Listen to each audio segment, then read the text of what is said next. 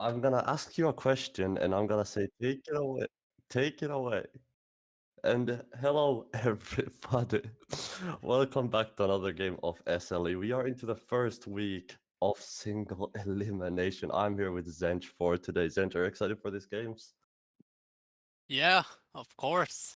I mean, this one is probably the most contested best of series we will get here in the first week of the elimination bracket, the playoffs brackets. And it's definitely an interesting one where there's a lot of factors which might decide the outcome of the series.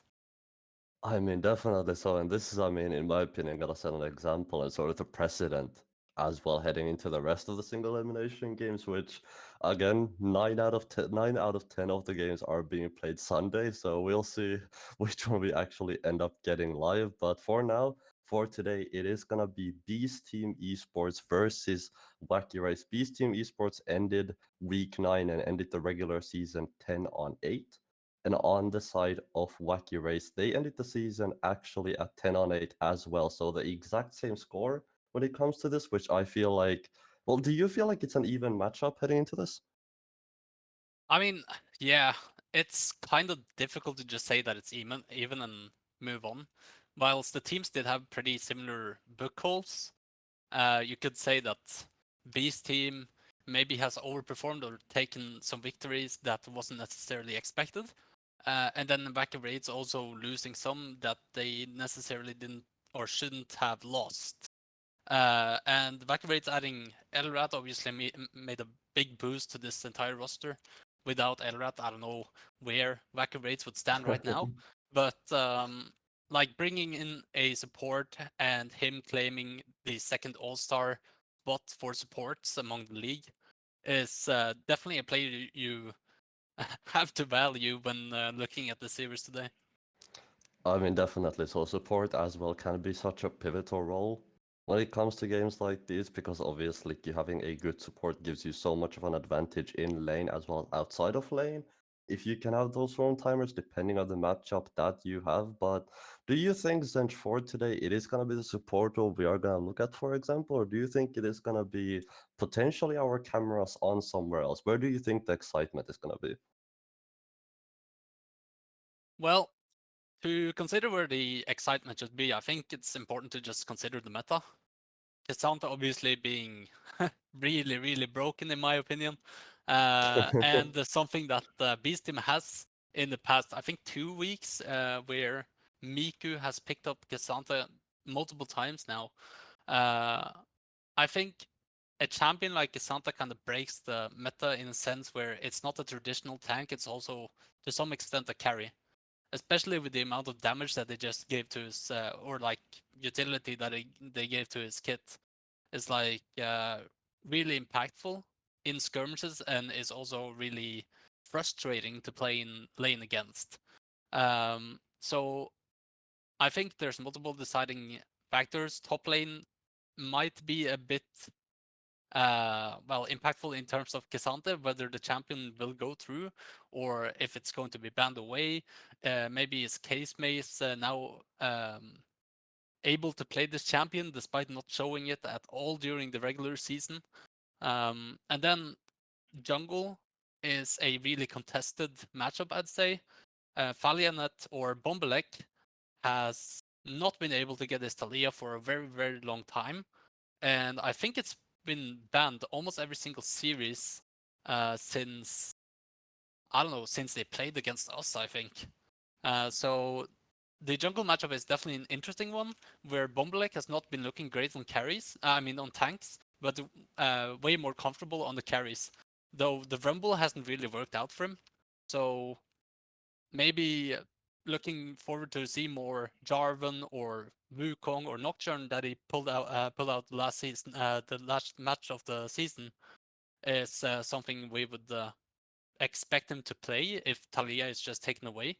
And Robbery is also a guy that really excels on these champions as well. So I think the jungle matchup, I think we can expect like pretty skirmish heavy junglers, which is obviously going to impact the game. Jungle being just that role, you know.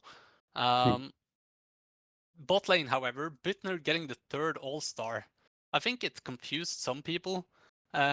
Since Büttner came in as like a hyped rookie, and he has one of the best supports in the league by his side, I feel like his performances has been a bit up and down, whilst Mammon Feet or Vademori nowadays has been a consistent performer and has great stats by all measures. But then there's also the thing where is maybe Vademori the reckless of SLE? We don't know, right? Is he a stat player? Is he someone that's actually willing to go in and take riskier fights? I mean, I think these are factors that definitely will be crucial to watch for during this series. And obviously, mages being really, really favorable in the current meta. I know that Usagin plays the Corki. I don't Yeah. know if he really play. I think he plays the Orianna and the Nico as well. Nico does fine into many control mages, but I definitely think that the meta shifting over to the Oriannas, the Syndras, stuff like this is way more favorable for Danny 8x8, who has had actually pretty good performances on his Orianna in previous games. Yeah, I was about to say Danny 8x8 Syndra, or sorry, Oriana is definitely something that we are used to seeing. Something we've seen a couple of times already, as well as the Rumble, like you already mentioned, something that was played a lot in Worlds. The good old Jarvan and Rumble combo in the top jungle, of course, does tend to exist. But finally underway into draft already, you said the K'Sante earlier, and K'Sante is going to be taken away from the side of Wacky Rage as the first ban does end up coming through. Currently is the Xerath Hover on the side of Beast Team Esports, looking to put some more pressure on into that mid lane. Currently it does look like it's going to go through, but Zench, do you think there's any obvious first picks for the side of Beast Team Esports, or do you think it's gonna be just some stock standard first pick that we're used to seeing? Yeah, so I've been considering what Wacky Rage should maybe ban in the series, and two of them are already banned. It's the K'Sante, it's the Thalia, and it's the Orianna. You take away the Orianna so Bombalek doesn't get favorable skirmish duos with the jungle mids, which they have played before. They played the Wukong Orianna last week, and I think it's just really unfortunate if you have to give that away. But Orianna is also a first pickable champion. The champion excels into most matchups and still has the same purpose as it should have, right? So I think Wacky Rage can easily look to just steal it away and banning something else away instead. And they do take away the Nico. Maybe that's a matchup that Usagin does not like, the Orianna into the Nico. And Danny 8x8 has played the Nico before in the split as well, so great ban so far. I think it's more interesting on the side of Beast Team, who's taken away the Seraph and the Lulu. Wacky Rage obviously being really high on the hyper carries. Maybe that's something they're afraid of, that they can just pick the Lulu and Jinx, and Vademori, who's been playing more Saya, more Kai'Sa during the split, doesn't really have a way of dealing with it. Now, a really way, he picks the Saya in a way. Yeah. Although the Jinx has been really been popping off the past patches now, but they take away the Jarvan, taking away some of the combos with Orianna, but Wukong still being open. I would expect Wacky Rage to just take this away, unless Robbery has something else in mind, maybe Maokai that does maybe a bit better into the Saya, would be what I would expect for them to look for. Büttner picking up his Vayne though is definitely interesting. Because I don't know if this matchup is necessarily great for Vayne, but if the player is good on Vayne, the matchup doesn't necessarily matter as long as you don't get too outranged. Yeah, I think in my opinion, this is gonna revolve a lot around supports. In my opinion, the entire Xayah Vayne matchup depends very early on in the support pickup. It is gonna be the Wukong coming through, which you did bring up earlier. Does mean the side of Wacky Rage is gonna have that Wukong Orianna combo early on. Once that Shockwave comes online, it can be very dangerous and disastrous to play against. So it'll be interesting, in my opinion, to see what the sort of Beast Team Esports chooses to pick in this mid lane, because I think you need something relatively safe. And I was gonna say Syndra is the option we tend to see into the Orianna, so it is gonna be just the Syndra picked up. And what do you think is gonna get banned away here in this phase 2 of the banning phase? Well, we're sitting here and watching two top laners not being picked yet. I think Sion Volibear is Casemas' best champions. I think these are, at least Sion has been his main champion for I don't know how long, but they're banning away some enchanters instead, which does make sense to some extent. I think taking away some scary champions like Soraka that can just really diminish the power of a pretty high burst comp that Beastim has created for themselves right now. So taking away some sustain is definitely noticeable and should be on their minds for sure. But I think taking away the Sion here when you're looking at the comp that can easily play front to back and benefits from a lot from someone making space for them, like the Orianna being able to move the balls around and Wukong having someone that can follow up on an engage is really valuable here. So I'm not entirely sure what direction Evacuator will go for. The Ornn is taken away instead, which does make sense. Ornn is actually really good into Syndra and Jarvan as well, whilst Saya can obviously just ulti the Ornn Horn, but taking away something that can really just dismantle their way of engaging into fights. Uh, what I've been saying about the Syndra is that you want to play forward. So if you take away something like Ornn, maybe that suggests that you might want to look at a bit more engaged now that, well, the Lulu, the Ornn, something like, oh, as we see, the Rumble actually. And I did not know that Miku plays Rumble, but apparently he does, and he picks it up. But this is a pretty good matchup for Sion, if I believe I'm correct in saying that. Although it is obviously rough for Sion in the early game, this is definitely a matchup that I think Casemates should invite for, and he does. He picks it, and it makes completely sense to me.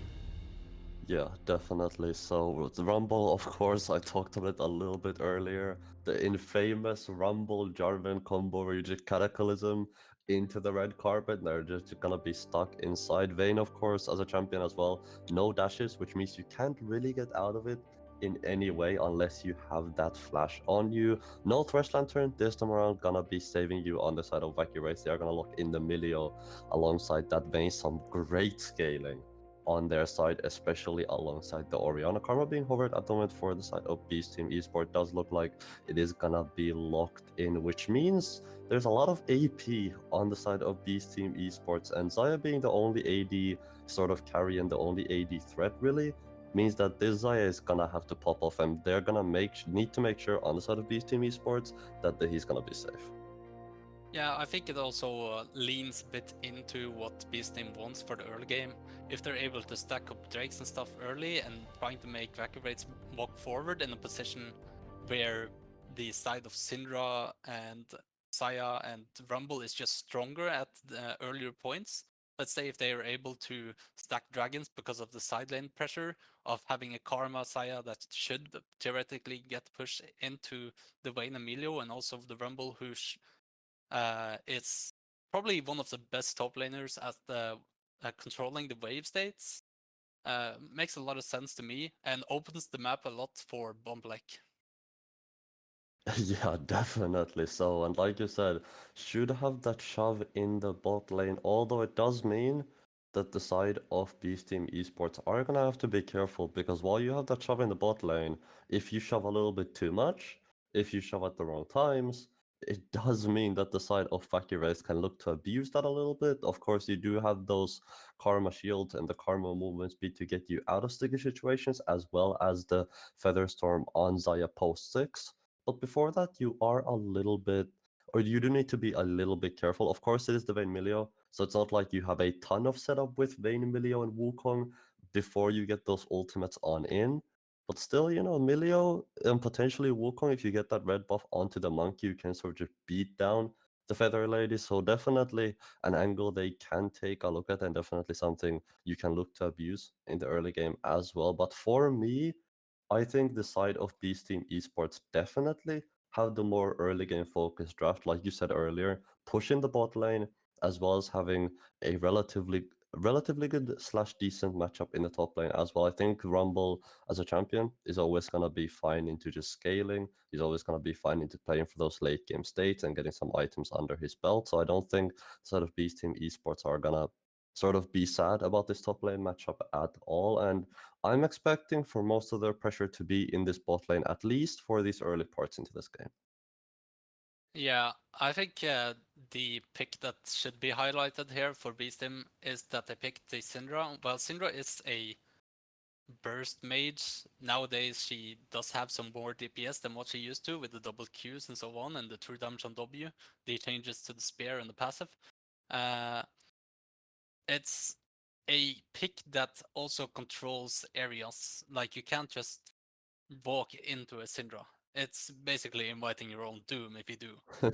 So having something like a Syndra into the likes of Wukong, into the likes of Vayne, that doesn't necessarily have the insane amount of shielding that something like a or healing like a Lulu or Soraka would provide a Vayne.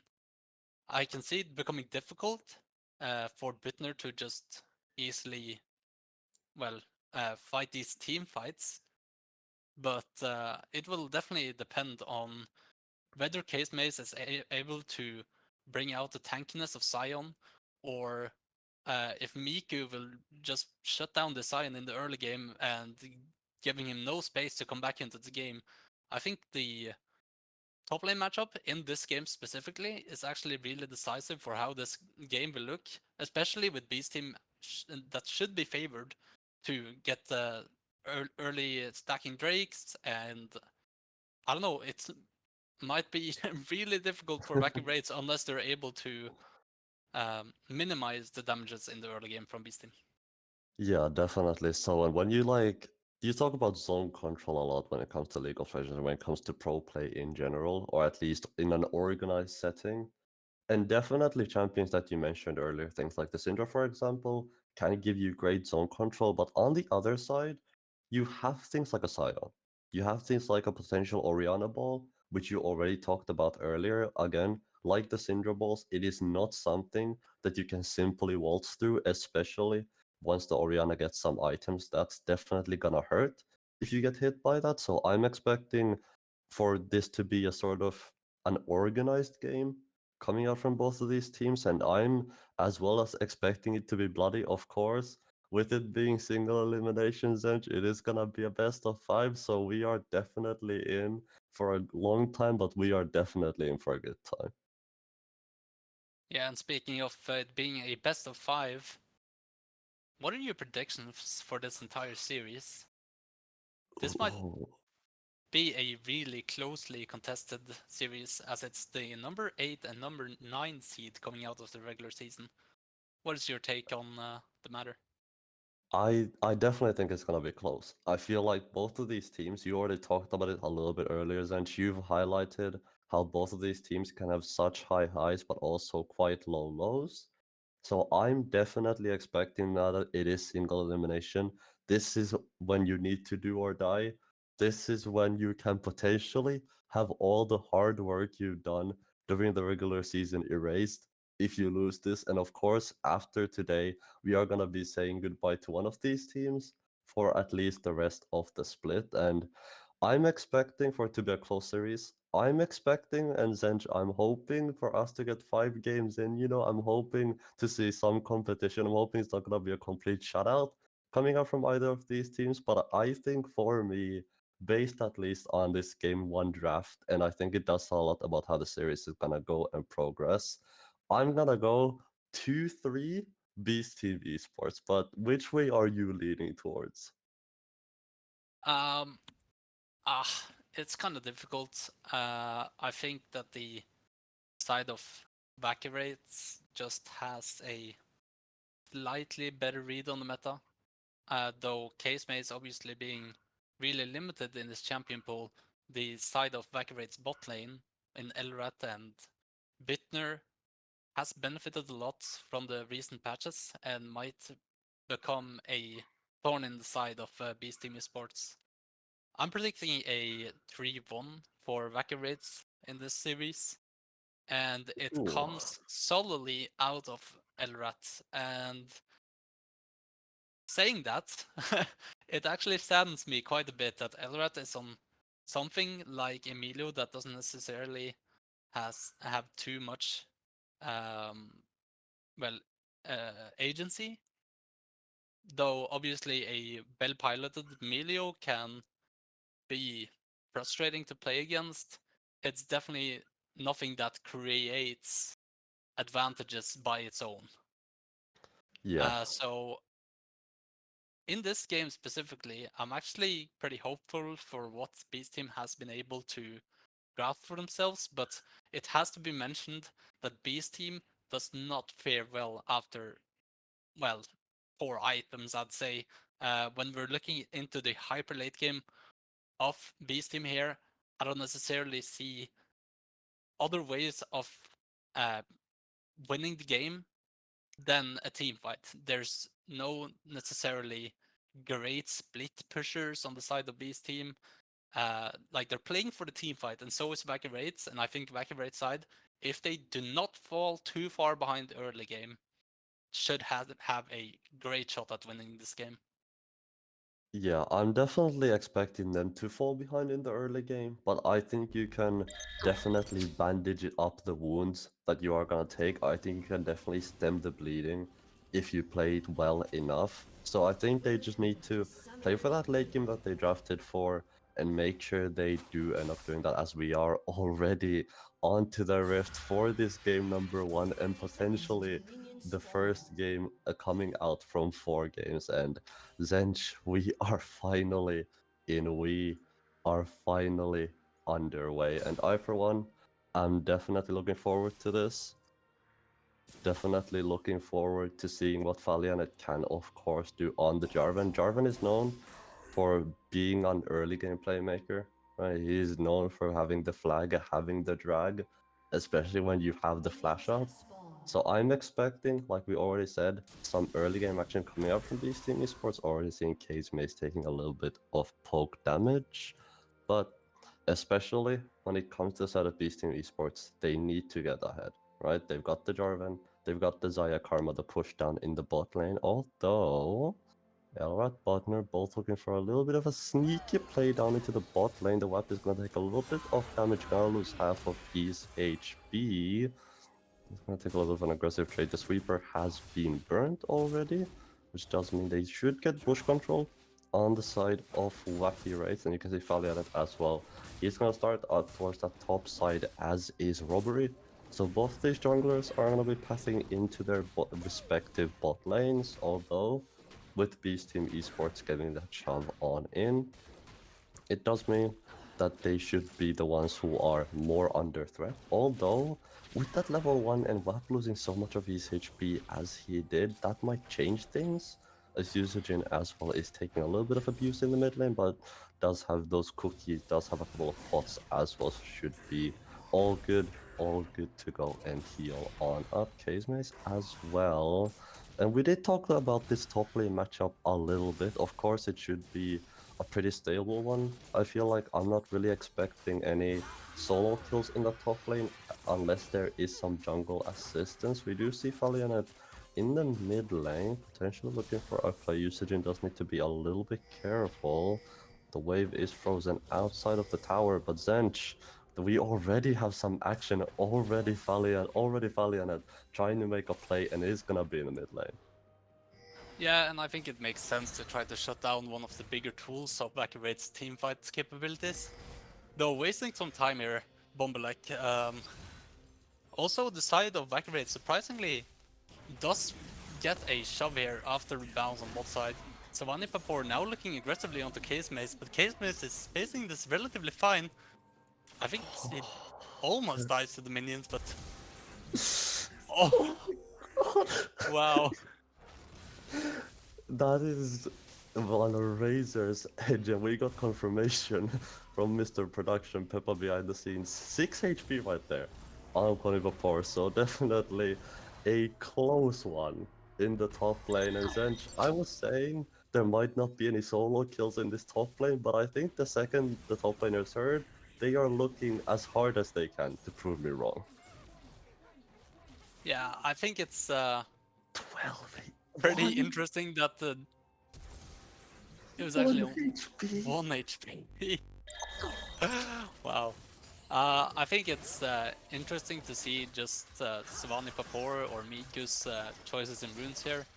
I probably would have leaned towards the first strike in this matchup specifically because the combat can easily be shielded up by Science W and doesn't necessarily provide too much here. Though going for a bit more aggressive setup in rune choice here, and then losing out in the first, almost all-out fight in the early game here, and Casemate getting a bit ahead from the early game is definitely not something that Beast Team wants to see.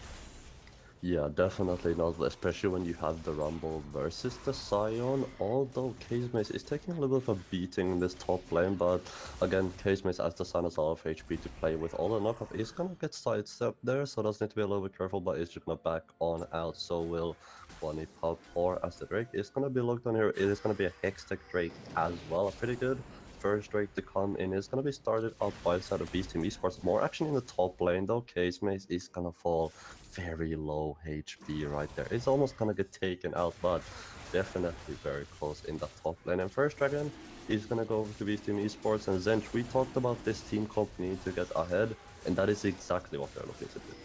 Yeah, I think although the trade went as it did in the top lane in the early game, Miku now playing a bit better around the wave state and playing forward when he has a turn instead of playing on the Sion's turn is something you definitely want to see, and he might even get a solo kill here as the Casemate goes down and first blood goes over to Miku and Beast Team Esports.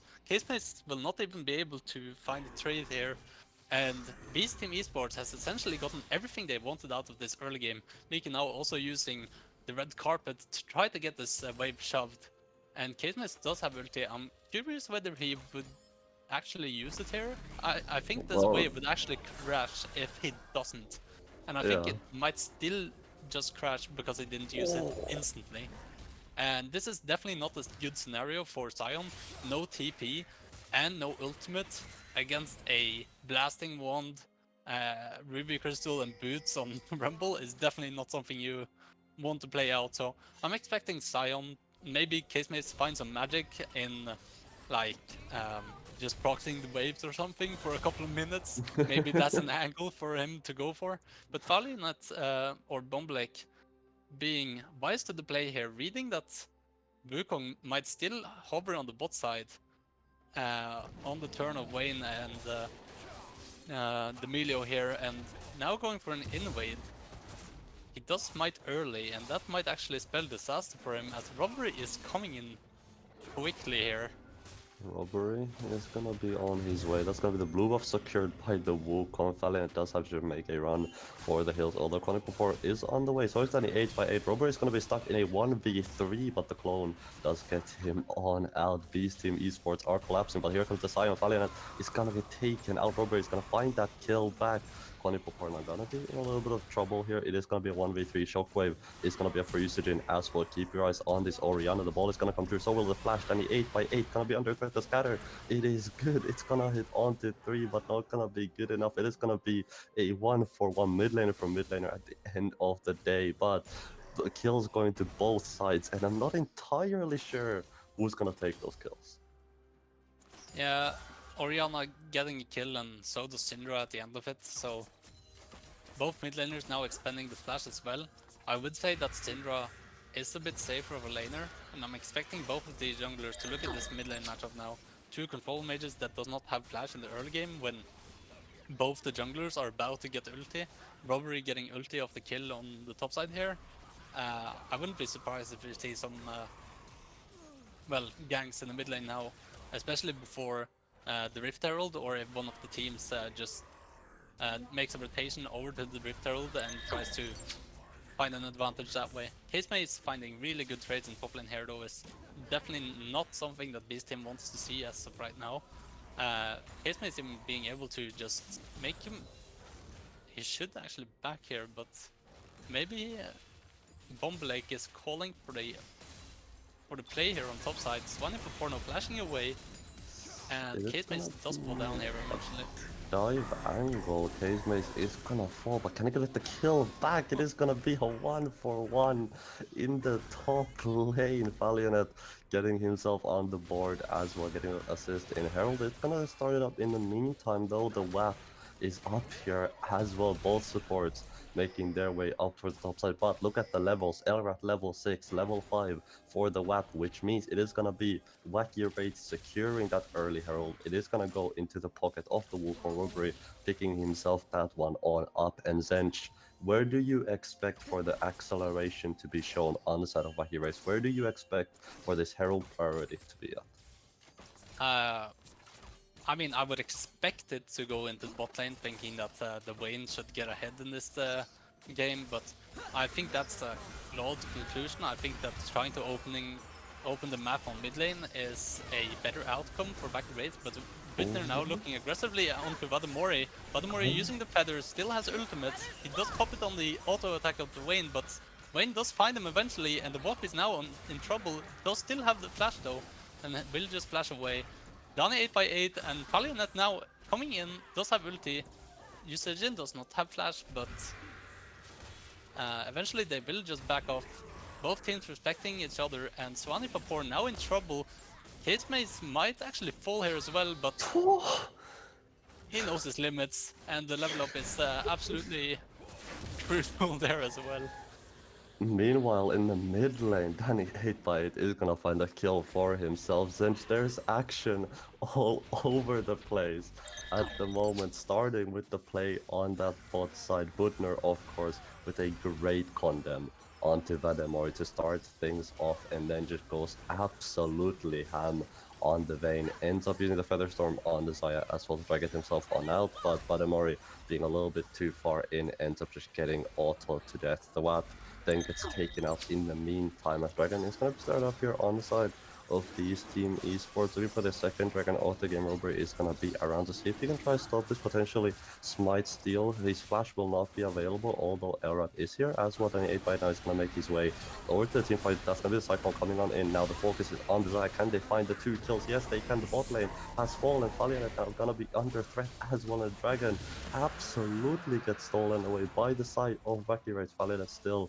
behind the enemy lines. He is in the opposing jungle and trying to just make himself scarce, trying to get himself on out. Is gonna be able to base away, although looking for a creative gank into the mid lane. Cataclysm is not gonna be up. Usagin is still in trouble. Shockwave as well not gonna be used, and Usagin with still having his flash up is gonna get taken on out, and somehow Valiant turns himself from a bad situation into what appears to be a good one, as we have a Herald in the bot lane as well, and should be able to secure the first tower goal for themselves.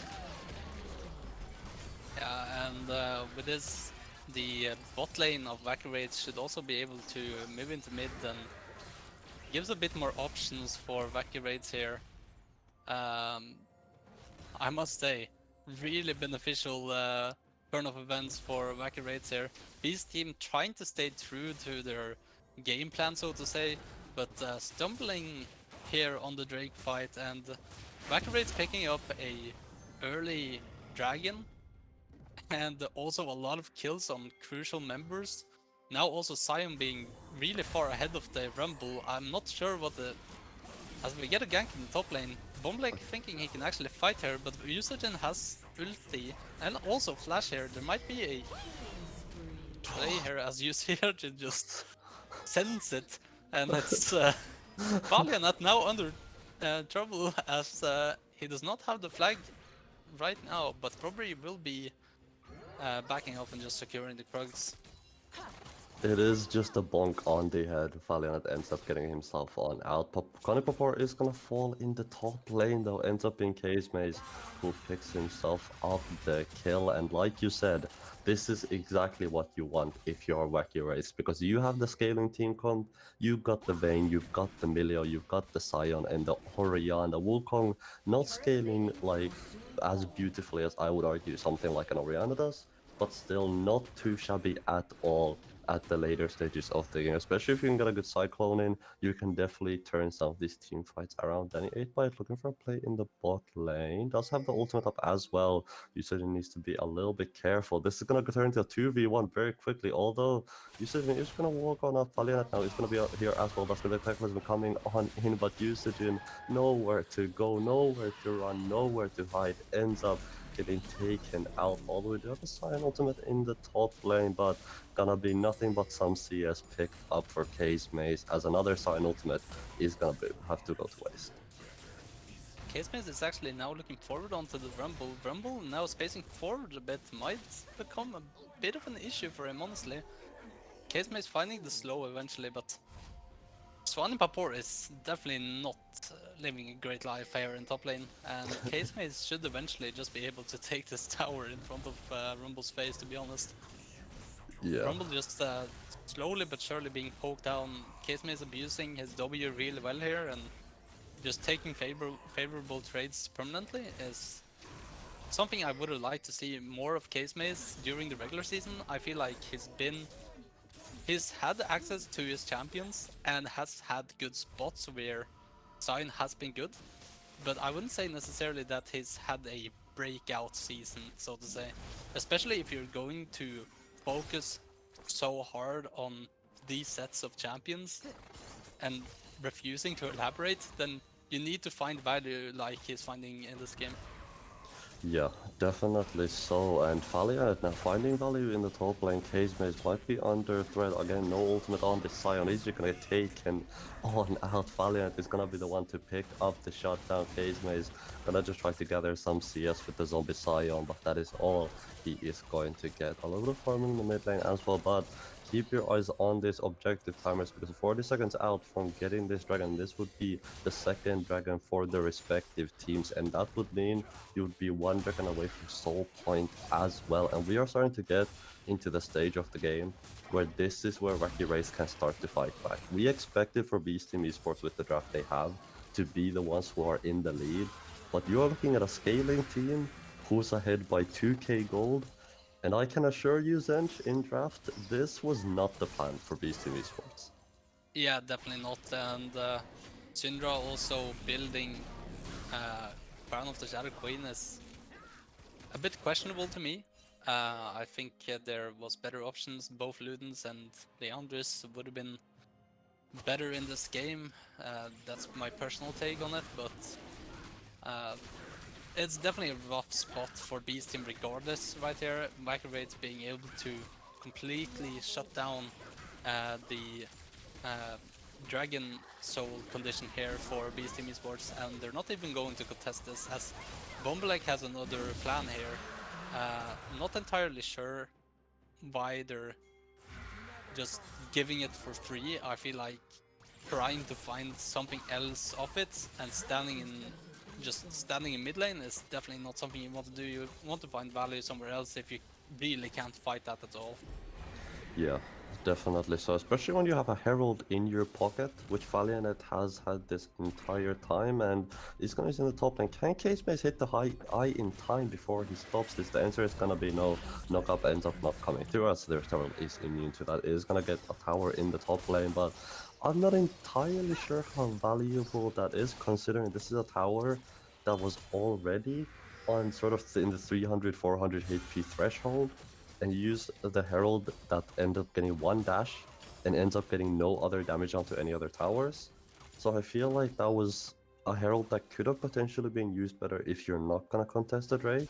But Usagen, again in the side lane, is gonna be under threat now. The Cataclysm is gonna come on out. That's gonna be the Scatter as well, hitting its target. Usagen is gonna use the Shockwave, but Danny 8x8 with another kill, another pickup now on a killing spree, as Swaninpapor is gonna be under threat in the top lane. The red carpet is gonna be coming on out. Casemaze is gonna be falling very, very low. The Force of Nature is gonna proc now. Elrat in the top lane as well, and Robbery. The boys have arrived. Avengers assemble, as Robbery is gonna be the one with the killing blow, and Swaninpapor is gonna fall, and this is not a good look for Beast Team Esports. Though I must say, Beast Team Esports being able to just pick up another kill on the bot side Rumble is well, relatively out of the game as of right now and will be able to scale up eventually. Finding more gold onto the Syndra, though the items hasn't been the greatest of choices, whilst Valkyrie still actually does get the mid lane tower, it becomes a bit more even of a trade, but Beast Team Esports using a bit uh, less resources to find similar plays as Valkyrie right now, and Valkyrie's not really sure of how to extend their lead, it feels like, though they might be just focused on scaling and just reacting to every play that Beast Team is throwing out at them. And that does make sense to some degree, but I would like them to see a bit more proactive play here coming out of Valkyrie Raids, knowing that they're a lot stronger and Syndra just being on the bot side of the map as well. I feel like they can try to force elsewhere. Well, the ones who As are we forcing did is quite a gonna bit. be Beast Team Esports. They're gonna be the ones who get forced on. It's gonna be a 5-4 cut because we're coming on an Asmo flag and drag. That's gonna be Valimori under threat, Featherstorm. Late colors gonna hit absolutely nobody as that's gonna be the red carpet. Now on the case, mate. This Sion gonna be falling lower and lower, but the turn comes on in. That's gonna be 20 before absolutely getting blown up. It's gonna be Beast Team Esports who are now in trouble. Butner finding so much value on this vein. Shutdown coming through for robbery as well. And Baron now can be looked on as they found 3 members of Beast Team Esports, and Wacky Race are quickly but surely taking over this game.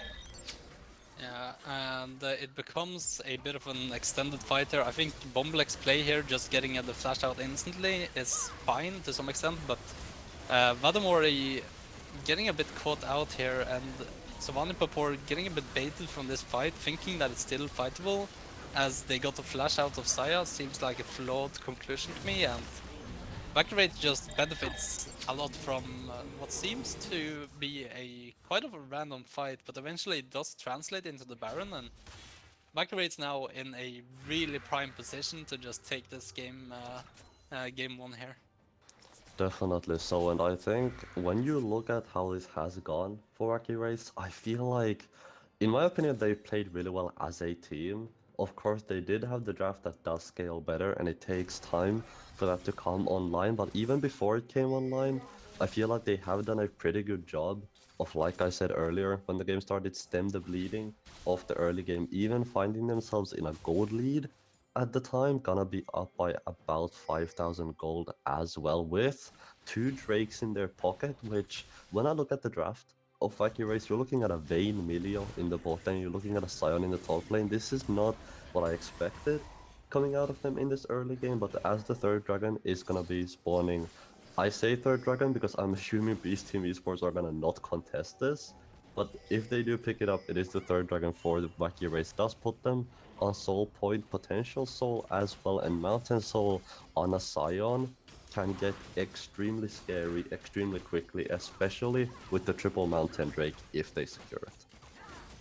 And I'm liking that the Valkyrie is actually testing waves before just going straight into this. They have no rush of taking this objective, and they know that, and now Bittner in a bit of trouble here. Gets a bit lucky there, to be honest. If Danny 8x8 had well, had another item, he would have been dead. But getting out there pretty luckily, thinking that Elrad is a bit closer to him, I think. But now Casemace is under fire by Bumblex, Savanipapor, and the Wolf now also making his way up the top lane. Casemace using his ultimate aggressively here, as he's wasting a bit of time here on the top side. Actually getting a really big Q on the flag and drag by the Jarvan, and now Valkyrate's moving down into mid lane as they're trying to open or find a play onto Vadamori. Vadamori has used his ultimate, so they definitely try to find the dive here. And I think they should be able to just get this tower as a result of Casemace. And to be honest, if you're Casemace in this scenario, your mid lane, your team got a mid lane inner tower for your death is definitely fine. Like, why would he care?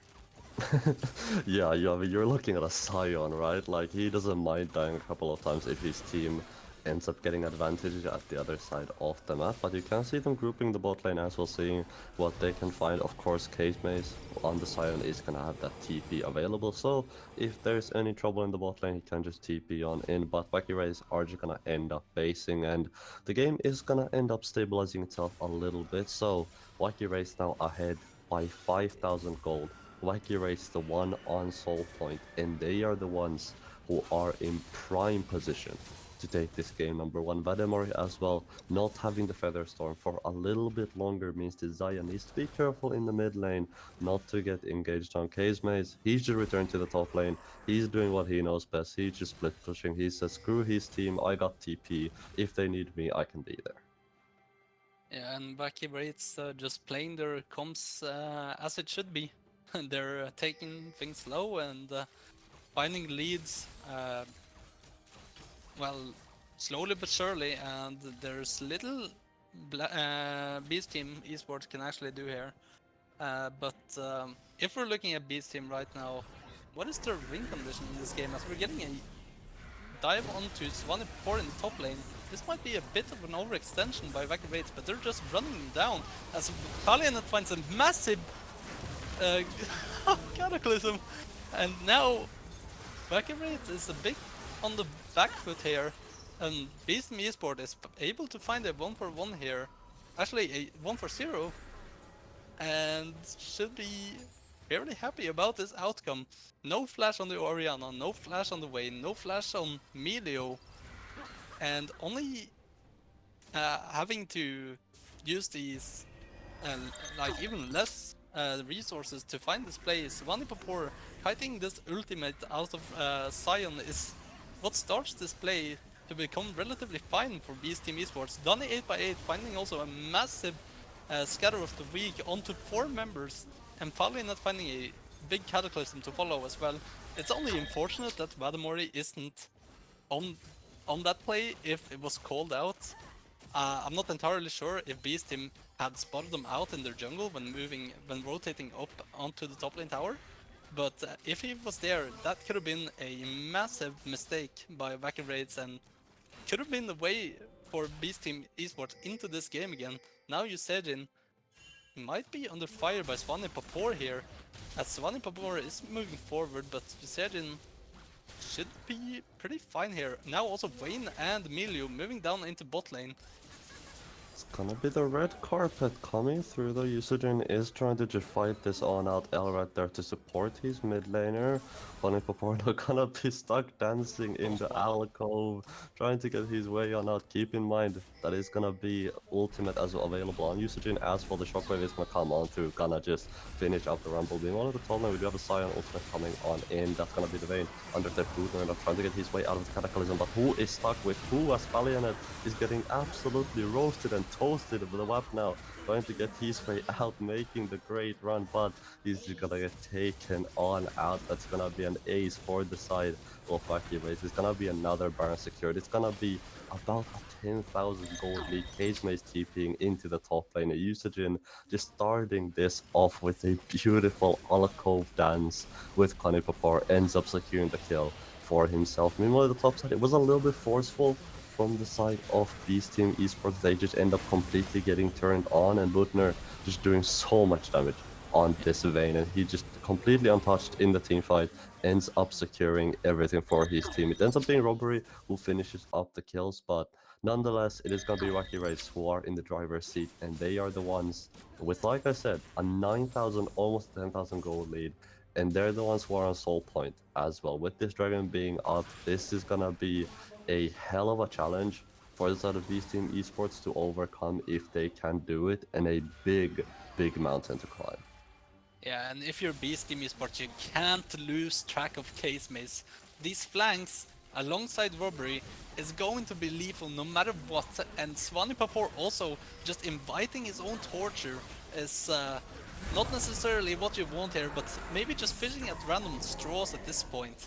Beast Team Esports looking a bit uncoordinated there and not really sure of how to bring this game back in their favor, just trying to find individual plays, and it's definitely not what I I don't know exactly what they're supposed to do, but Bittner now just running down Vadamori, one-shotting him with one auto attack on mid lane. Harlionet now under chase, and the Vayne has now used Ghost and Ultimate, and is A lot of now under cooldowns. pressure by Danny 8x8, but he's just completely fine. How can they kill this man? There's Emilio right there. I think the answer is they can't. As Casemate is pretty tanky himself as well on the Scion.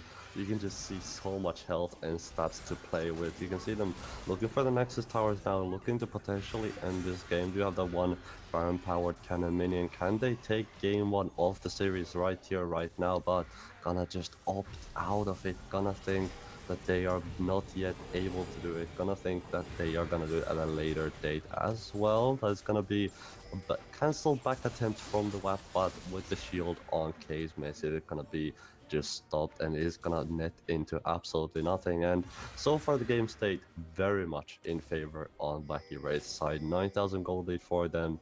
Got the soul as well, and that mountain soul with triple mountain drakes on their side means that Case Maze is gonna take about 2 weeks to die. I feel like we might be over towards Christmas already by the time he's dead. Although Robbery now is gonna be under threat down towards his bot lanes. You're gonna get the Cyclone.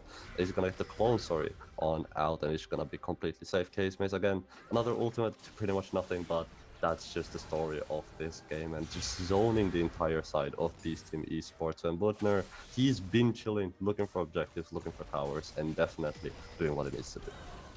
Yeah, and the second seed and third seed on the All-Star roster is definitely having a fun one in this one.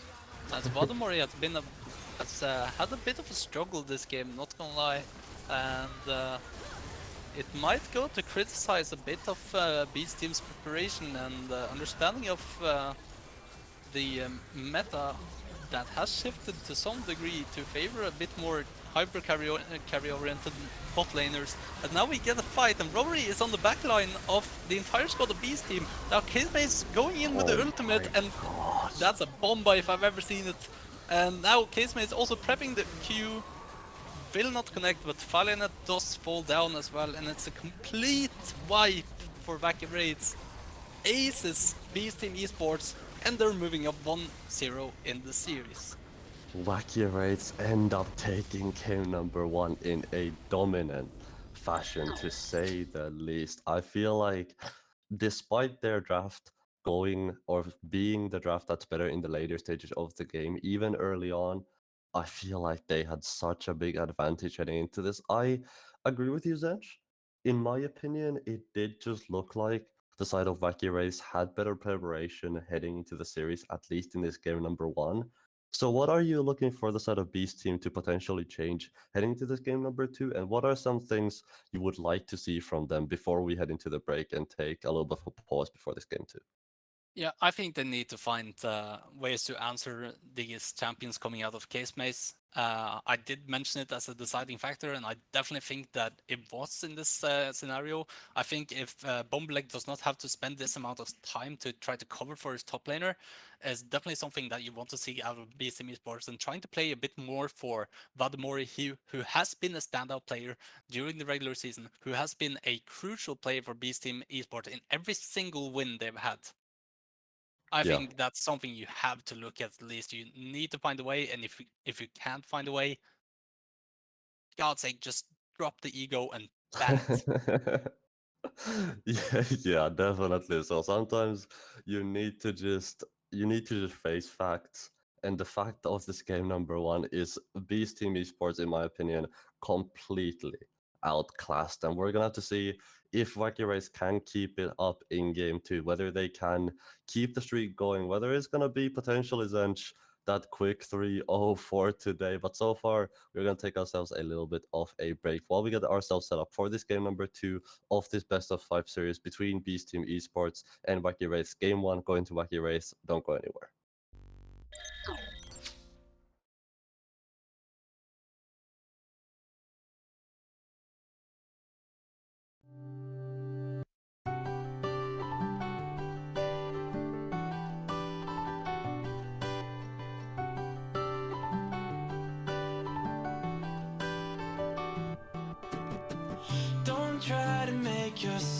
yourself, remember, darling, don't look for me, I'm just a story you've been told. So let's pretend a little longer, 'cause when we're gone, everything goes on. You were staring at the window, and I said, I wanna take you to the sea. And when I'm better, we'll do everything.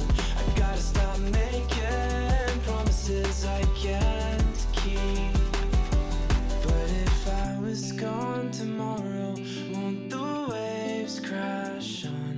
Is it selfish that I'm happy as we pass the setting sun?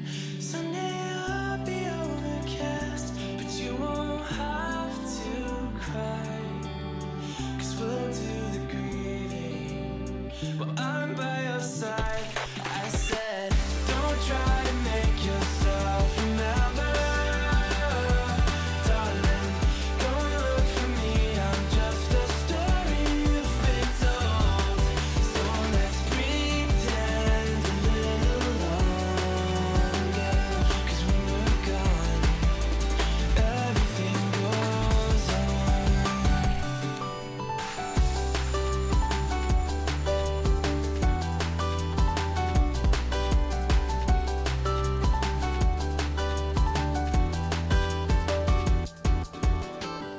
And I'm so scared of getting used to this.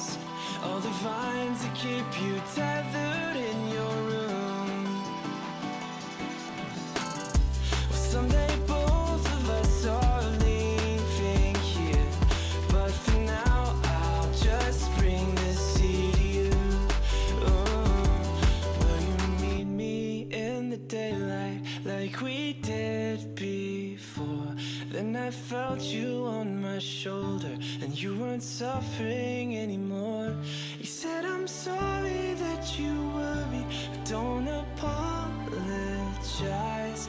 I told you to forget me, but you stayed by my side when I said, don't try to make yourself remember, darling, don't look for me, I'm just a story you've been told.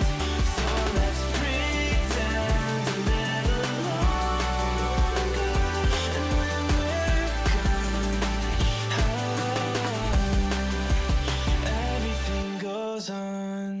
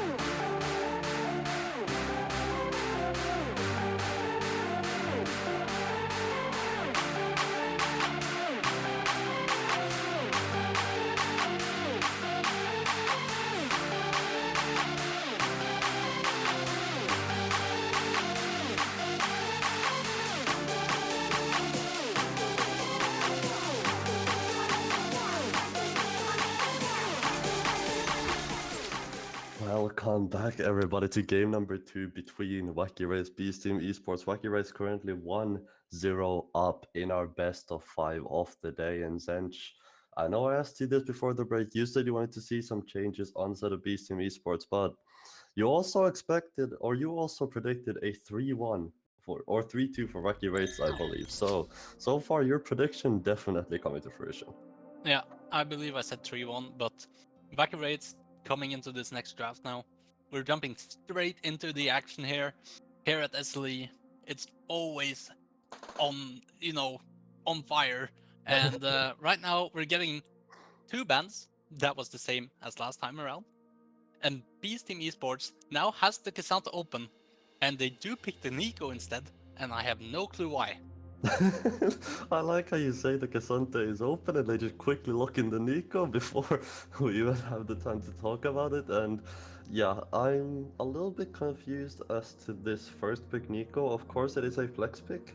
You can put it to either the mid lane or the support, but we did both think, at least during the break, we did discuss it a little bit, but we did both think that we want to see some changes on the side of Beast Team Esports. I'm not entirely sure if this is the direction I was talking about, but this is gonna be the Neeko first pick. And Zench, you might need to pinch me to wake me up, but is that a Corki I'm seeing on my screen? Of course, it's the Usagin Corki. It's his best champion, the champion that he always performs on for no reason. But it's his champion, right? And I think if this is a matchup where you actually do like the Corki, then sure, go for it. I like the Beast Team actually did not pick K'Sante with the idea that Casemaze is not going to pick it and instead ban the Vayne early on and trying to pick up the K'Sante here in this second phase of their the blue side picks, just to see whether it would actually fit in. I do believe this is a kind of worrying matchups for K'Sante, having 2 essentially AD carries against him can be really troublesome. K'Sante really wants some melees on the opposite side, and they're picking the Ornn instead, which to be honest does make a bit more sense to me if you're looking to blind a top laner, but it doesn't necessarily stop Casemaze from just picking whatever tank he wants, right? But picking up the Ornn, definitely by far the best straight up tank there is in the game. It's definitely a pick that I like coming out from Beast Team Esports, and an adaptation I think is also fine. Also picking up the Aphelios, which I think traditionally has been a good pick into Jinx that just wins out in lane and also can match the amount of scaling that Jinx has. But Jinx is really, really good right now. And I don't know if we have seen too much of Witner on Jinx, but it'll definitely be an exciting game where it's really obvious to me right now, so far in this draft, that Beast Team is putting a bit more attention into Vadamori, and Wacky Raid is now also taking away some good engage options for the side of Beast Team Esports. Does not come at a surprise, and Beast Team Esports taking away some matching tanks or potential counters or matchups that they're not familiar with. I think that's the only reason that Volibear is banned away. And I wouldn't be surprised if the Sion was banned too, but they do ban away the Malphite instead. I don't know if I like that, to be honest, but they went that direction at least, and the Sion is banned, taken by Casemaze after all. Yeah, I personally was about to say the same thing. I've got a couple of question marks in my head about the Malphite ban, considering you already have a Neeko on your team, which means the Malphite isn't exactly hard to lock down, as well as having the Ornn, which just straight up poops on Malphite. You just beat him up entirely with Ornn's like max health percentage brittle true damage thing.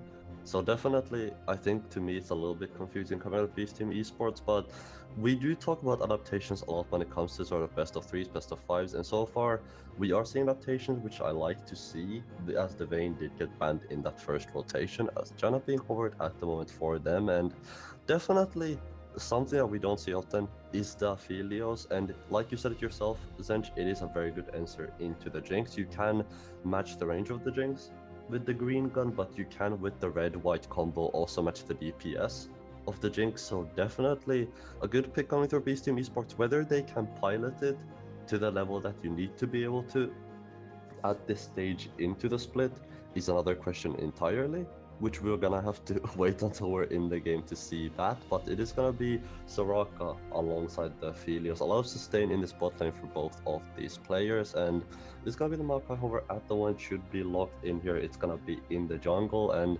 so far we are seeing a lot of the same picks, but a lot of new picks as well. And my eyes personally, Zench, are gonna be on Usagen's court. Yeah. I think it's still very confusing. I think that Sion actually does really well into the Ornn matchup as far as I'm concerned. So it's very surprising to me that the Beast Team decided to go for this direction. But picking up the Wukong and also the Soraka, which leans a bit more into what Wacky Raids did against them the last game, is definitely something I would like to see out of Beast Team. I also do like that Bombalek is on something with agency instead of something like a Rel or Sejuani. I think it makes more sense for this team. I think it makes more sense for the type of player that Bombalek is. And at least in this game, we can say that scaling is a bit more matched, but the Corki can definitely shake things up. But what can be said about the mid lane matchup is that Nico deals a lot of damage in lane, does get priority relatively easily, I would imagine, in this matchup. So I don't know exactly what to tell from this draft. I think it's relatively even, but I would like to see the sign being taken away. Yeah, definitely so. And of course, like you said, should be priority in the mid lane for the set of Beast Team Esports in the early game at least. But when it comes to those later stages, this Corki is not gonna be the easiest person in the world to reach. Of course, you do have the Orenhorn, you do have the Wukong who can potentially jump into that back line, but that's also alongside Minio Peel. That's gonna be alongside Makai Peel, a lot of CC on their side, and there's gonna be a hell of of damage coming out from the side of Wacky Race once they get a couple of items in on this Corgi onto this Jinx, but that's about it. On the side of Wacky Race, if this Corgi dies, if this Jinx dies, that is the only carries they have. And all you're gonna left with is gonna be a bunch of meat sticks, a bunch of tanks, and really no damage. So they need to, on the side of Wacky Race, take very, very good care of these carries. They need to make sure that the Jinx and the Corki are both positioned in a way where they can output maximum DPS, but still try to keep themselves alive. And if the side of Wacky Race can do that, they're gonna have a ton of damage. But if they can't, they might find themselves running out of damage extremely quickly. Yeah, I think it's just two scaling comps, which plays a bit differently. I think that the side of Wacky Raids comp plays a bit itself. I think that Maokai, Sion, Jinx really has obvious win conditions in a fight.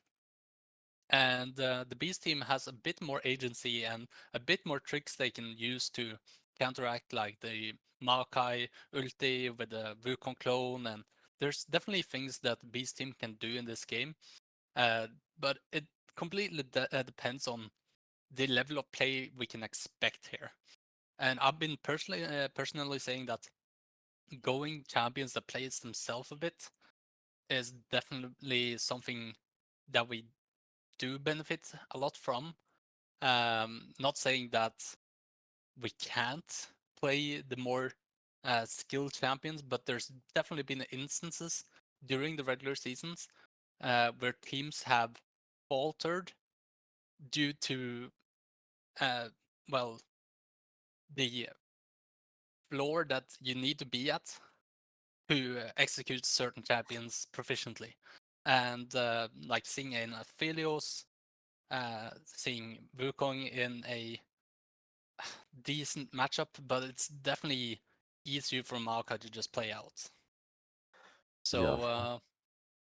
I don't know exactly what to expect. I would have liked to play the Beast Team Esports draft myself. I do feel like they're a bit more favored. I think that the one thing that Vacabrates has that is a bit of an X factor is the Corki package. But besides this, I actually feel like maneuvering team fights here as a Aphelios, as a Wukong, as a Ornn is relatively easy, to be honest. So it completely depends on how the team fights are fought out. If Vacabrates has the proper setup they need, but if they need to walk into the likes of an Ornn, into the likes of Nico, then it can easily become really tough for them. So I think we're looking at two comps that really benefits from being first at objectives, and I think that's going to be one of the more deciding factors in this game, rather than just pure mechanical skill out of Beast Team Esports and finding lethal for Jinx in teamfights for Rackets. Yeah, definitely gonna be those resets as well are going to be key. You already mentioned the Jinx in these team fights, and Jinx is definitely a champion that when you pair it alongside something like Emilio can excel in those 5v5s, even with the buff she got a couple of patches ago, making her that much stronger in such a setting, although the stacks are now limited to 5, but I've said this before, I'll say it again. If you've killed 5, if you're at 5 stacks, you've sort of killed enough people to already win the team fight. So at that point, it kind of doesn't matter that you're maxed out. But I'm definitely expecting for the side of Wacky Race to put a lot more emphasis this time around on those sort of team fights early on, especially considering, like you mentioned earlier, the X factor of the Corki package. We mentioned it already. Usage in Corki is something we have seen before. It is something that we know when he plays it well can absolutely shine, can absolutely make the difference on the Rift.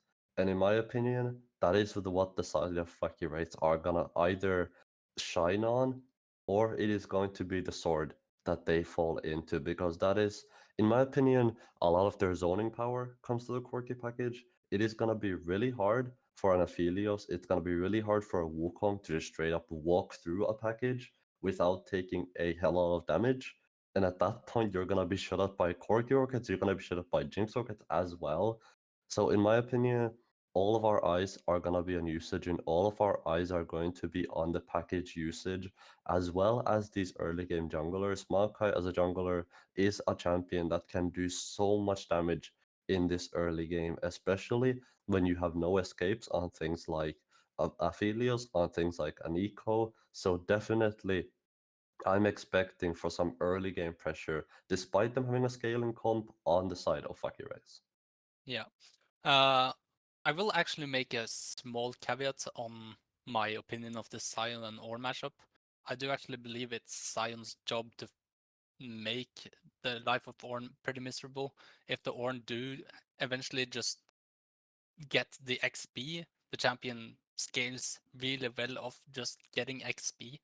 I think the ornaments is definitely going to be a factor in this game if it goes like far, right? If the game goes long, then definitely Beast Team has something waiting for them in the late game, which can potentially match something like the Jinx just getting a reset, right? If they just have pure damage output. Yeah, definitely. So I'm expecting for them to at least play it in such a way where they can sort of guarantee for their scaling to come through. I'm expecting for this game, based on the comps at least, to go for quite a while, considering we're looking at an Aphelios, we're looking at an eco scaling, we're looking at Jinx Corki on the side of Wacky Rates. They are definitely looking for like a plus 30-minute game on their side. If they can reach that, great for them, considering they have the scaling on their side. But I do feel like the early game might be a little bit of a struggle. I did say that, yeah, you want to make plays on the Maokai if you can influence the early game, considering you have a lot of ganking power. but you don't have a lot of damage coming out of your lanes early on into the game. Corki and Jinx are both not known for being an early game powerhouse, although Jinx Milio, don't get me wrong, can definitely put on the hurt in the early game, but it's not something like a Draven, right? Where you just ganking, you can absolutely giga burst the enemy AD carry. So it's definitely not gonna be easy. I feel like the set of Beast Team Esports in the early game are gonna have a lot easier time making plays, and they have a lot more damage coming out of their lanes early on in this game. But we are finally onto the Rift for this game number 2, and we'll see if the side of Beast Team Esports can take a game back, or whether the side of Wacky Wraiths are gonna pull away and take this game into a tiebreaker. Yeah, and I absolutely love some of these setups. Vadamori, or Mammon Feet, as it's now called, on our screens, does go for the call. And I think in a matchup like this, I don't really necessarily see any kill threat for either side of the lane. I feel like Bitner should have made that adaptation as well. But it's definitely great to see some matchup knowledge and knowledge of how bot lane functions coming out of Vadamori here. Though Robert can obviously potentially find a good play on both sides. It's well, not consistent that you can just say that before going into a game. So I think that's a really good pickup for Mammon Feet here, and also Ornn just going straight into the refillable potion, potentially looking to just get into his mythic as quickly as possible, or Sunfire for that sake, to match the push out of the Sion. So definitely some interesting early game adaptations coming out from Beast Team Esports here, and it's really obvious that they're playing to actually scale. Yeah, definitely. So I think it is always good to see when players aren't just entirely autopiloting their games. I think it is good to see that they are both thoroughly thinking about what they're buying, what they're starting their items with, what sort of rooms they're going. And of course, with Quanipopor being on the Ornn, he of course can craft items, but cannot craft potions. So it'll be interesting to see if he ends up crafting a big component early on with the gold he has saved from not opting into that Doran shield. But so far we are sort of seeing what we expected, both of these junglers pathing into this bot lane. It's gonna be 2 tanks in the top lane, looking to get as much grasp stacks as they can. So I think there's no lot of kill threat there, and I'd agree with you, Zench.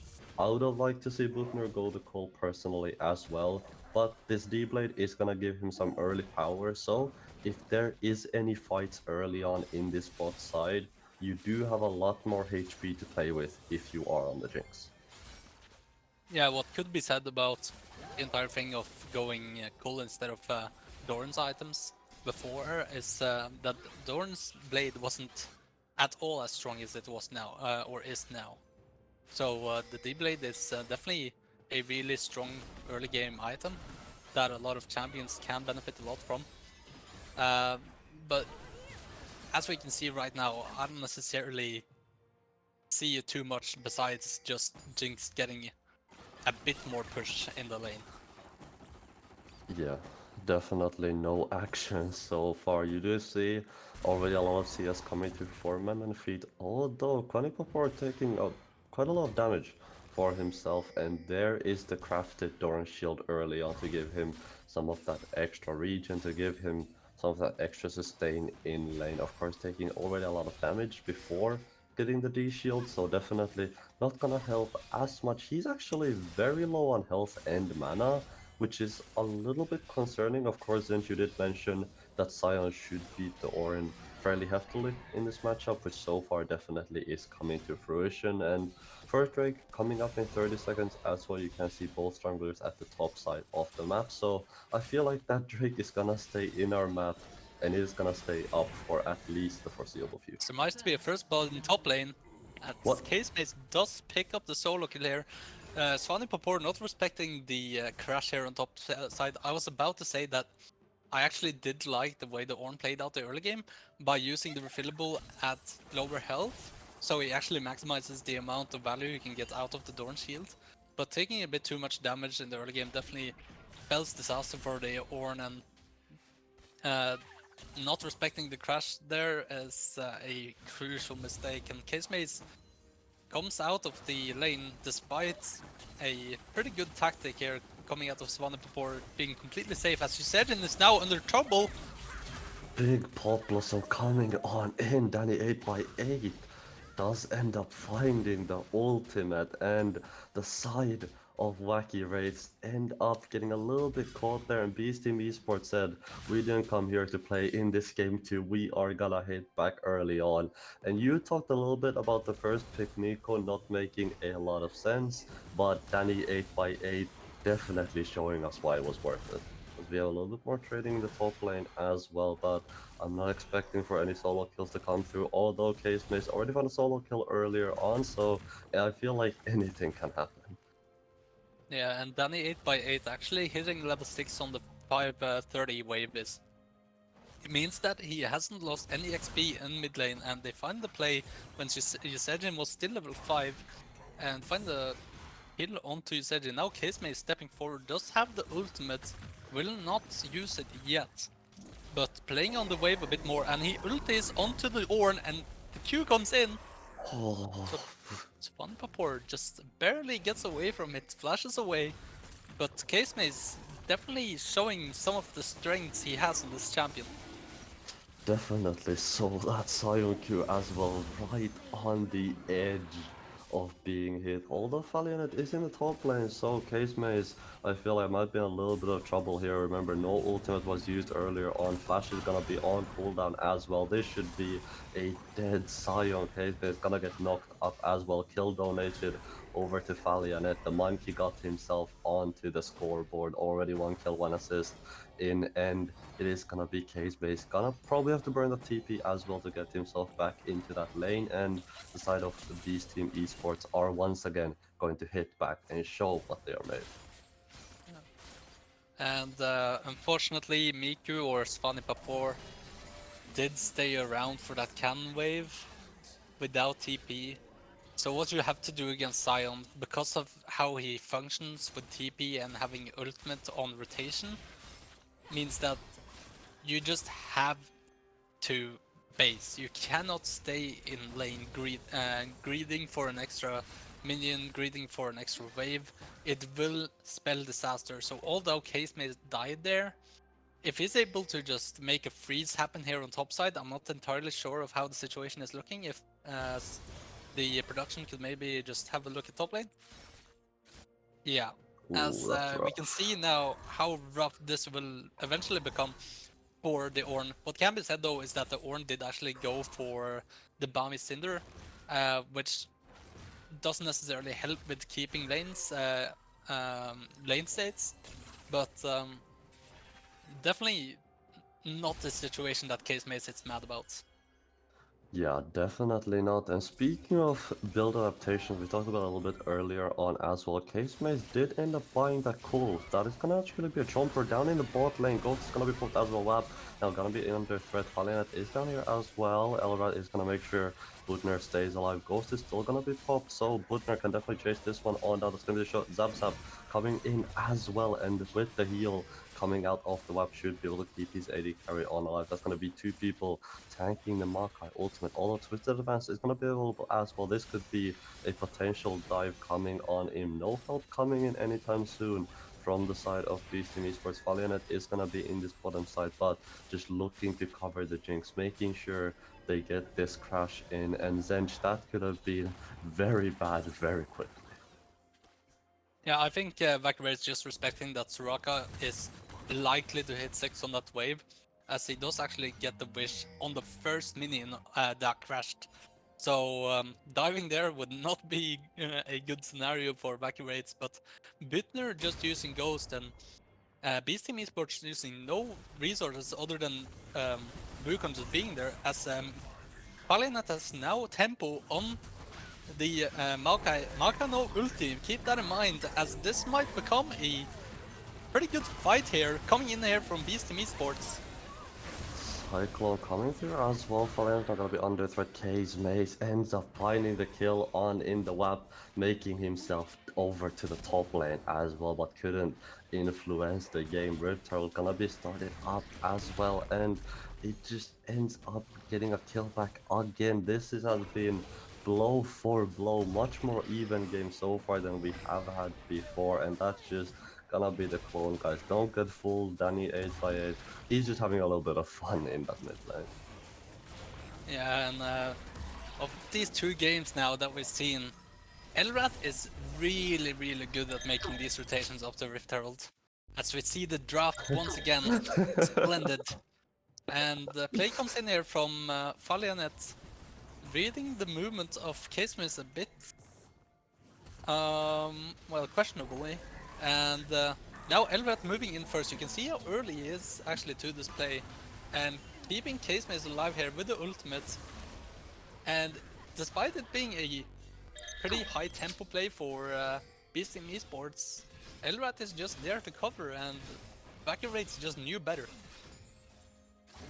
Yeah, definitely. So Elrath showing why he is so valuable to this Wacky Wraith squad. He's, in my opinion, one of the more stable players in this roster. Rarely will you see him have a game where he completely ints and has a lot of deaths. That is helped by the fact that he plays a lot of enchanters, things like the Milio. So definitely they have a lot more leeway than things like the Rel, for example, a lot more of these engaging supports. But we have a little bit of a meetup in the jungle here. Robbery is making a little bit of an advance in towards Fallianet, although with the support that Fallianet has, you can see Pryo in the mid lane, Pryo in the bot lane.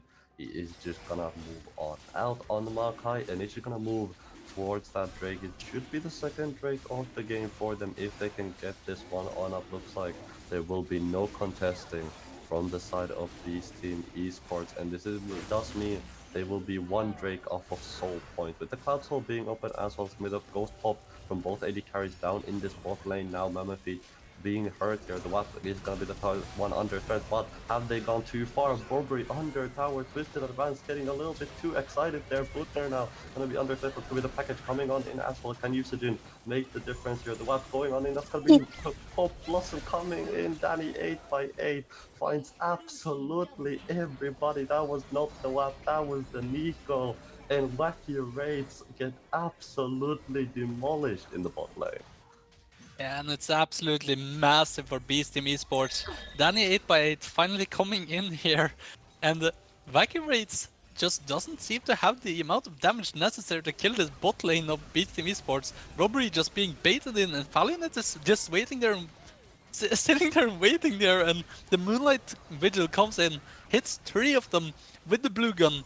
And Danny 8x8, what a massive ulti. It's only unfortunate that Elrath didn't get hit by that.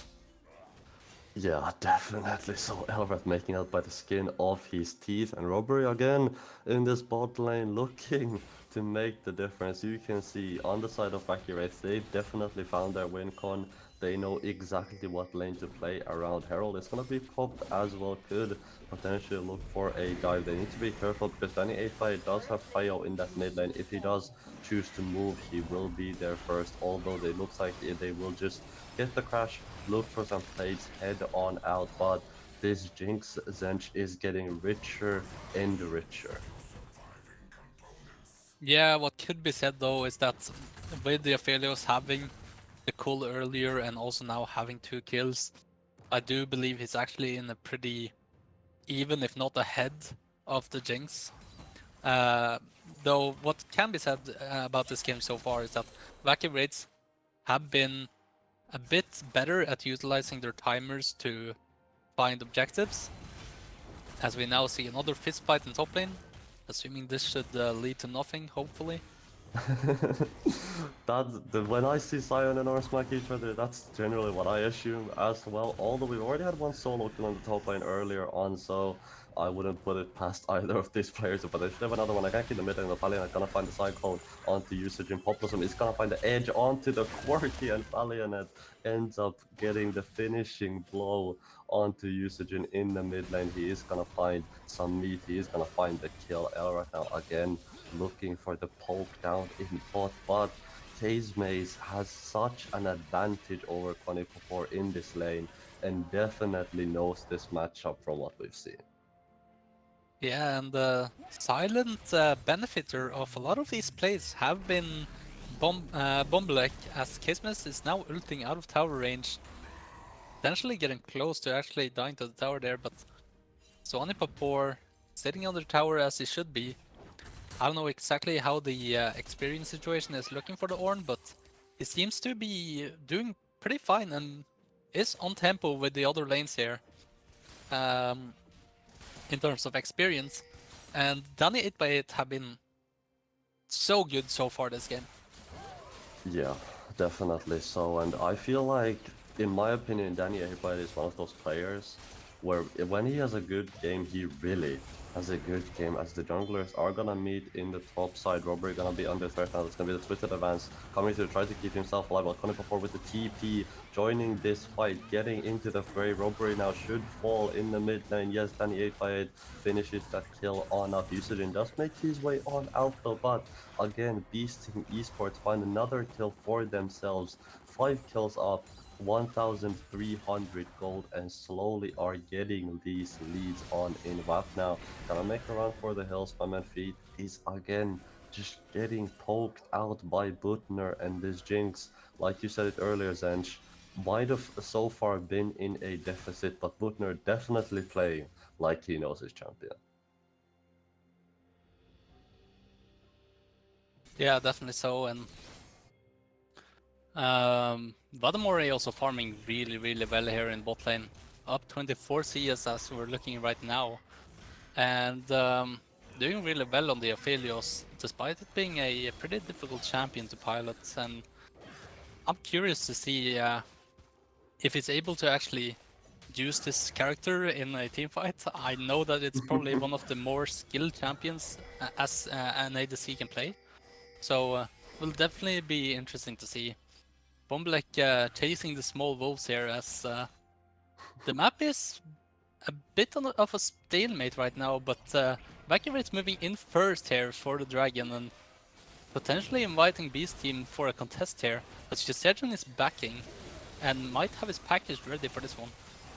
Definitely does. I do see him picking it up in base. Yes, sir. Does have the TP as well if he does need to get into this fight quickly. But Valiant over the wall might be looking for a steal. Does have the vision on it, but it's gonna be smited on out now. They've spotted the monkey in the pit. Valiant is gonna be under threat. Twisted Advance gonna come on out, but he is gonna have to burn that flash and soul point for the squad of Wacky Race. But package in the top lane now. Connie Papor gonna be under threat usage and seeing if he can find himself a kill.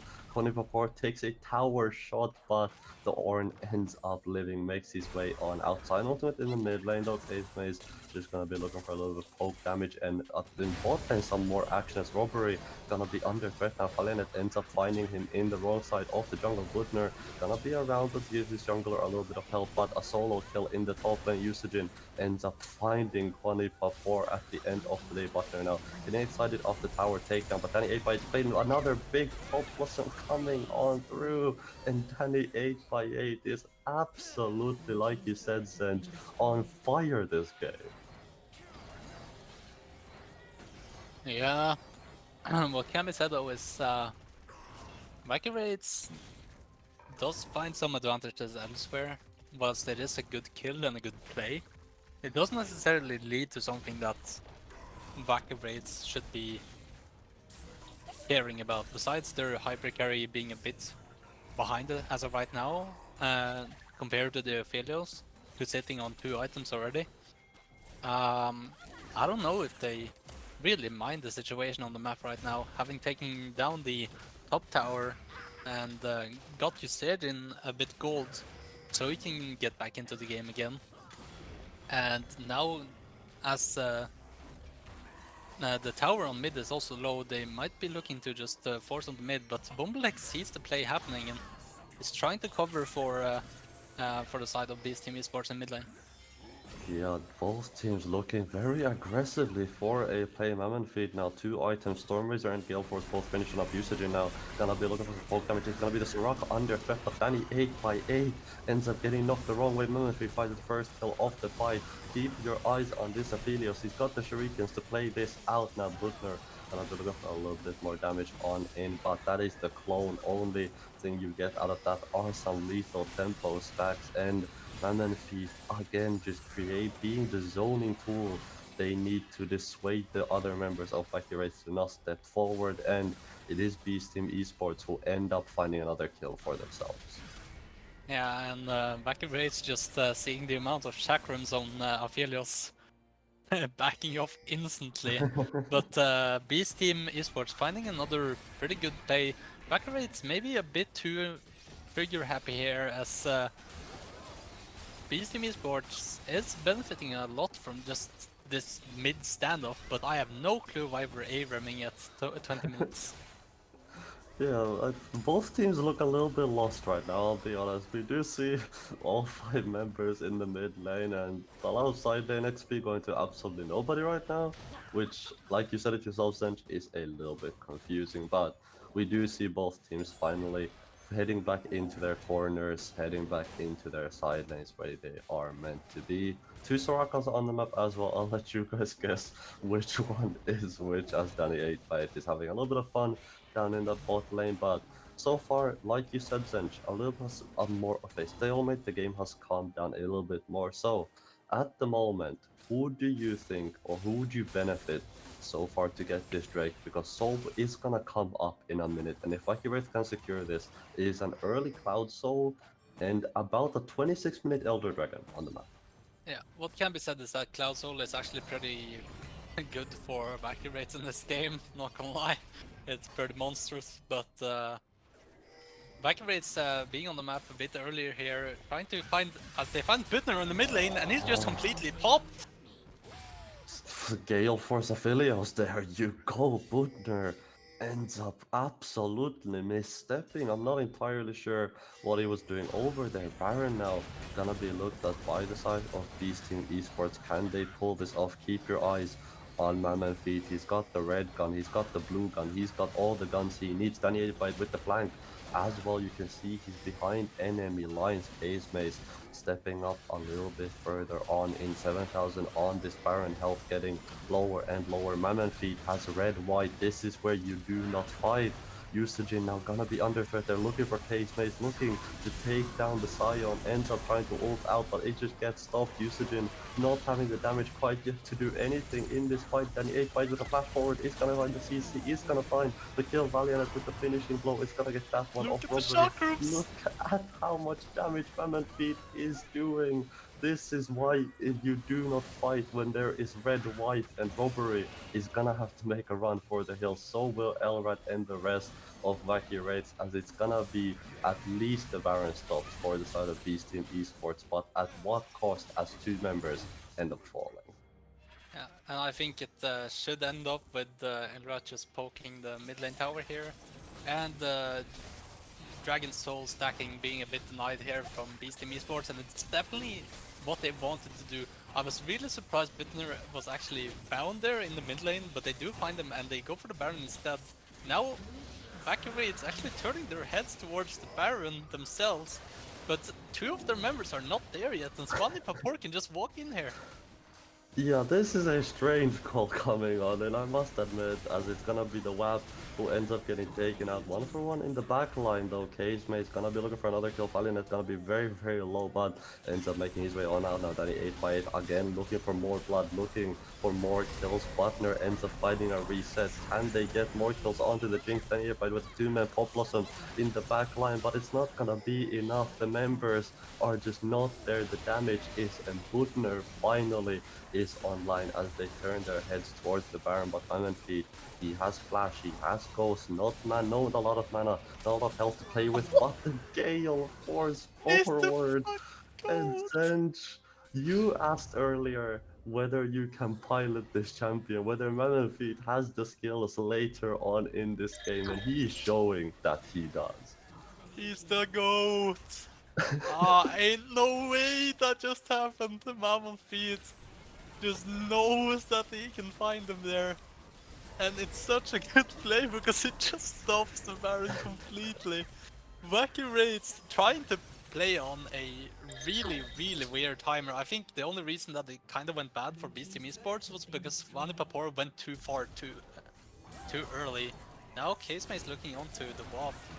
Speaking of going a little bit too far, Wap ends up having to burn the flash to get himself on out, and Zench, this game is blowing up right in front of us. You can tell both of these teams are playing around the Baron and looking for any picks they can find, but keep your eyes on this Aphelios because this man already, he stopped one Baron, and I feel like he might do it again if he isn't given enough respect.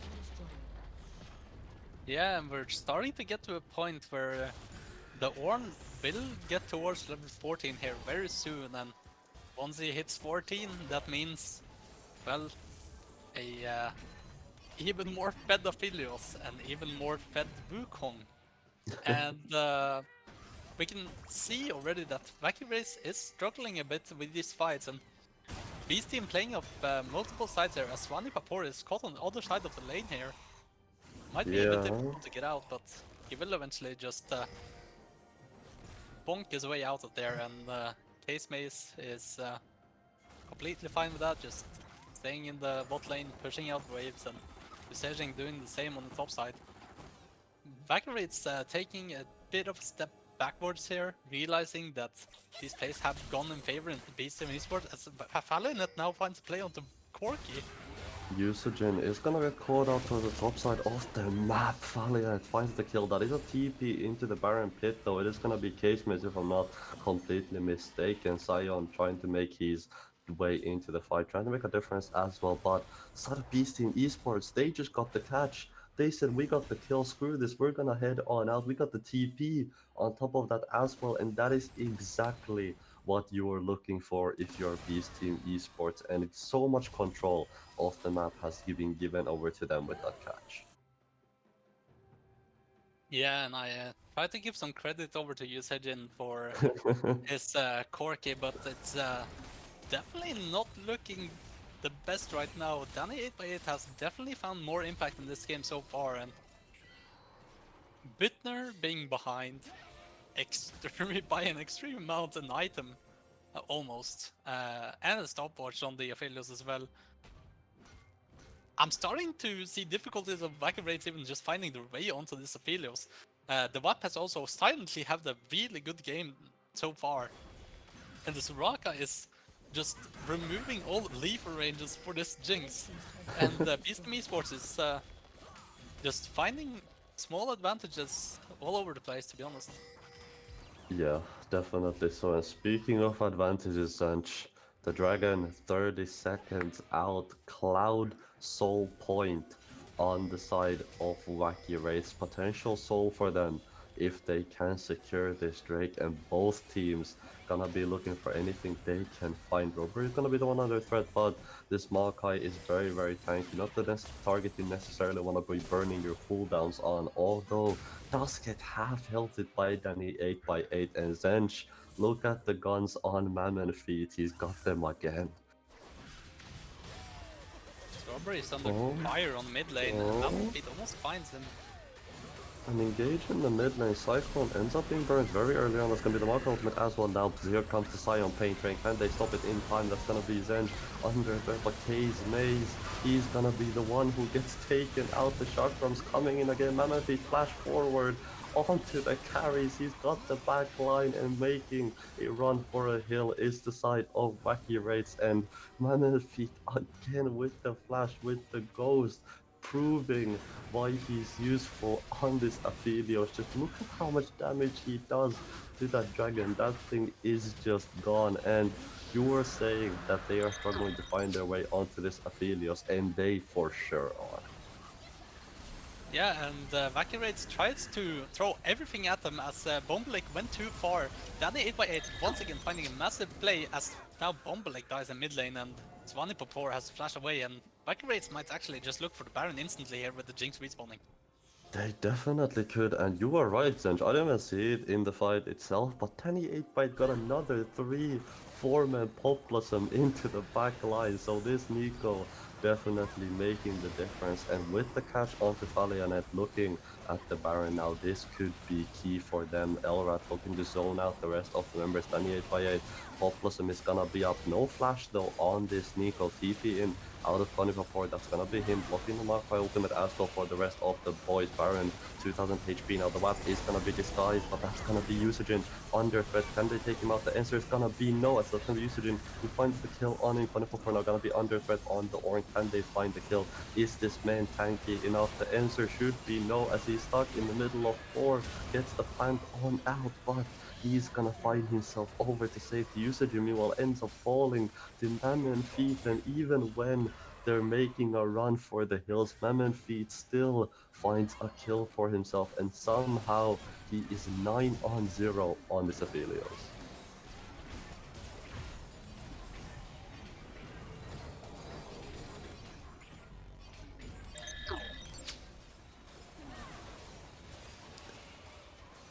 It is gonna be the replay coming on through as well. You are muted, by the way, Zenj, if you didn't notice, but nonetheless. And I am muted. I was about to say that the name change of Mammon Feet into the game too is seeming like it works. And what a massive ultimate, by the way. If you found more there, this Baron would have been worse. But Yeah, definitely. So now in the mid lane, straight out of the replay into the live view, both these teams looking to scrap, looking to fight. Valiant finds the first kill of the team fight. Gonna be under threat, gonna get knocked up, but the stopwatch to deny the knock of Budner, doing so much damage out from this back line. This Jinx definitely can carry these fights if given the chance to end. So far, Wacky Wraith ends up striking back, but Zench, we are 31 minutes in and the gold lead is dead even between these two teams. Oh, hold on now, wait a minute. Danny 8by8 trying to find an engage, but it ends up not working out. It's gonna be Budner who finds 1, finds 2, and the siege onto the mid lane with the Baron buff. This could be potential inhib for the side of Wacky Wraiths if they wanna try to play for it, but are gonna just opt in for the backs instead, and Budner should have a third item, not quite yet, doesn't have it finished up, but I'm sure he's very close to that. And Zench, this game is between these two teams very, very close.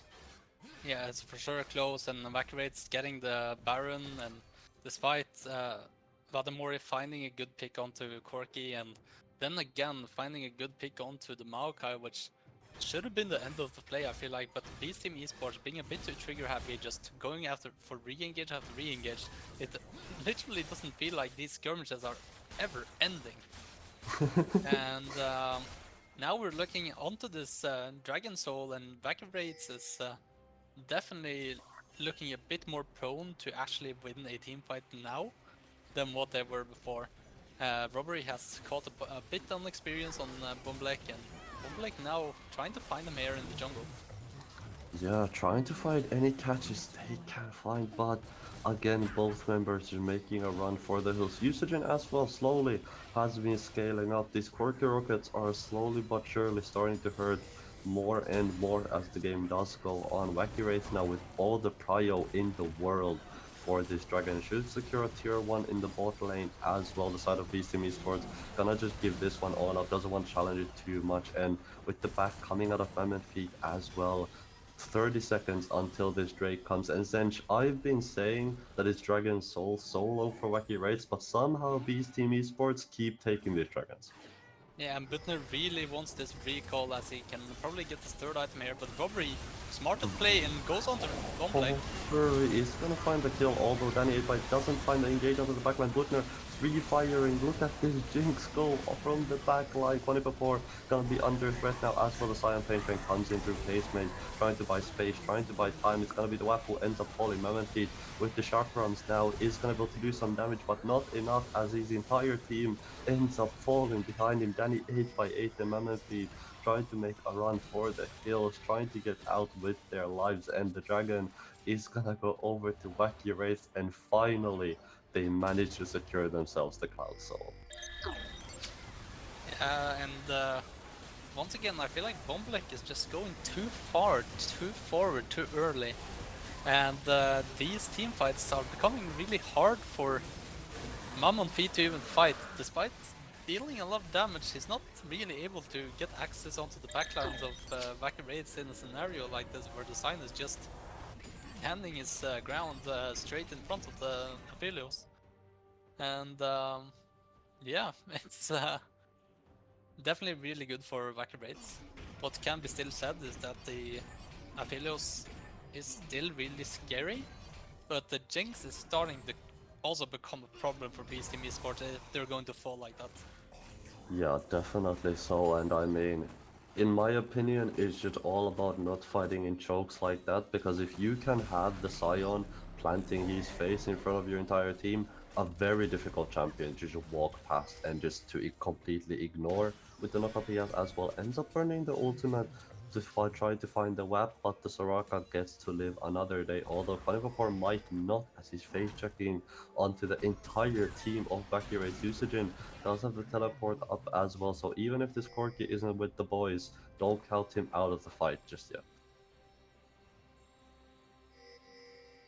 Sergeant now picking up the package, and Wacky Raids is definitely looking to play around this Baron with this package here of the Corki. And despite not having a great early game, Sergeant is now on 7 kills as well, and this Corki and Jinx are definitely monsters in this game right now. I mean, yeah, not a great start, but 4 items finished up. Almost 4 items for Butner as well, and just so much damage coming out. Although Baron now is going to be started off the 8,000 gold. Keep your eyes on the package as they ends up finding Mammon Feet. Can they find the Aphelios? The answer is no.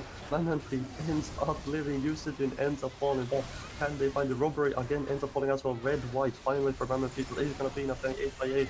Ends up killing Denied Valiant in the back line with the Cyclone, the hookup as well. Coming through onto Butner and Mammon Feet, making the play. Valiant with the triple kill, and Wacky Raids might have just thrown this game away, and Beast Team Esports looking to end.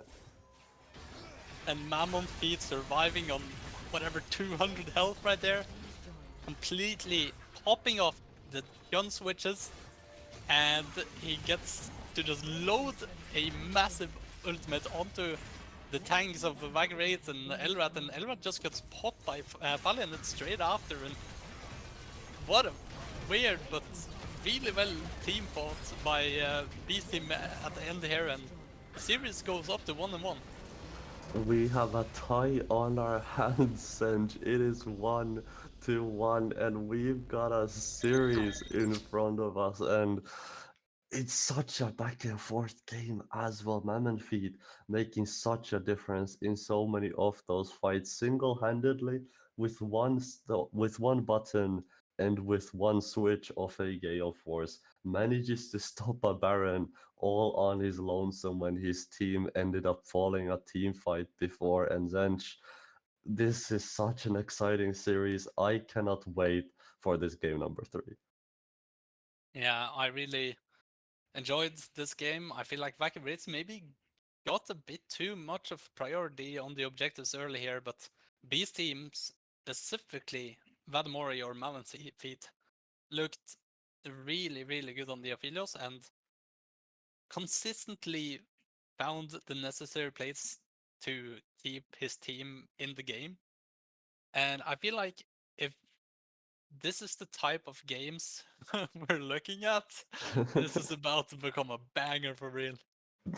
Absolutely, so back and forth, and I cannot wait to see whether we get a game 5 or not. But Zench, if it keeps going like this, we might actually get a game 5. I was just being hopeful at the start, but it might actually happen, which is very, very exciting. We are gonna have to hold our excitement for now, though, as we are gonna head into a short little break before this game number 3 starts to get ourselves and the players ready for this next hype game of this series that is tied up with that win off the back of Beast Team Esports. So 1-1 so far. We'll see who ends up taking game number 3 and ends up going to match point for themselves. Don't go anywhere, guys. We're gonna be right back.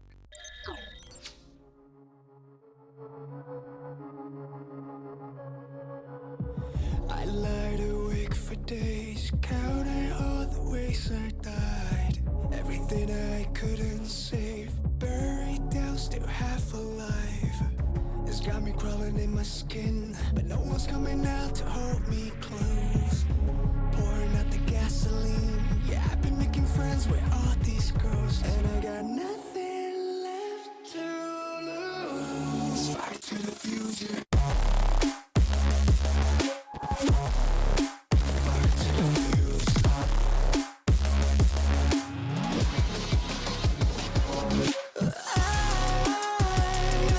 I'm sick and distrusted, but I'm back with a match. Yeah, I'm a buzzkill with nothing to lose. I'm sinking my teeth in, and I won't let you go when I'm having fun till set fire to the fuse. Well, it's not me to turn and run. Met the bitter truth and I choked it down. Left a bad taste on my tongue, but my appetite's been growing now. I can see you crawling in your skin, but no one's coming out to hold you close. I'm pouring out the gasoline, so say hello to all my ghosts.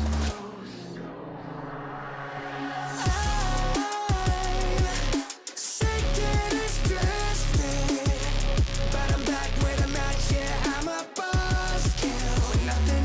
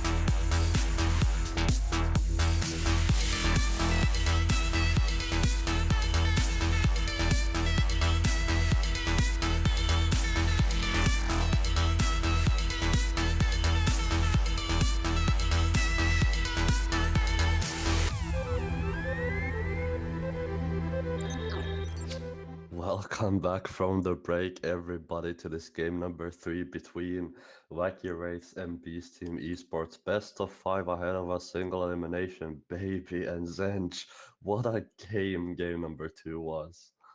And do you believe it? Beast team found a way to make it 1-1. It wasn't necessarily the cleanest. And honestly, this shows a bit of resilience coming out of Beast Team Esports. I did label them myself as a more, well, what to say, a team that is able to adapt a bit better than what Wacky Rates is able to. And I'm really interested to see now what Wacky Rates is actually going to do, because these straight up team fight comps where they match scaling, Beast Team Esports, from a mechanical standpoint at least, just look better at executing the team fights. But Wacky Rates could just say, okay, we didn't stick to our plan. Jinx didn't get ahead. We didn't focus on getting Jinx ahead in the previous game. Maybe if she's a bit more ahead, or at least still in the game at the same point as Aphelios got into the game, and stop forcing these really overforced plays, then maybe Wacky Rates is just going to run it back. We have no clue though. But K'Sante, once again, being banned, and despite it being up the last time around, Wacky Rates decides to ban it this time, as they do not have the counter on R3 coming in for Case Mace.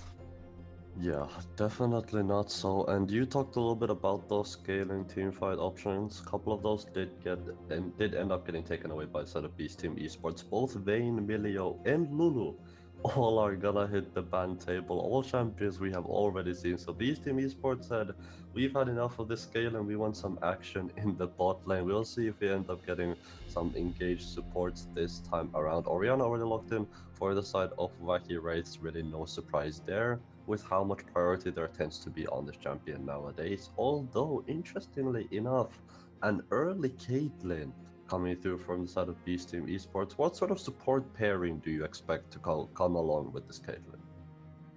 I mean, I would assume something like Karma, Lux, or whatever, right? Whatever that is ranged, that deals a lot of damage and can set up for traps for Caitlyn. So Morgana is also something that you could consider reflecting between mid support and jungle right now, but they're going to just take away the Syndra early here, just recognizing that going the Jarvan as they did the last time around did lead to Wacky Rates just picking up the Wukong, and I do actually believe that the Wukong with Orianna into the Jarvan is a pretty fine scenario to be in, probably a bit more favored, to be honest. And Beast Team Esports now trying to find another way to deal with this Jarvan Orianna pick, which should be the priority synergy between Orianna and another jungler, but Beast Team Esports now trying to find another approach, locking in the Ornn a bit earlier this time, going with the same concept that if you're going the scaling tank, we might as well go the best scaling tank in the game. And now this time around they do actually ban away the Sion, which I'm glad to see. I also wouldn't mind just seeing the respective ban of Volibear just come out, though they might be looking at banning something like a Blitzcrank maybe, or something of a proactive nature, as Elrat might not be really keen to just go something that doesn't have too much individual agency once again. But they're going to ban away the Volibear, which makes sense. Wacky Rates also taking away Rell and Wukong. Rell being something we've seen Beast Team also flex before in jungle and support. But I wouldn't say that I would love to see the Rell on Bombleck, to be honest. It did not look the best the last time around. Instead, they're going for an R5 jungle pick, which I do respect, to be honest, and picking up the Karma, just saying that Wacky Rates, whatever you come and bring to the table, we will deal with it. So you already picked the Sivir, which should theoretically be pretty good into the Caitlyn, because you can actually stop away from just crashing. But Vacabrate's picking up the Tom Kench actually, and I'm not sure whether this is going to top or support. It might actually be a top Tom Kench, but we haven't seen that out of Case Maze so far, I think. And the Soraka is going to be locked in. Which does mean it is gonna be the top lane Tom Kench unbenching the Kench, clenching him in towards that top lane. It is gonna be the Soraka Sivir versus the Caitlyn Karma down towards the bot lane jungle. Still left to be picked for the sort of Beast Team Esports, currently hovering the Nocturne, Hekar, and Ivern. Although Ivern, in my opinion, if you're gonna pick one of those three options, would be your safest bet. It is going to be the Nocturne coming on in though, so a little bit less protection for the Caitlyn this time around, but a little bit more early game playmaking once you get that paranoia on in. And you did say that you expected something like the Karma, something like the Lux this time around. It is gonna be the Karma. I think I would rather see the Karma than the Lux personally. I feel like Lux is not as good as the Karma nowadays and doesn't get as much potency and doesn't get picked as often as the Karma does, but it is gonna be as well a pretty standard comp in my opinion coming out of Beast Team Esports, and this is, in my opinion, a lot more early game focused than we are used to seeing with the Nocturne, with the Caitlyn, with the Karma, guaranteeing that push down towards this bot lane. It is gonna be key for the side of Beast Team Esports to make sure that they hover and protect this Caitlyn, because you want the push, you want the plates, and you want that extra gold so you have a strong AD carry heading on into that mid game. Yeah, and I understand Bomblake's decision to not go for Ivan here. You don't really have something you can play around in melee. You would like that as an Ivern. You would like something like a Gwen, something like a Jax. In mid lane, anything that can step forward, of maybe a Yone, something of this nature, right? Picking up the Nocturne instead. And yeah, sure, it doesn't give as much protection to the Caitlyn in terms of shielding and healing, but aggression can also be looked at as protection sometimes, and in this game, that's Bomblek's approach here. Although you could say that the Nocturne can't necessarily go for too much solo plays, but the vision denial is definitely something that will challenge Vacabrate's mid lane jungle duo to communicate well around. And it's also a decent pick that can stay on tempo with the Jarvan and, well, find other plays by having an ultimate that's semi-global. Definitely so, but I'm not gonna lie, I'm a little bit concerned about the Nocturne pick at the later stages of the game, because you're looking at a Soraka, you're looking at a Tahm Kench. Both are very protective and very good champions to sort of peel for those carries around you, and it's gonna be a hard time on the set of Beast Team Esports to find that backline access, as well as Sivir having the ultimate with the extra movement speed, having that spell shield to potentially block out some damage that's gonna be coming out as well. So when it comes to those later stages of the game, I feel like it might be a little bit difficult to reach these carries. But I'm expecting for the Beast Team Esports to sort of turn themselves on as soon as they unlock that level 6 on the Nocturne, as soon as they hit that paranoia. But on the side of Aki Race, you're looking at a Jarvan in the early game versus a Nocturne, so definitely a lot more early game playmaking coming out from the jungler on their side, and I'm expecting for the Jarvan to try to cut down on the bot lane aggression on side of Beast Team Esports, or potentially head up into this top lane, because Zench, I think we've both seen what Tahm Kench can do in the early game. This champion can absolutely pump out the damage. Yeah, what is often forgotten about the Tahm Kench is that he does actually deal quite a bit of damage, but the champion did get nerfed, but it was Nerf. not as broken as K'Sante, but still pretty good, And I don't know, it's a difficult game for to predict just straight off the draft. But what I will say is that I do like the Syndra into the Sivir. I picked this last week myself against the Sivir of Young Kansa, and I feel like Syndra does very well into this game. Though you can obviously see that the Tahm Kench will be difficult to deal with if he gets ahead. Like the amount of DPS that Beast Team have might struggle against something like a Tahm. Though what can be said is that Beast Team Esports does have a really strong 4v4 on the bottom side of the map, or 3v3 on the bot side of the map. And I wouldn't be surprised if they try to copy a bit of Accurate's homework here and try once again, as they did in game 1, to secure early objectives. Yeah, definitely so. And of course, the stronger bot lane in this early game is gonna be Onside of Beast Team Esports. And I do agree with you. Caitlyn is not exactly known to take down these massive tanks or be a massive tank shredder. So taking out things like a Tahm Kench, even like things like a Jarvan, who can get very tanky with the Gore Drinker, with the potential steel caps coming through if he does end up opting that route, and potential Death Dance if he does want to go there. Essentially, just any armor items can put a dent on the damage that's gonna come out of this Caitlyn. So definitely keep your eyes, in my opinion, on this top lane, because we've seen the amount of times, which is a little bit ludicrous to me, but we've seen the amount of times where in a tank versus tank matchup, Malphite Sion, Sion Ornn, last game, Sion finds a solo kill for realistically no reason that should ever happen, and yet it happens.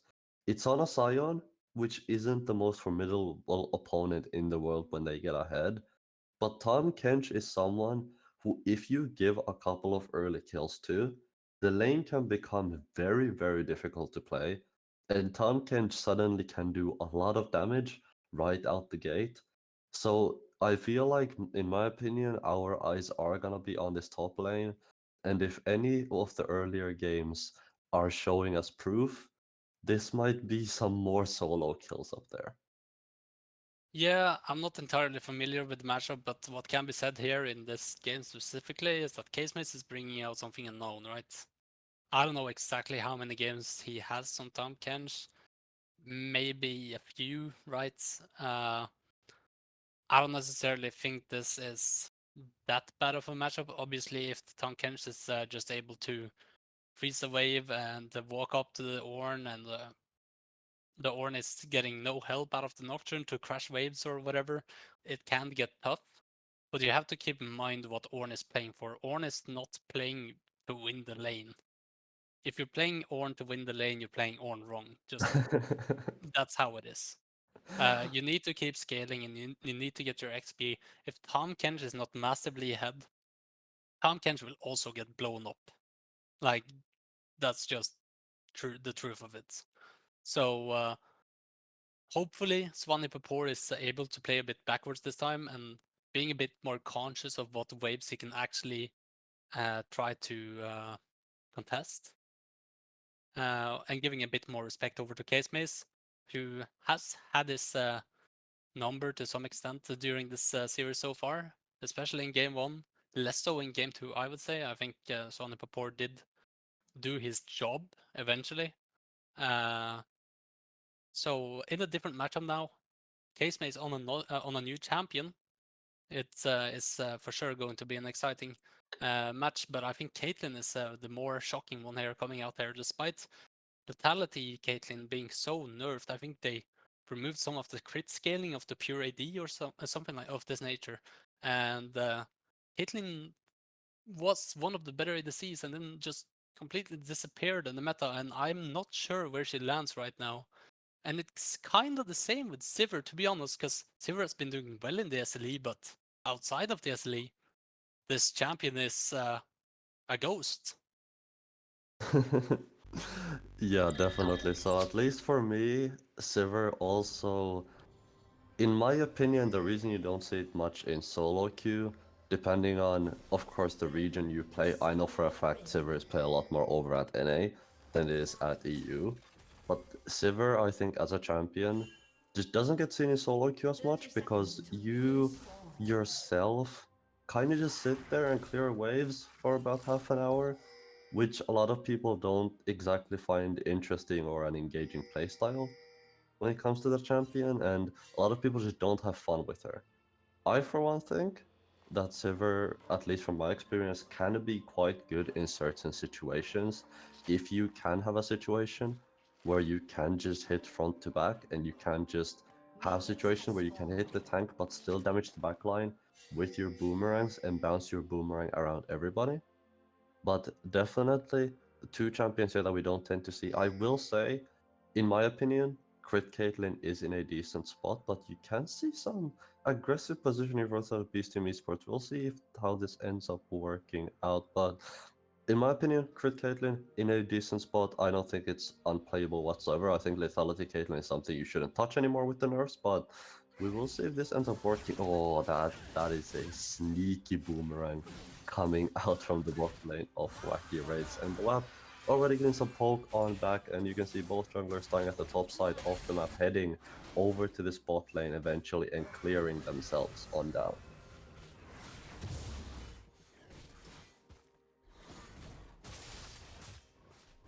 And Robbery here once again seems like he's just doing a full clear into bot, and Bowleg just following his example now on the Raptor camp. Maybe he will once again try to look for something in mid here, as Syndra is trying to keep this wave relatively in a good state for a gank, but it will eventually almost crash. Bombleg this time around will just go for the full clear though, and so Anipor taking a bit less damage this time around in top lane, but is pushing here. And I don't know necessarily if this is a matchup where you want to push if you're even in levels. So Ksma is doing a pretty good job here, and the bot side of Wacky Raids actually being able to just push this wave out, but it's at the expense of almost the entirety of Bittner's mana bar, as Bombleg now reads I don't know if this is a read or not, but that's some really good kiting on Gromp. I'm not sure if they can see him yet or not, but Well, will they do be now. spotted out eventually. And Wacky Raids now, knowing that their jungler is on bot side and Bombleg is also on bot side, I'm not sure if either of the teams would want a skirmish at this point. Maybe more so Beast Team than Wacky Raids, but Wacky Raids at least have some information on this Nocturne, and they will be trying to push for this crab fight, as we might see a smite fight.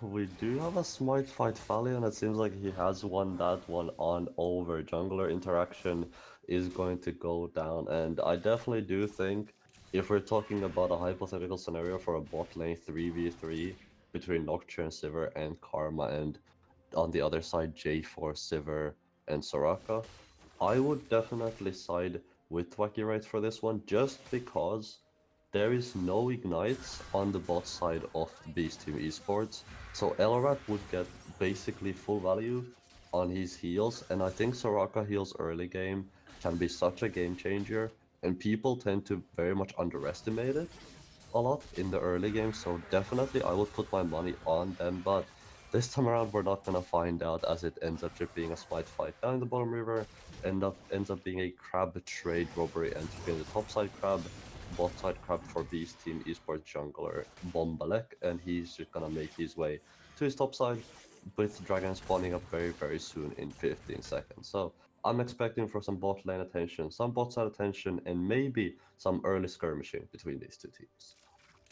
Yeah, and Savannah Purport trying with all his might to freeze the top lane, but Ksma is managing to get the crash out. Will eventually just lead to a trade of TPs, I would only imagine. Savannah Purport not able to cancel the base on top side, as we get a skirmish in bot here, and I feel like Wacky Raids using this amount of mana at level 2, and they're kind of struggling. Yeah, this is not, in my opinion, an ideal situation because Batman Feed does not necessarily need mana to push this wave, considering you do have a Karma by your side who can definitely help you out, and Bludner doesn't seem to have many resources to play around with, although this... Oh, okay. I was waiting to... Wait. It, if that Q lands right there, I spell trouble for the Watch silver, but robbery. you do see a counter gank coming, and this could be potential 3v3, but Valiant does end up getting spotted out, and Zench is... I think this might be the longest time we've been so far in all these games where there hasn't been a first blood in 6 minutes. I might have jinxed it. Yeah, I might- feel like Bomb like will look for a play here, but I don't know if they can actually find anything here. It seems a bit optimistic as Danny 8x8 is now looking aggressively onto Sergen on the Orianna. If he can find a Q and a couple of autos more, he might be able to find a kill, but the Orianna will be able to get back here, but Danny 8x8 definitely finding some pretty good trades here as Casemaze is now roamed down my to mid God. lane and Danny 8x8 is under trouble. The Tahm Kench in the mid lane, the lick comes through the big tongue of Casemaze, licks up Danny 8x8, ends up finding the kill in the mid lane. Down the bot river, the steal attempt comes on through Robbery, gonna have to make a run for the hills, but they know that there is a catfish around, so the chase may not continue, and Casemaze ends up roaming on down and picks himself up a juicy Syndra and ends up getting first blood. Yeah, finding a pretty good roam there and getting the kill eventually. Danny 8x8 holding his flash though. Feel like he probably should have been able to get out of there, and if not, maybe even try to trade the kill onto the Orianna, but the kill nonetheless going over to Evacuates at the expense of 2 flashes here, and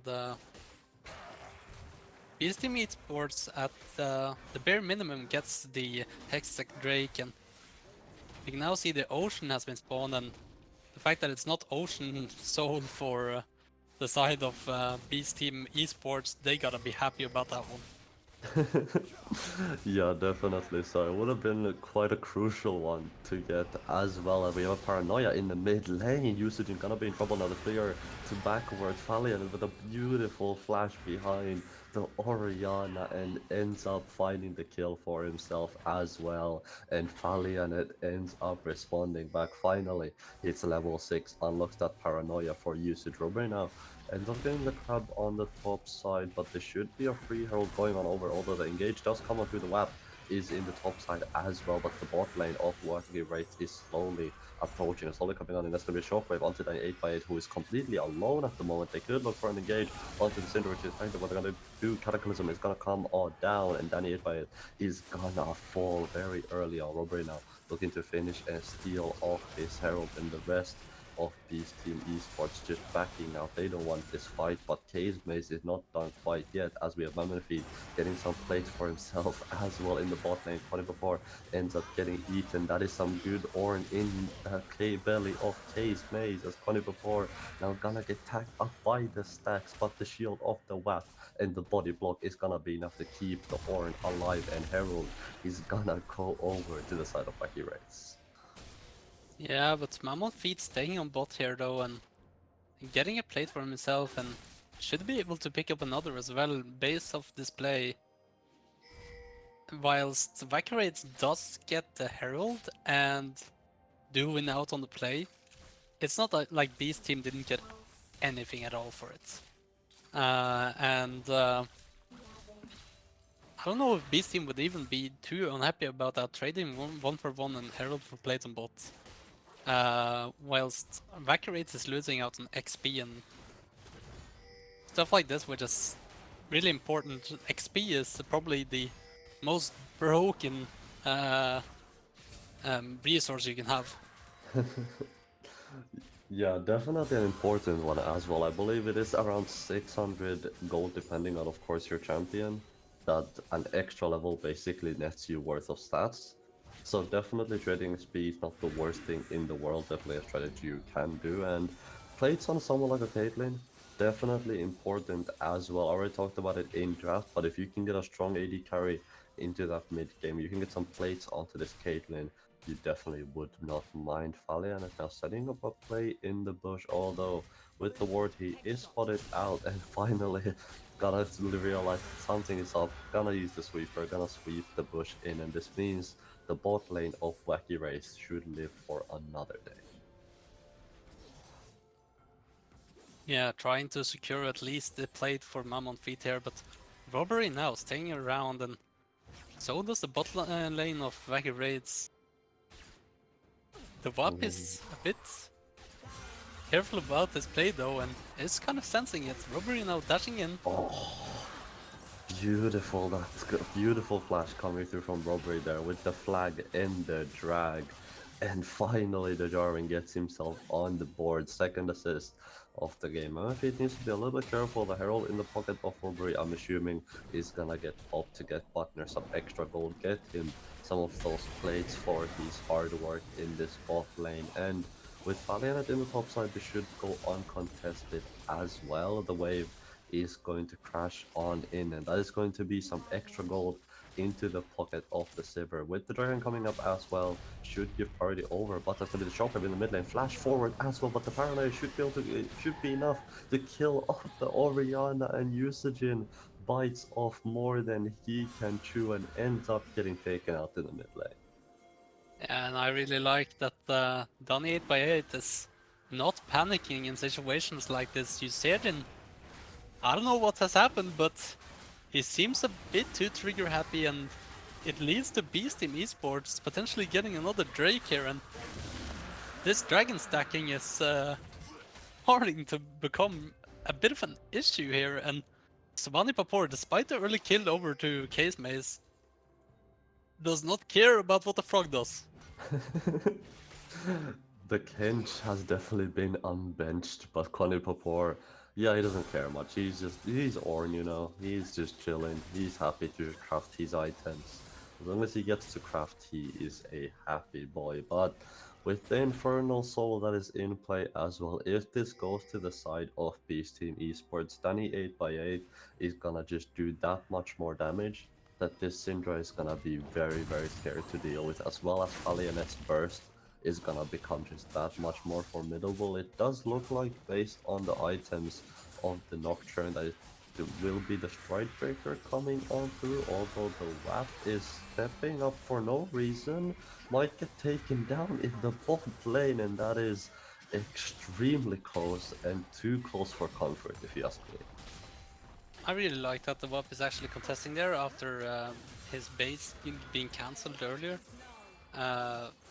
Well, this trade is obviously not the best one, but Valiant is here now, and it was all a bait. It was all a bait for Valiant to jump in, get the kill for himself, and Mammothfit with the Ghost end up picking that one on up. But needs to be a little bit careful though, because Mammothfit, I feel like, can just look for the solo dive. The spell shield is up, but the wave is just gone. And Butner is gonna be able to delete that one, although Robbery is around. Meanwhile, a solo Bolo in the mid lane is gonna be Danny 8x8 falling, and Usagin this time around with no Nocturnal finally gets revenge. yeah, and once again Danny 8x8 holding his splash regardless of what situation it's in. But Beast Team Esports bot lane finding an advantage and finding another plate onto Mammoth Feet as well. As Robbery is now trying to find something, but will eventually just back off.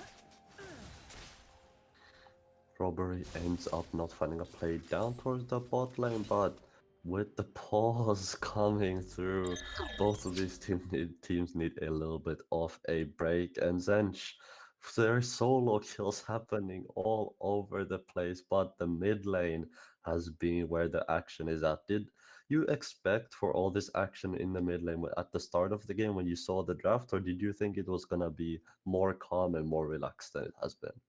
I mean, in the early levels, nothing really happens because Orianna doesn't have the damage threshold to actually look for anything onto the Syndra, but the way that Syndra kites around her, or like manages her bow is really hard for Syndra to deal with, and she essentially deals more burst, has an ultimate that's easier to cast, and is I don't know, has a bit more range than Syndra. So this matchup does eventually in lane become very favorable for Orianna, in my opinion. Though the Syndra can definitely bring something on the table, but I feel like Danny 8x8 have been overstepping a bit in lane, overextending a bit, and not quite sure how he manages to die without even attempting to flash, but happens, and might be a bit of nerves coming in from the game before where he had a massive performance. Uh, Maybe being a bit nervous if he can pull it off in a match where Yusejin so far is looking really comfortable. Yeah, definitely so. Like you said it yourself, almost got the solo kill earlier on too, but ended up being the paranoia that made the difference as well. And that's one of the things that, in my opinion, separates, going back to Danny 8x8, separates a good Syndra player from a great Syndra player is how you control your balls. You need to be able to have that ball control, and you need to be able to control your balls to make sure you can maximize your damage, especially in a lane where you're facing up against someone like an Orianna, where with the shockwave and if it's up, you can get punished very hard, like we have seen if you're not able to do that. And I will agree with you, Sench. So far, Danny 8x8 this game not having the best game of his life, and definitely not, in my opinion, playing to the standard that I think we're used to seeing him play, and definitely not to the standard that we saw him play in that game number two. Yeah, and we heard it here first, folks. Control your balls or it will get really hard for you. No. uh, I don't know. uh, but the Beast team is, despite the early laning phase coming out from mid lane here, is in a pretty good scenario, and having the first two Drakes is obviously a win condition for them, and I think they should keep playing for that. And Mammon Feet is the carry for Beast team, and Mammon Feet is in a pretty good state right now, whilst Butner did go the magical footwear and has a bit of more scaling in the runes, it seems like at least. And the champion itself excels at team fighting later on. I feel like if Caitlyn can get two items on a relatively accelerated mm, like tempo, then at least they will have something to play with on the Beast team side. And Bone Black has also found pretty good ultimates the entire game. I think he's had a kill on every single one of them. So this Nocturne is also becoming problematic for Vaca Raids.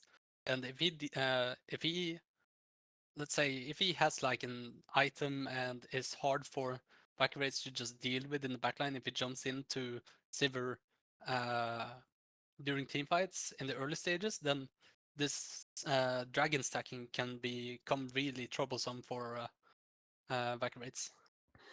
Yeah, definitely so, and especially in my opinion, when it comes to a soul like the Infernal one, where it can give you just that extra oomph to your abilities, that extra oomph to all your attacks, and it can definitely make the difference between getting a kill and not getting a kill, as well as just giving you so much extra damage. Even on things, I know I keep big upping the Kench up top and unbenching him, but I genuinely think Kench does so much damage that people don't tend to see coming. And especially if it's being backed by an Infernal Soul, in my opinion, it can really become tough to deal with. So far, like you said, it has been Beasts who have had the control of most of these Drakes, and in my opinion, it has just been timings. I think they've found great timings where they've managed to sneak away these objectives despite there being solo kills in the mid lane, despite the side of Wacky Race finding kills all over the place. It has just been Beast Team Esports who's had the momentum. It has been them who's found these small windows, these small gaps where Wacky Rates, maybe they're taking a base, maybe they're low on resources, and that's the windows they've been abusing, which, in my opinion, is something they've done very well this game, and something I would like to see them do going forward when it comes to this series. Yeah, for sure.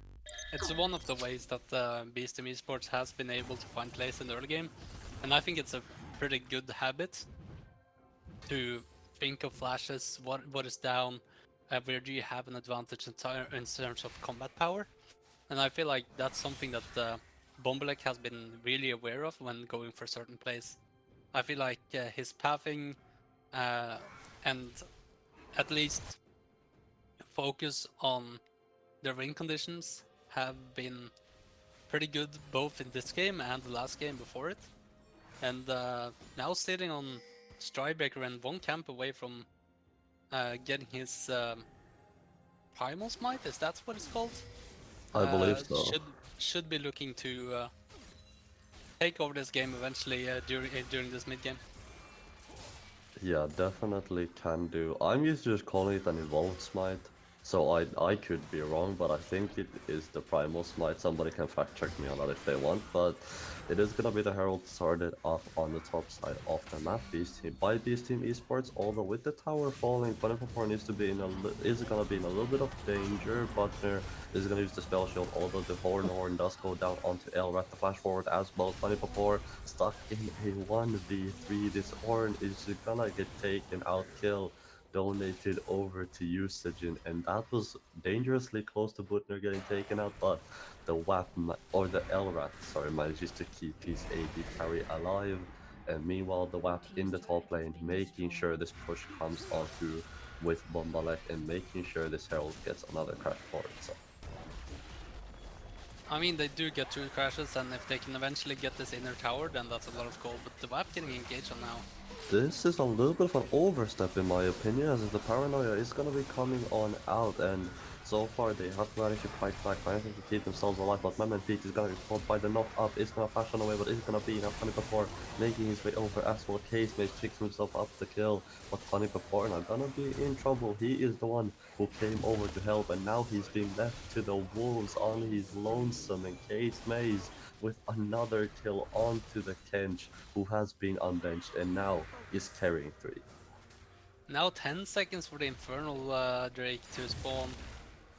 It's a bit of a problem for Beast Team Esports, as Mammon Feet gets caught by a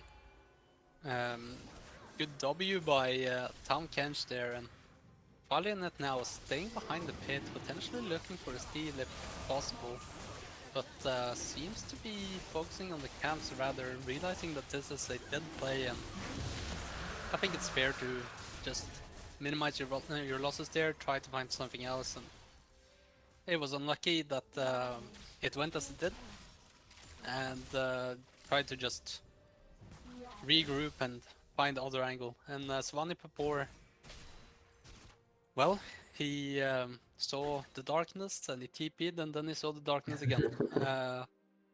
And it's a bit unfortunate because he has kept his like lane relatively stable all the way up till this point.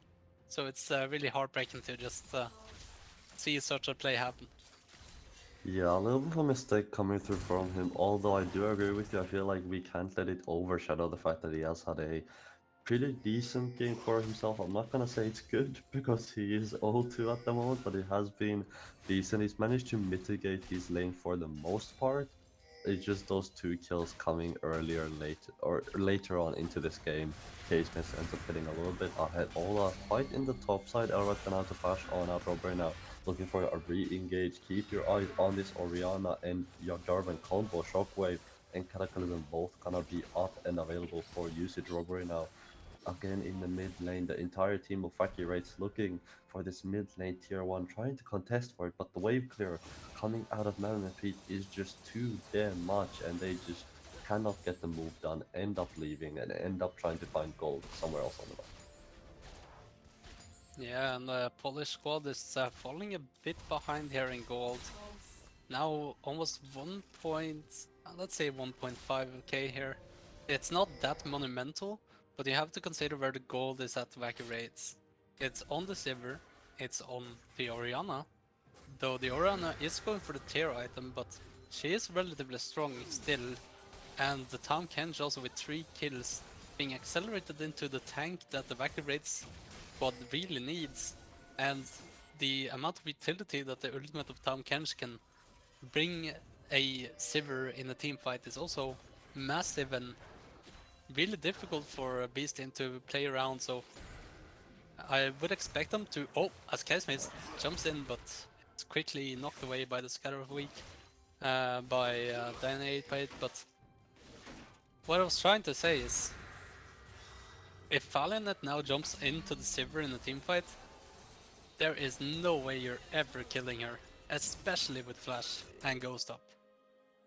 Yeah, definitely not. And that was a very clean sidestep coming out from Danny 8x8 down towards the bot lane, making sure that he doesn't get himself knocked on up, because like I've said it before, I'll say it again, this Tahm Kench can hurt in that 1v1 situation, especially if you are a squishy mage who is all on your lonesome. Now Baron gonna be up and available to 20 minutes and 35 seconds on into this game. Still that tier 1 for both teams stand, which is why this mat movement you can see is so limited, because these tier 1s have just not been able to be cracked by either side. Although the side of Wacky Race are looking for it and have been looking for it for about a minute now, and finally might find the tower in the tank.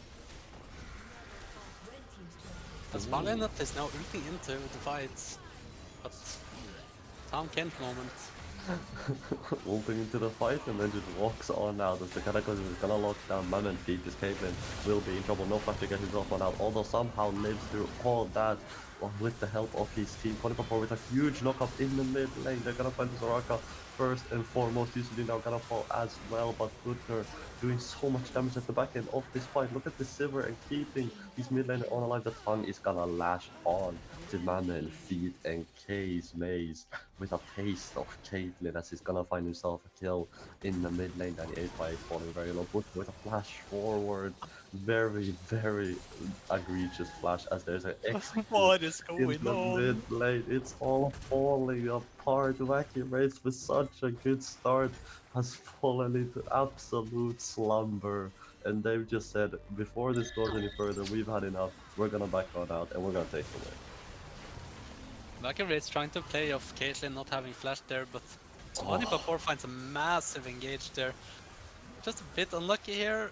I'm not entirely sure why they just tunnel vision onto Usagian, but Usagian manages to get away and Casemates find a nice lick onto Mammon Feet. But now with Beast Team having numbers advantage, might be able to get priority on this Drake, which they should have no no business being at first, but they are somehow, and Usagian is going to TP in onto the mid lane. And this is gonna be a straight up 5v5 for a Zench. This could very much decide the fate of the game. Valiant with the Paranoia is gonna start us off. Will he jump in? The Drake will be secured. That's gonna be double Infernal for the side of Wacky Race, but the Paranoia gets used and there is no jump, there is no engage from the side of Beast Team Esports, and now side of Wacky Race moving themselves over towards the Baron buff. Will this be a flip Zench or will this be a Baron call as they're gonna be looking towards it now? Gonna start it on up. Here comes the turn, here comes the fight. The side of Wacky Race needs to turn. They need to be able to fight this off. You do not want to flip this. The entire squad of Beast Team Esports is right there as it's gonna be the ace in the hole. Start us off. Case Maze gonna be in trouble now on the Tahm Kench. Is gonna get latched onto by Danny 8x8. So much damage coming out of this Syndra. But if Aporna gonna be under threat up towards that top side. Mid lane tier 1 as well. Being looked on the side of Beast Team Esports. You can see both teams just grouping, going to a little bit of an ARAM as everyone's lost on what to do. And Robbery said, I've had enough, I need some camps, I'm gonna go get some CS, and this silliness can come to an end. And Vacuum Raids being able to just slowly but surely get off the Baron and also protect the mid tower doesn't really lead to anything. And both teams realistically just walk away happy in that scenario. Valiant not having flash there as well would have made it difficult to just get into the pits for a complete 50-50 steal. So slowing the game down a bit, not going for this Drake too early, is something on the mind of both Beast Team Esports and Vacarades here, as the Ornn has now hit level 14 and will try to upgrade probably Caitlyn's Infinity Edge, I would only imagine, as they're backing on the same time here. The upgrades will definitely be looked upon as you can, I think, opt in for either. You can do either the Caitlyn or you can do the Syndra. Both stunning 8x8 and Mammon Feet, I think, would be equally good. Although Mammon Feet, in my opinion, is stronger at this point than Danny 8x8 is gonna be, but later on, I think you are gonna be looking at that Syndra to do a lot of the team fight damage, as the Baron again is gonna be the big objective on the cards for both of these teams. Valiant Paranoia is finally back on up. The ultimate can be used, but it is so hard to catch the members on the side of Vacarades because Sivir, Soraka, Tahm Kench, all these protective champions, it's like a bubble that Valiant is yet to be able to penetrate. Swampert now dancing in mid lane, really having a fun time on Ornn, I can tell. But the top lane matchup has also stabilized a bit, and Swampert is getting the income that the Ornn will obviously take if it's given it. So now 2 items on the tank of Beast Team Esports as well. It's not going to be an easy target for Bitner without Lord Omnix to just burst through. And also it's going to be a thorn inside of Jarvan, as the ultimate of Ornn can make it really difficult for Jarvan to just maneuver out in and out of fights. Yeah, definitely so. And looking at the mid lane now, that's gonna be Mammon Feet knocked up. A very good move, but the Paranoia immediate response from Valiant and a TP as well. That's gonna be Danny 8x8 in the mid lane, joining the fray, joining the fight, joining the rest of the Beast Team Esports squad. But both teams, that again, all the cooldowns burned, all the summoners burned, and again they just both back on away. But Vakirate's gonna be the big winners out of that, getting the teleport of 28x8, which is a long cooldown to burn.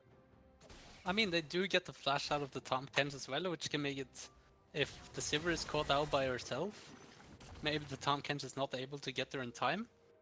But definitely a bit of a weird skirmish right there, and 30 seconds on the Drake, and I would only imagine that Vacarades has a bit more ultis here, and might be a bit difficult for Beast Team Esports to just contest this straight up. Yeah, I would like to see the Son of Beast Team Esports give this up. You talked about it already. There is no Paranoia, there is no Ornn Horn. I don't think there's a way you can fight this.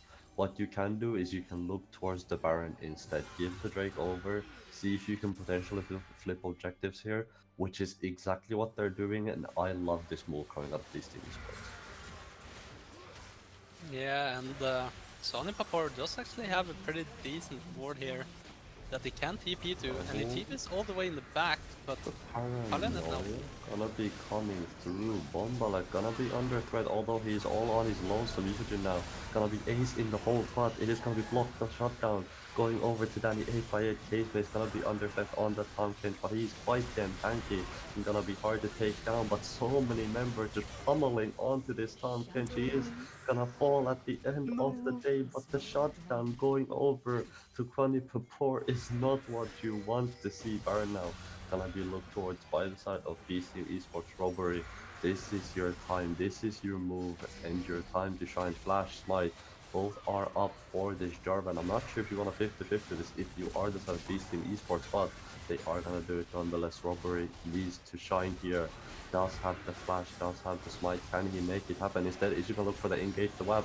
He's gonna flash on out, but he's now stuck in the middle of everyone. Butner is still there. They do still have the DPS, the damage, but the damage is coming on through. The Sivir takes out 2 on his way out, but usage with the TP is gonna force the rest of the side of Beast Team Esports to back on out, and the Baron, after all of that Zench, it goes to absolutely nobody. I mean, the Ornn just got massively fed. What the hell? But wow. I don't know exactly what to make of this. I think Robbery goes a bit too far, and Bittner doesn't really get to use his W here on anyone. Maybe Fali not a bit, but doesn't really get to deal the amount of damage that they would have liked to. 24 also just picking up the kill on the Jarvan and the Sivir at the end there as well, but it's kind of unfortunate that Ornn is the beneficiary of these fights, or of this last one at least. Though Syndra did pick up a kill herself as well, but you would love to see some of this gold go over to the Caitlyn for sure. Yeah, definitely. So the big shutdown about on the Tom Kench Arcade maze ended up coming to the Ornn, like you said, not the ideal target, but Feed almost at his third item as well. If we can quickly take a look at the gold, actually, I would love to see. Okay, Danny 8x8 not as close to his third item as I would have maybe liked him to see at this stage of the game, although Feed with 1000 gold in his inventory is gonna be much closer and is going to pick it on up on this base. So 3 items on the Caitlyn and definitely can do a lot of damage in these fights if allowed to, and if he can live throughout the engage of usage in NK space. I think it's important for Beast Team Esport here to realize that they're a bit behind in gold on the AD carry department, so taking fights when the AD carries are on even items is probably something they should look to do, but this dragon is not spawning for another 2 minutes and 20 seconds, but Viking Raids is fully committing into this top side here, and Danny 8x8 going down to the bot side now, trying to potentially hit level 16. I'm not entirely sure how many stacks the Syndra is on, but I can only imagine that the Syndra is starting to become pretty strong here. Definitely. So I think we got a stat check right at the end. I think it's a 209 if I'm not completely mistaken, or it's either 109 or 209, one of those numbers. But 109 would be the only optional then. yeah, Which is fine, she does have the execute on her ulti at least. But if you can get up to the 120 mark when you get 15% extra AP, and if you can make your way towards the death cap, that suddenly becomes a really, really strong Syndra, right? So in this game, the Syndra has decided to pick up the tier item, the Seraph's Embrace, whilst I know that a lot of mid laners like it for the amount of security it gives, and it gives a decent amount of AP as well, but the raw power that comes out of a death cap is just too much of value, in my opinion. So I would like to see the decap on the Syndra as the third item here, but deciding to go for the Seraph's Embrace instead, potentially a bit scared of the burst that can come out of the Orianna, but it'll be interesting for sure to see whether the Syndra is able to dish out the damage that she needs to do, because this Caitlyn is not necessarily the strongest at the moment. yeah, definitely not. I do think though it does help the fact that he's on to 3 items, because that Lord Doms coming through is gonna be absolutely clutch when it comes to taking down targets like the Tom Kench on the enemy team and some of these more tankier members. And Feed is definitely gonna be one of the people that they're gonna look towards to do that alongside the Syndra.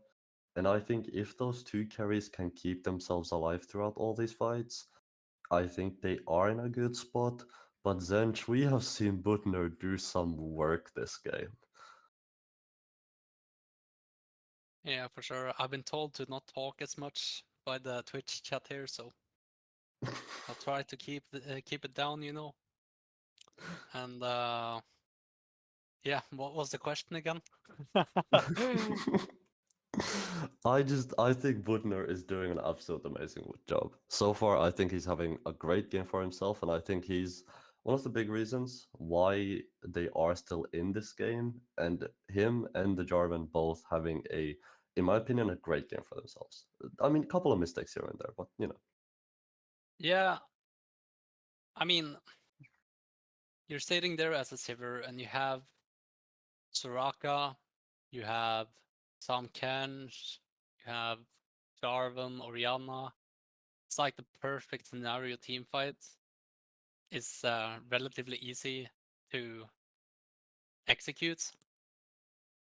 So the Sivir pumping out the damage in this game will absolutely be crucial, but I feel like the team composition that Vacuum Raids is building around the carry is like textbook for what you'd like want for a hyper carry, right?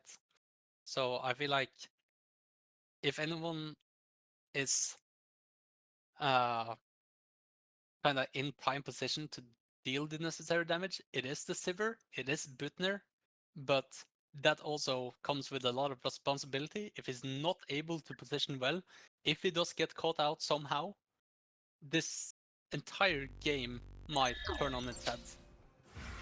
Yeah, definitely so. And Zench, while we have a little bit of a lull time here, while both of these teams are just setting up for Dragon, and we will have a little of a pause bug, it is gonna freeze for a moment. But again, Riot with their 200 years of experience. Who do you think here, now that we have reached the Omega late game past 30 minutes, of both teams starting to get their third items in, who do you think does have the better late game when it comes to these two drafts? It's kind of difficult to tell with the ornaments. I feel like Vacabrate scales better, yeah. But you gotta keep in mind that every single Beast Team esports member will have that extra 1,000 to 1.5k in their pockets once they get the ornament. So for Beast Team right now, I'm looking at the ornament for the Syndra, but they're looking for an engage on mid there. There is an engage coming through the WAP now, gonna be under threat. Half of it already collected and coming on through as well. That's gonna be the Orn Horn of Ken trying to keep his mid lane alive. Danny 8x8 is gonna live after all. Shockwave onto Lemon Feet. The Caitlyn has been taken out 24 in the back line now. Elrak gonna be taken very, very low as well. Can they find the Soraka Butner zoning off the entire team of Beast Team Esports all by himself? And that's gonna be Pacemates with the knockup as well. The flash forward from the Tahm Kench, but the WAP is not gonna work back this time around. Danny 8x8 with the underfoot. The scatter is good on the K's maze, but the Tahm Kench is so damn tanky with the Jack Show, and Wacky Raids end up getting a 3-4-2. Yeah, and this team fight honestly looked pretty good for Vacuum Raids as Bidner dodged out on the scatter of the week, but Robbery engaging onto Danny 8x8 who has the Seraph and Braids in pocket, just survives, but Mammon Feet getting caught out by that Orianna ultimate as he had no flash still completely turned the fight in Vacuum Raid's favor, although Beast Team's response to the sudden engage of Bittner and Robbery was really good at the start there. Yeah, definitely so. And not only that, but Wacky Raids have finally secured themselves the Infernal Soul. And not only is this the Infernal Soul, this is quadruple Infernal Dragon, which is, if I'm not entirely mistaken, it is 4% per stack, which would put it at 16% extra damage, which is ludicrous if you think about the amount of free stats that gives you alone and the amount of essentially free gold you're getting on the side of Yeah. Wacky Raids, and they're gonna do a lot of damage. This Sivir is definitely becoming a monster as the WAP is now engaged on. That's gonna be an engage in the top side. The WAP gets absolutely melted with the damage coming through. Mammonthy trying to see what he can do, but the flash forward, the flash in response from the Caitlyn as Caitlyn is gonna be trapped now. And under threat, Butner ends up fighting a kill for himself. Baron gonna be looked on now by the side of Wacky Raids, and Zench, the side of Wacky Raids, are looking to make a statement.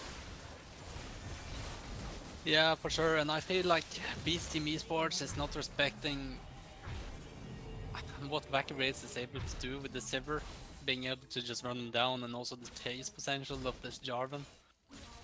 I feel like if you're hopping around Baron like that, and you're not looking to take it, at least hover somewhere you know you can be safe.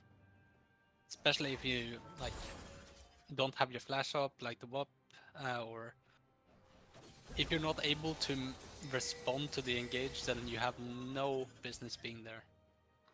But once again though, a good play coming out of Wacky Raid, securing them the Baron, and Robbery this time around finding a bit better targets on the initial engage. And we mentioned the Infernal Soul. And it seems Tom Kench and Jarvan is also starting to deal a lot of damage. I'm telling you, man, Tom Kench damage is giga busted. He just licks you, and suddenly you just get absolutely grumped on by the Tom Kench. But they are gonna be sieging down towards this bot lane. We'll see what the Tom Kench ends up doing, whether it makes the difference on the side of the wacky raids. But bot lane tier 2 is gonna be secured, and it's gonna be the Elder up in 3 minutes, Baron up in 4 minutes as well. The wave is gonna go over to the side of Beast Team Esports, and the game has calmed down a little bit. 36 minutes in, Zenj, and this is becoming an absolute banger. Yeah, and I'm still kind of confused as to why Beast Team decided to go for this Caitlyn. I feel like they just had this amazing game on Aphelios, right? And then they picked the Sivir. Why aren't we just accepting that hypercarries are probably the best champions in the games right now? So it kind of feels unfortunate for Beast Team in a sense, but Vacuum is truly playing towards what they are good on, and also to what they are known for. So Yeah, definitely. So the Caitlyn, I feel like it has done. I feel like it has done well, but I feel like that's also just with Mammon Feed. I know he often gets talked about around the server as being one of the more proficient AD carries that we have over in SLE. Definitely, some of his Kai'Sa performances have been absolutely outstanding earlier on in the season that we have seen, and definitely a player that can carry the team on his back when necessary, and also almost over to being full build, one more item to go.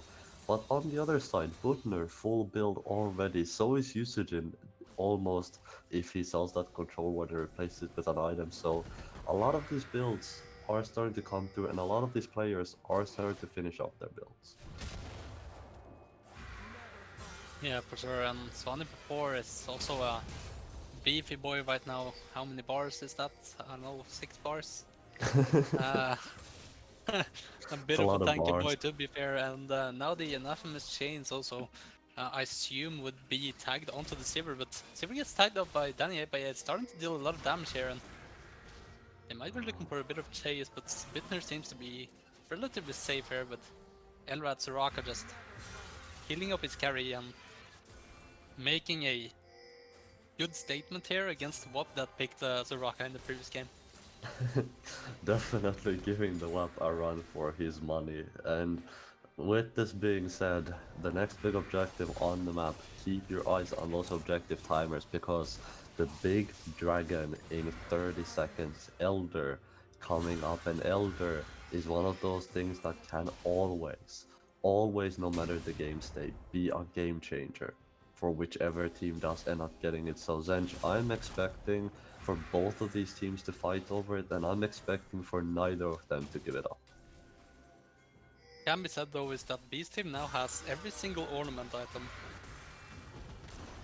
Definitely so. Robbery are gonna be under threat, and Shockwave is not gonna be used quite yet. Paranoia is gonna come onto it, that's gonna be Shockwave onto two. And here do he go, the Elder is gonna be on the card, but GA immediately popped from Falianet. He's gonna have that one, no Paranoia anymore left. Casemate in the front line now, packing up all this damage. Everyone is just surviving. Casemate has to pop the shield now.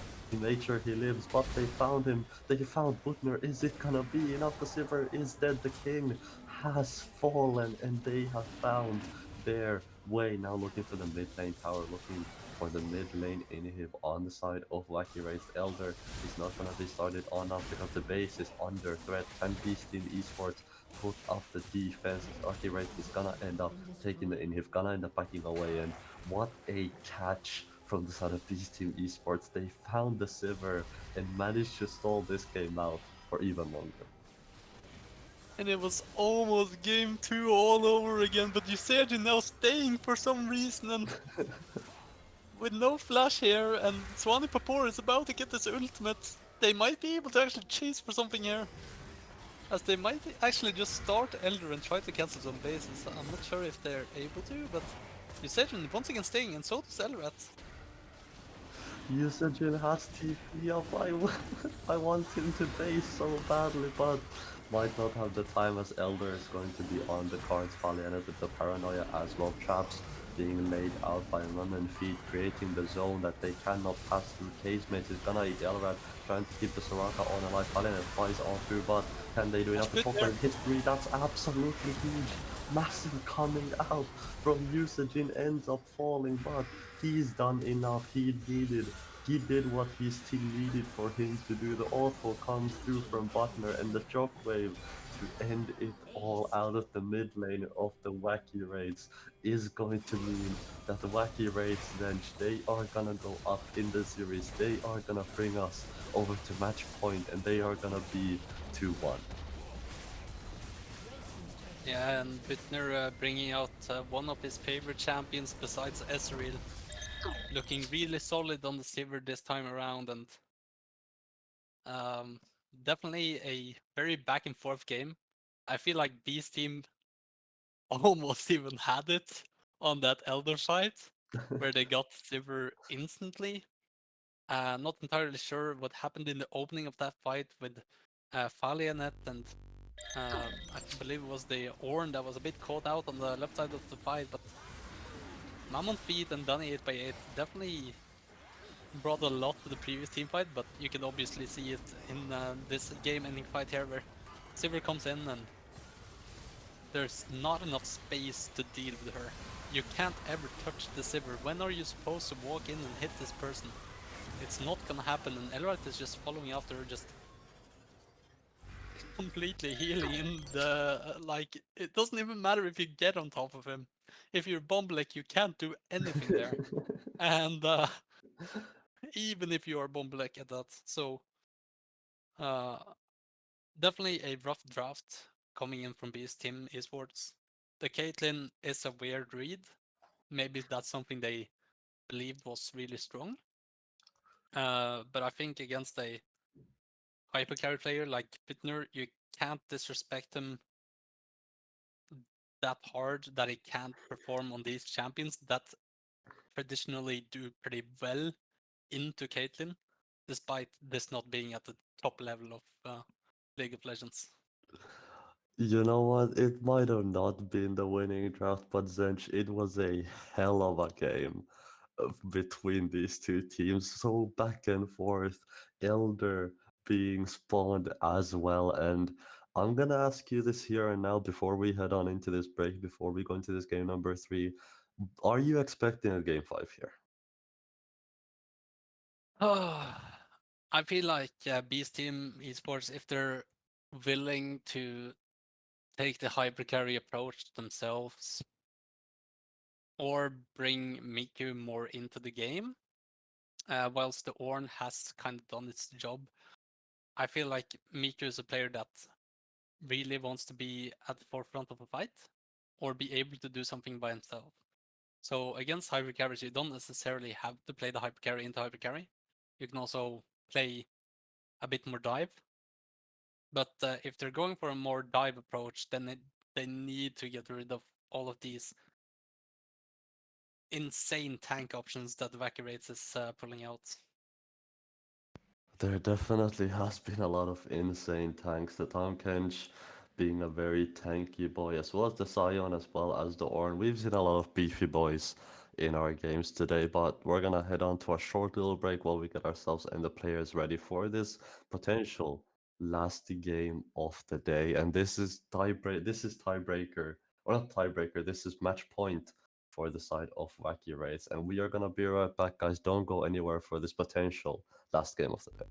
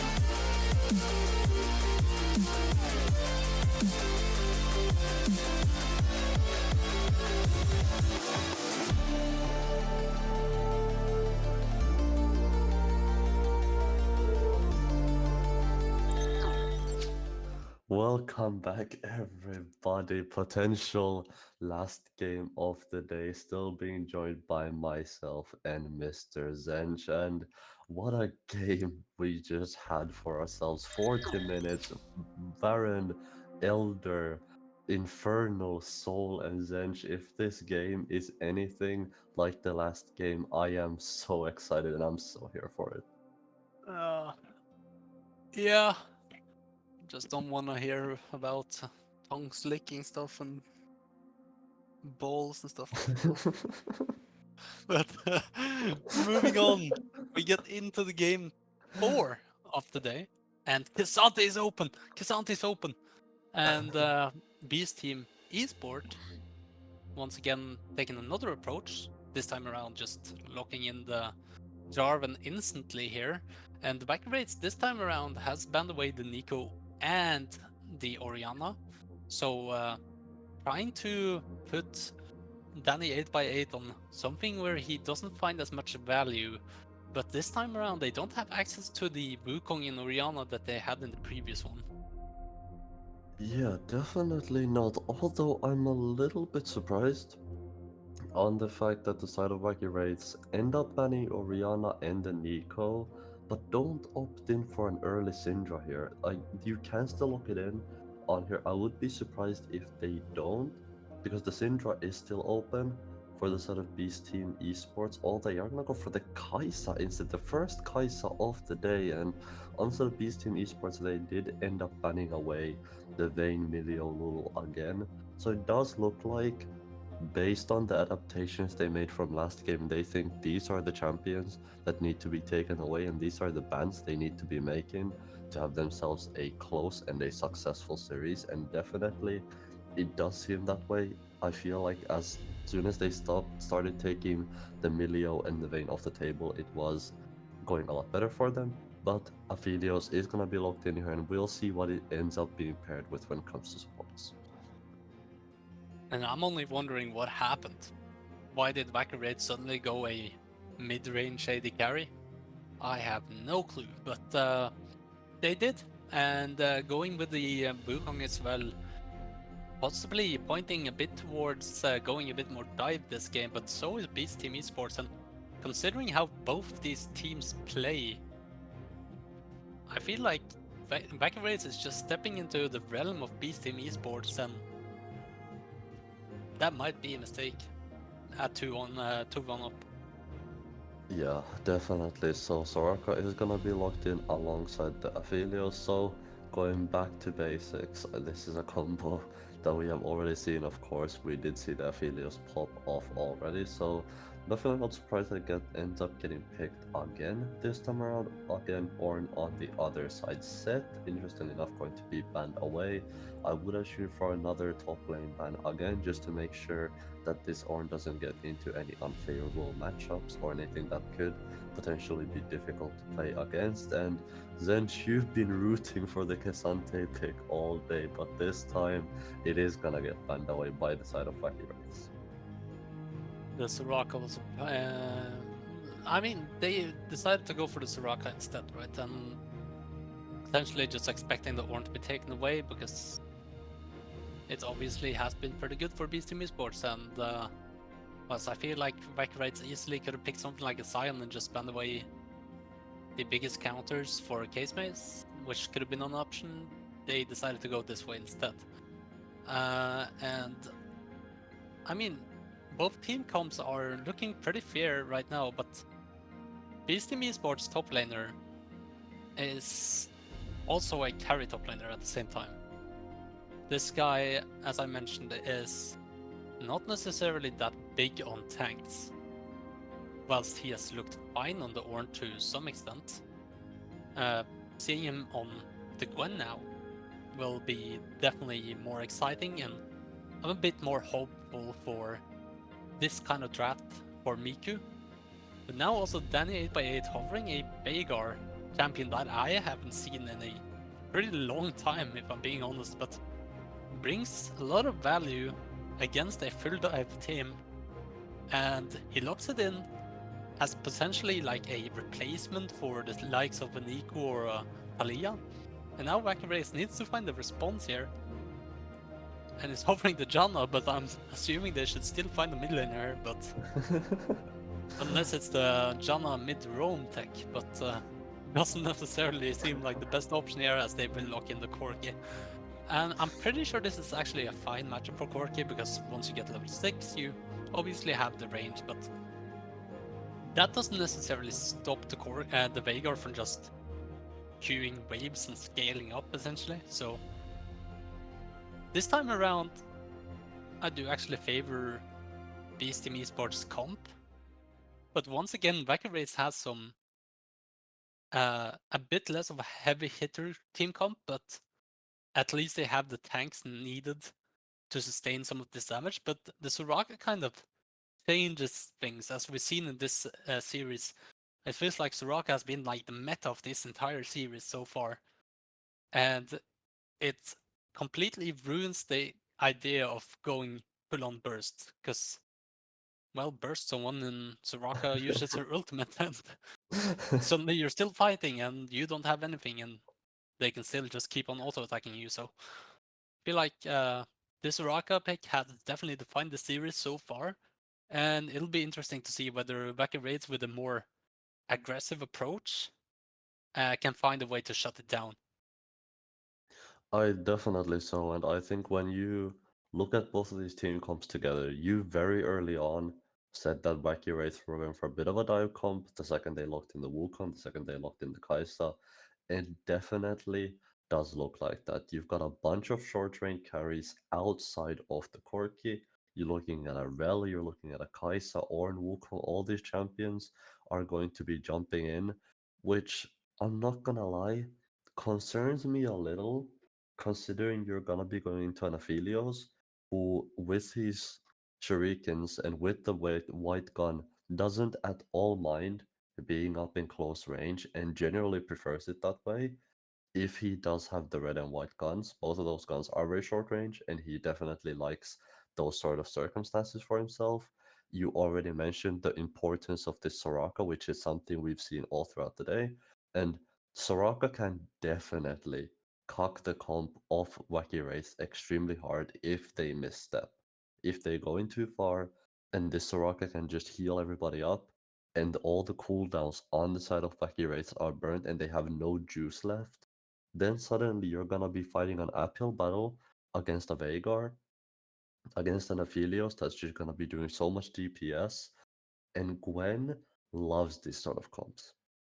Gwen, as a champion, herself is very short range, and she loves to go up against other people who are short range. Kai'Sa is one of those. Gwen is known for shredding tanks. Ornn is gonna fall very quickly in front of this Gwen with her true and max health damage. So I am definitely looking for the side of Beast Team Esports to play this game slower than they have so far these other games, and just giving their Veigar time, giving their Aphelios time, waiting till they reach those pivotal items and those pivotal breaking points, and then just start to wait for Wacky Race to engage, and then just sort of counter engage after there's no cooldowns left on the other side. Okay. I would say that Gwen actually doesn't love playing into short range. It completely depends. So the thing with Wacky Raids comp is they have a lot of I wouldn't say displacement, but like movement spells, like the clone of Wukong, the ultimate of Kai'Sa, Rel that actually can go into the Shroud of Gwen. Like there are definitely ways to deal with Gwen as a champion in this game for Wacky Raids. And while the matchup in top is meant to be favored for Gwen, I would definitely not say that it's favored for Gwen, at least until 2 items. So what I'm looking right here is Gwen is really going to be beneficial for Beast Team on the side lane, and eventually maybe on a TP flank or something of this nature.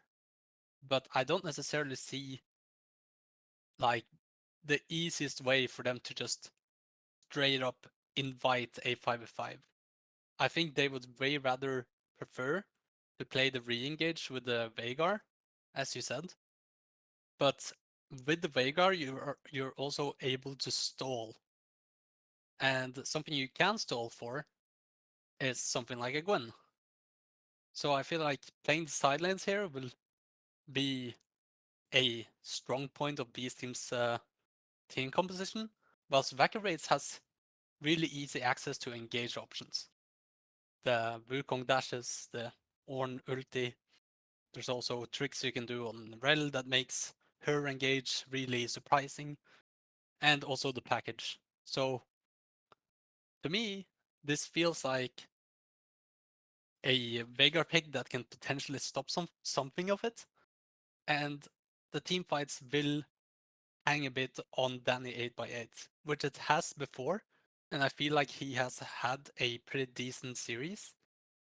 But if Mammon Feet is going to try to survive in these team fights, it will be Danny 8x8 who stops the enemy from killing him.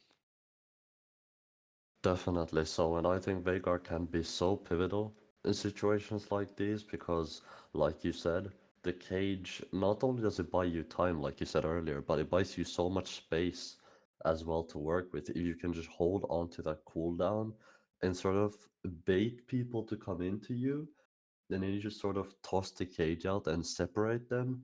So you're essentially fighting two smaller fights, and you can also look, if you time it right, to completely block the Kai'Sa ulting in, depending on where you're fighting from and depending on the angle that you're fighting at. So I think you're definitely gonna be looking at that when it comes to the success of Beast Team Esports, and when it comes, in my opinion, to Danny 8x8. He's had, I think, like you said it yourself, a decent series for himself. His Neeko is definitely, in my opinion, the best Neeko in SLE. He often shines on it, and it is often the difference maker when he does end up getting it. I feel like his Orianna as well is quite good, but on other champions, I feel like he doesn't tend to do as much, especially when it's something that's outside of the Neeko, Orianna, Syndra, which those three are the ones that we are used to him seeing. In my opinion, if I remember correctly, I don't think we have ever seen Alan Veigar yet in an SLE game. I might be wrong. You guys can fact check me on that. But I'm definitely looking forward to seeing what he can do, and if this can potentially be something that teams start to fear. If Beast Team Esports can take this game away from themselves and can potentially bring us to a game number 5. Yeah, for sure.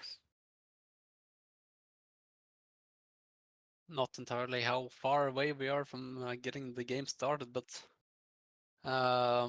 we will be jumping into the game very, very soon, as we're moving now onto the 4th game between Vacates and Beast Team Esports.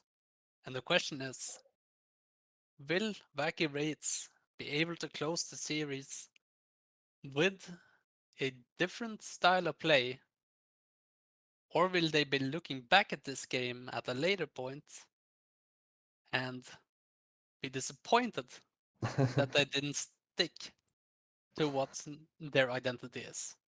I think the real question is, Zench, do we believe in a game 5? That's the real question. I believe. I'm a believer. My food is here very soon, so I actually don't believe. But Do you wish to share your food code to everyone else? no, I do not. You'll hear it eventually. But well, Make sure to join the Discord server if you haven't, by the way. You'll hear Zench's food code there. yes, for sure. So this game, once again, if we just recap the win conditions here for both of the teams, I think a Beast team obviously has multiple carries. I think that the more important ones, obviously being Veigar and Gwen, in my opinion, as these two champions perform the best into Vacabrate's team, whilst Mammon Feet can obviously try to find value through the Philios, but it will be harder with what Vacabrate has drafted for themselves. On Vacabrate's side, you're looking at the Ornn, you're looking at the amount of scaling that this champion can bring, and you Sejin with the amount of range, which can be really problematic for B's team to deal with if he gets too far ahead. Yeah, definitely so. And again, seeing the Orin tech coming in through as we are finally on the Rift for this potential last game. We do have Case Maze on the classic refillable potion or usaging already, having to back away under tower, running away from 98 bite. He's looking for some early tried to look for some early stacks, but ends up not coming through and ends up unfortunately missing on those. I'm really surprised that Mammon Feet once again here went for the cold despite playing into a Rel and Kaisa with double combat summoners and with a Wukong as well that can easily get on top of him. The Soraka not really providing more peel than just some healing. It'll definitely be interesting to see whether Mammon Feet is able to play this lane out as he wished to do with this choice of itemization, but it'll be definitely interesting to keep an eye on. Yeah, I think definitely so. And Doran's Blade obviously has become a lot more useful now than before after the buffs. So it is a lot of HP that you're not gonna be getting and you're gonna be missing out on, which could be the difference between life and death. Like you said it yourself, it is a very aggressive lane on the side of Wacky Wraith. The Rel Kaisa can be very aggressive if they want to play it that way. Of course, you don't have to play it that way, but that's generally how we have seen it played so far in SLE. People tend to try to find engages, try to find advantages in that lane, and especially against something like a Soraka, already seeing a flash coming on through level 2 for the bot lane of Wacky Wraith. Ignite going down as well, but the Icathian Rain is not gonna go on to the left, instead ends up finding the minions, and the Void Seeker is gonna find absolutely no one. Yeah, and as I was talking about, Elrat burning his flash in this lane, just trying to make this lane a bit more volatile, can easily become problematic for Beast Team Esports, and Wukong full clearing towards bot, while Jarvan has just gone straight into top lane, trying to get this Gwen ahead. As Ornn is now pushed up, but he's walking a bit too far, I think. As Casemate is under trouble here. There is gonna be a gank in the top lane, but with Case Maze flashing himself on out, Falionet is gonna find some advantages there. Mammon Feet now might be a little bit under threat. Elrat with the Hex flash forward is gonna have to mount back up and get himself away from there, but flash already burned in the top lane. A good start for the side of Beast Team Esports. As Falionet, surprisingly enough, is playing towards the top side and not this bot side, which I would assume you would have liked to do, maybe cover the aggressive playstyle coming out of Wacky Wraiths, but is gonna opt out of that and is gonna opt into the top lane instead. As we are seeing Robbery, he is down towards his bot side, so Mammon Feet and both the WAP need to be a little bit careful as to not to fall under prey of this Wukong. Although, as I say, that WAP is gonna be under threat, but the flash coming out is gonna keep him safe, and Mammon Feet as well is gonna get himself on out. So flash burn from the WAP, no summoners on the Soraka, which could prove very detrimental.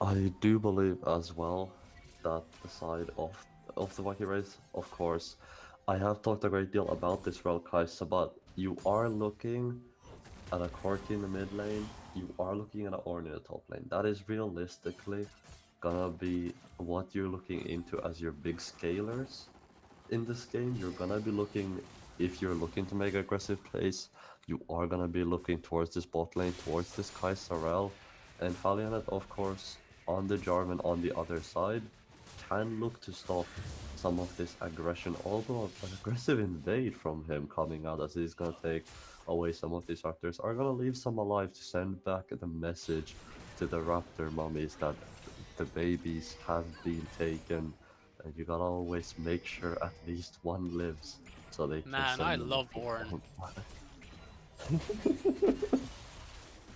And engage in the bot lane, as it's gonna be Budner who ends up falling 1-for-1, as both the AD carry force support, but the kill picked up by Mammon Feet and the kill picked up by Elrat means that it is gonna be Beast Team Esports who come out on top of that, and Mammon Feet almost halfway to finishing his cool engage. He's gonna come out through Elrat now, gonna get the Glacial Augment on in, although Valiant is down here, so they need to be a little bit careful, but Bombalek is gonna make sure that his Aphelios lives.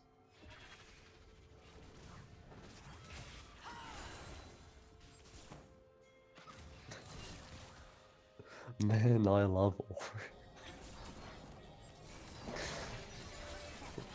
There is some more action in the bot lane though. Both of the junglers are around, so definitely can look for some action. Meanwhile, I'm thinking of the action in the bot lane. Usage said he's bored. He said, "Screw this! I want in on the action." And ends up finding a solo Bolo in the mid lane on the court. He ends up burning his flash forward, but so does Danny 8x8. So no flash in the mid lane, and definitely I feel like a winning trade for the side of Wacky Race. Now an engage from Case Maze is gonna get dodged out on, and another engage in the bot lane, but this should be fine. The Flagon Drag ends up going wide, and no advantages outside of the mid lane with the solo Bolo.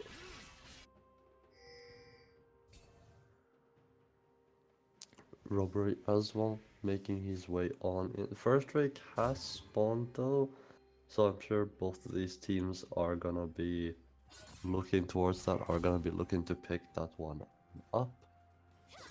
And especially considering it is a mounted Drake, can be very, very strong as well. Giovanni Papor now finding pretty favorable trades up there in top lane with the blasting bond, but Wacky Race with the aggression on bot side. It's almost kill in the top lane, Case. Huh? Okay, a kill in the... never mind, it scratched the almost, a kill in the top lane, as Caseme said. You know what? I feel like you had a rough day. So let me just give this one over to you, and I'm sure you'll great use of it. And you know what, Zench? Christmas is around the corner.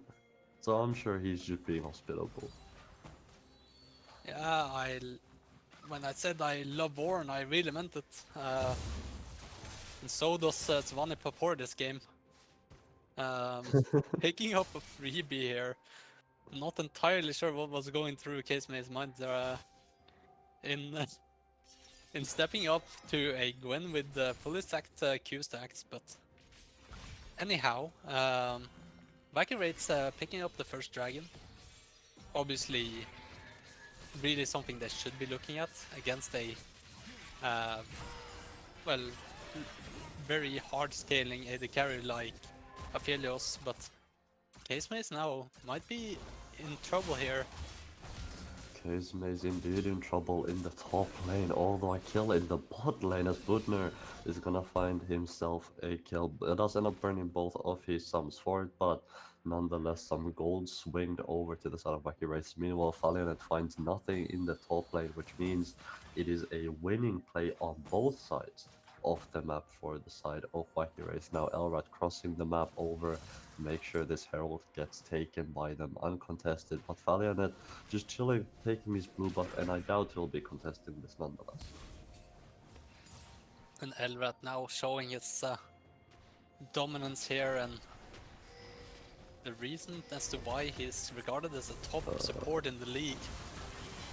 As I said that he's not gonna contest it, just ends up walking anyway, but the Veigar cage is absolutely massive, ends up hitting onto it too. That is beautiful damage coming out from the side of Beast Team Esports. And I spoke about Danny, the Orianna, the Soraka, the Nico, and I guess you can add Veigar to that list because that cage was absolutely scrumptious. So Savani Papor also stacking his abilities on the burst of Veigar. You can already tell how problematic this combo can become, but -1 in the chat is all I'm gonna say to that one. But Savani Papor now trying to make Case Maze decide whether he's going for these minions or if he can just pick up the plate for free, but Case Maze is choosing to go for the fight here in top lane. Usually it's a bit 50-50 what is better. I'm not entirely sure, it's an impossible question to answer, but El right now sitting in the bush here with Hex Flash. Might be looking onto Mammon Feet here.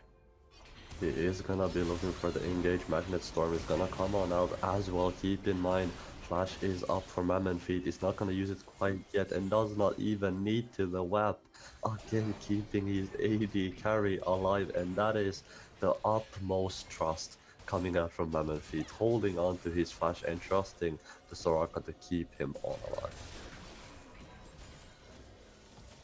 And this is why we credit Mammon Feet. He really knows the limits as an individual, and also pretty good awareness. Like, he's had his pop-off moments in these games so far, but only in game 2 it was really evident that Mammon Feet is a top AD carry in the league, but the side of Bittner and Elrat is nothing to scoff at.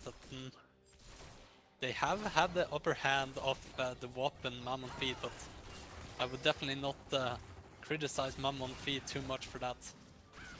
Definitely not, as we have a gank in the mid lane. Danny 8x8 now gonna have to burn his Flash Robbery, trying to get some summoners so he can make sure and come for a round number 2 very soon once that Cyclone comes back on up, and this time potentially gather himself up a kill while that Flash is on cooldown. Butner now is gonna be opting in for the on-hit build for this time around. Gonna be the Kraken Slayer already completed for him.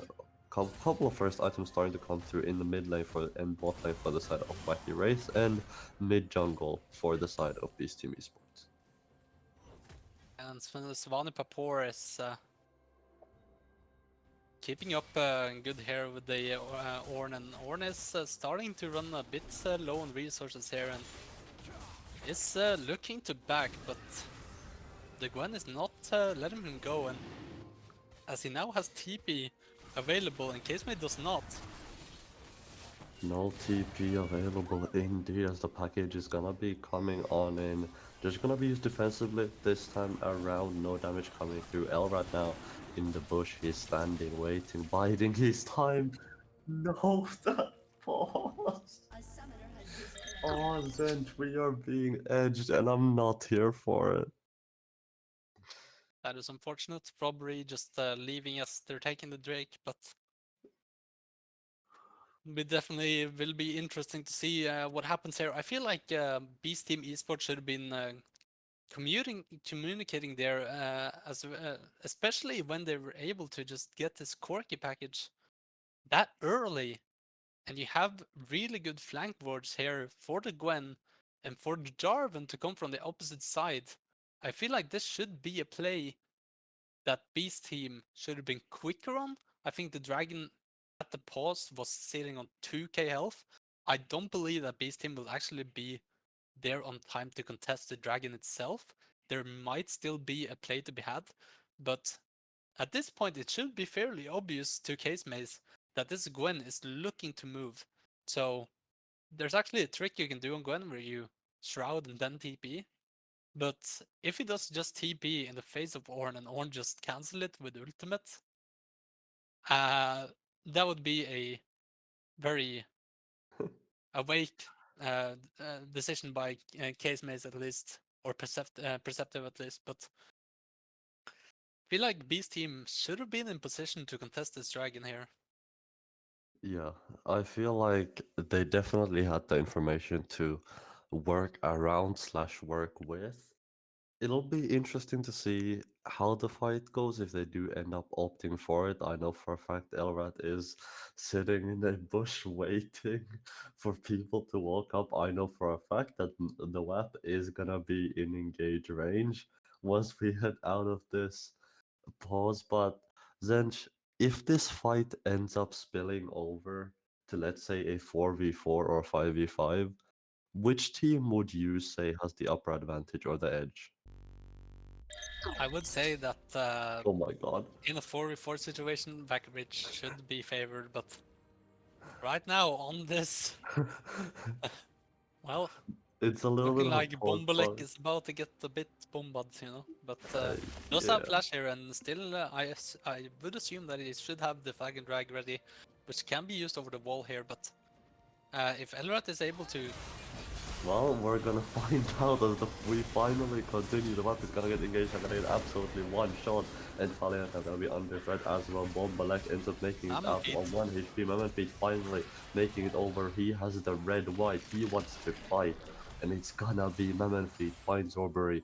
They find themselves the Drake, and Wacky Race are gonna be one Drake off of Soul Point. and honestly, if I'm Beast Team Esports and that went 2 for 2 on more significant targets, and gold onto the Veigar and the Aphelios, and you didn't have to use your TP in top, so you can maybe look to rotate into a top play as well, I would be really happy in this scenario of Beast Team Esports. Yeah, definitely so. I think when you look at their comp, they're fine to play it a little bit slower. They're fine to scale up into the late game. They've got the Aphelios, they've got the Veigar, the Giga scaling in the mid lane, the Infinite Scaler already. Having the Road of Ages should be completed at exactly 20 minutes, give or take. Does still have 6 more stacks to go, and once he does end up completing the Road of Ages, should be a formidable opponent to fight. As well as Mammoth Feet already having the Stormbracer completed with those tier 2 boots, so definitely working his way towards his second item, and once he does, should be again a formidable force. But Zench, we have first tower gold in the top lane. Yeah, but I must say that I love what Bombalek is doing right here, just taking away the entirety of Wukong's jungle. Now under pressure here, but the Jarvan should be able to just run away from here. And what is interesting about this right now is this going to have any effect on Wukong's ability to get his upgraded smite for a potential fight here? I mean, we're just gonna have to see, as the potential fight has already arrived. You can see both junglers trading blow for blow, and definitely it is Valiant in the jungle role who does have 30 CS lead at the moment on the Jarvan, so definitely taking this jungle a little bit over. No item yet on Robbery, doesn't even have it on this base now, which absolutely sucks for him, and would have definitely liked to have that. Valiant as well being one stack away from having that item completed, and definitely the advantage when it comes to these roles is in the jungle is for Beast Team Esports, as well as the top lane with the Riftmaker being finished up. So definitely it is Beast Team Esports who I think, in my opinion, with the comp they have, are very happy with the situation they're in. Yeah, definitely. Especially if Vakovates, the only way they have to contest objectives is to actually walk into Beast Team Esports, and with the amount of pressure they had on the top side and Jarvan being able to get a reset off on the Wukong before, they are able to just go straight into this Herald, and no top lane tower also allows Miku to just push out top lane freely, so definitely a good situation here for Beast Team Esports, but Mammon Feet has to be careful on this. This is not his turn to walk up. Well, it might not be his turn, but walk up he did, and he might regret it now. The exhaust is gonna come through, so will the Cyclone, and Usagen is gonna lend a helping hand over to his jungler. Shutdown over to Robbery. It's a shame it doesn't go to Usagen. I would have liked to see that maybe gifted on over to the Corki, but in another fight in the top lane. It's gonna be some cooldown traded so far, but Elrat is up there as well. You can see Call of the Forge God coming on out on the mini-map. Robbery getting chased in the bot lane as Papor is in trouble. It's a 2v3 up here. So far it's gonna be flat forward from Butner as Danny 8-Bit is gonna be exhausted, he's gonna be under threat, TP in from Usagin as well. The boys have assembled, Avengers are here, as Danny 8-Bit with the Primordial Burst is not gonna be able to finish the kill on up. The rockets are coming on through, and now he's gonna be finished off by Usagin, but the feet are not good enough, as the auto attack is not something you can dodge despite dodging everything else. And a tower in the mid lane for Beast Team Esports, as well as the game is just starting to explode right in front of us, and Beast Team Esports still with the gold lead. But everyone was fine, and Mammoth Feet had previously respected the potential of the tower dive on bot side so much that he just gave up the tower earlier. And this time around, he's not willing to give up a couple of CS for the better play on top side. It goes he to just question a wants bit to this play the decision game. making right here in the past minute, but now Wacky Raid's a bit more in a position to actually contest this Drake. They definitely are in the position, but with the package on Usagin, this should be secured by them very thoroughly on, and the package is gonna be used for a little bit of a taxi service, or with an Uber right into the mid lane, straight onto some CS. You can see Usagin not willing to hang around and waste his time with silly things like walking. Is just gonna glide on over and maximizing his golden cup. Now Elrat and Robbery caught in the cage, but they'll be able to just walk it out. Bombalek. Case miss. Okay. I don't know what we're really looking at right here, but the Gwen ult for a mini Raptor is apparently worth. Anyway, the noticeable part right now is at least Veigar sitting on 9 stacks on the road pages.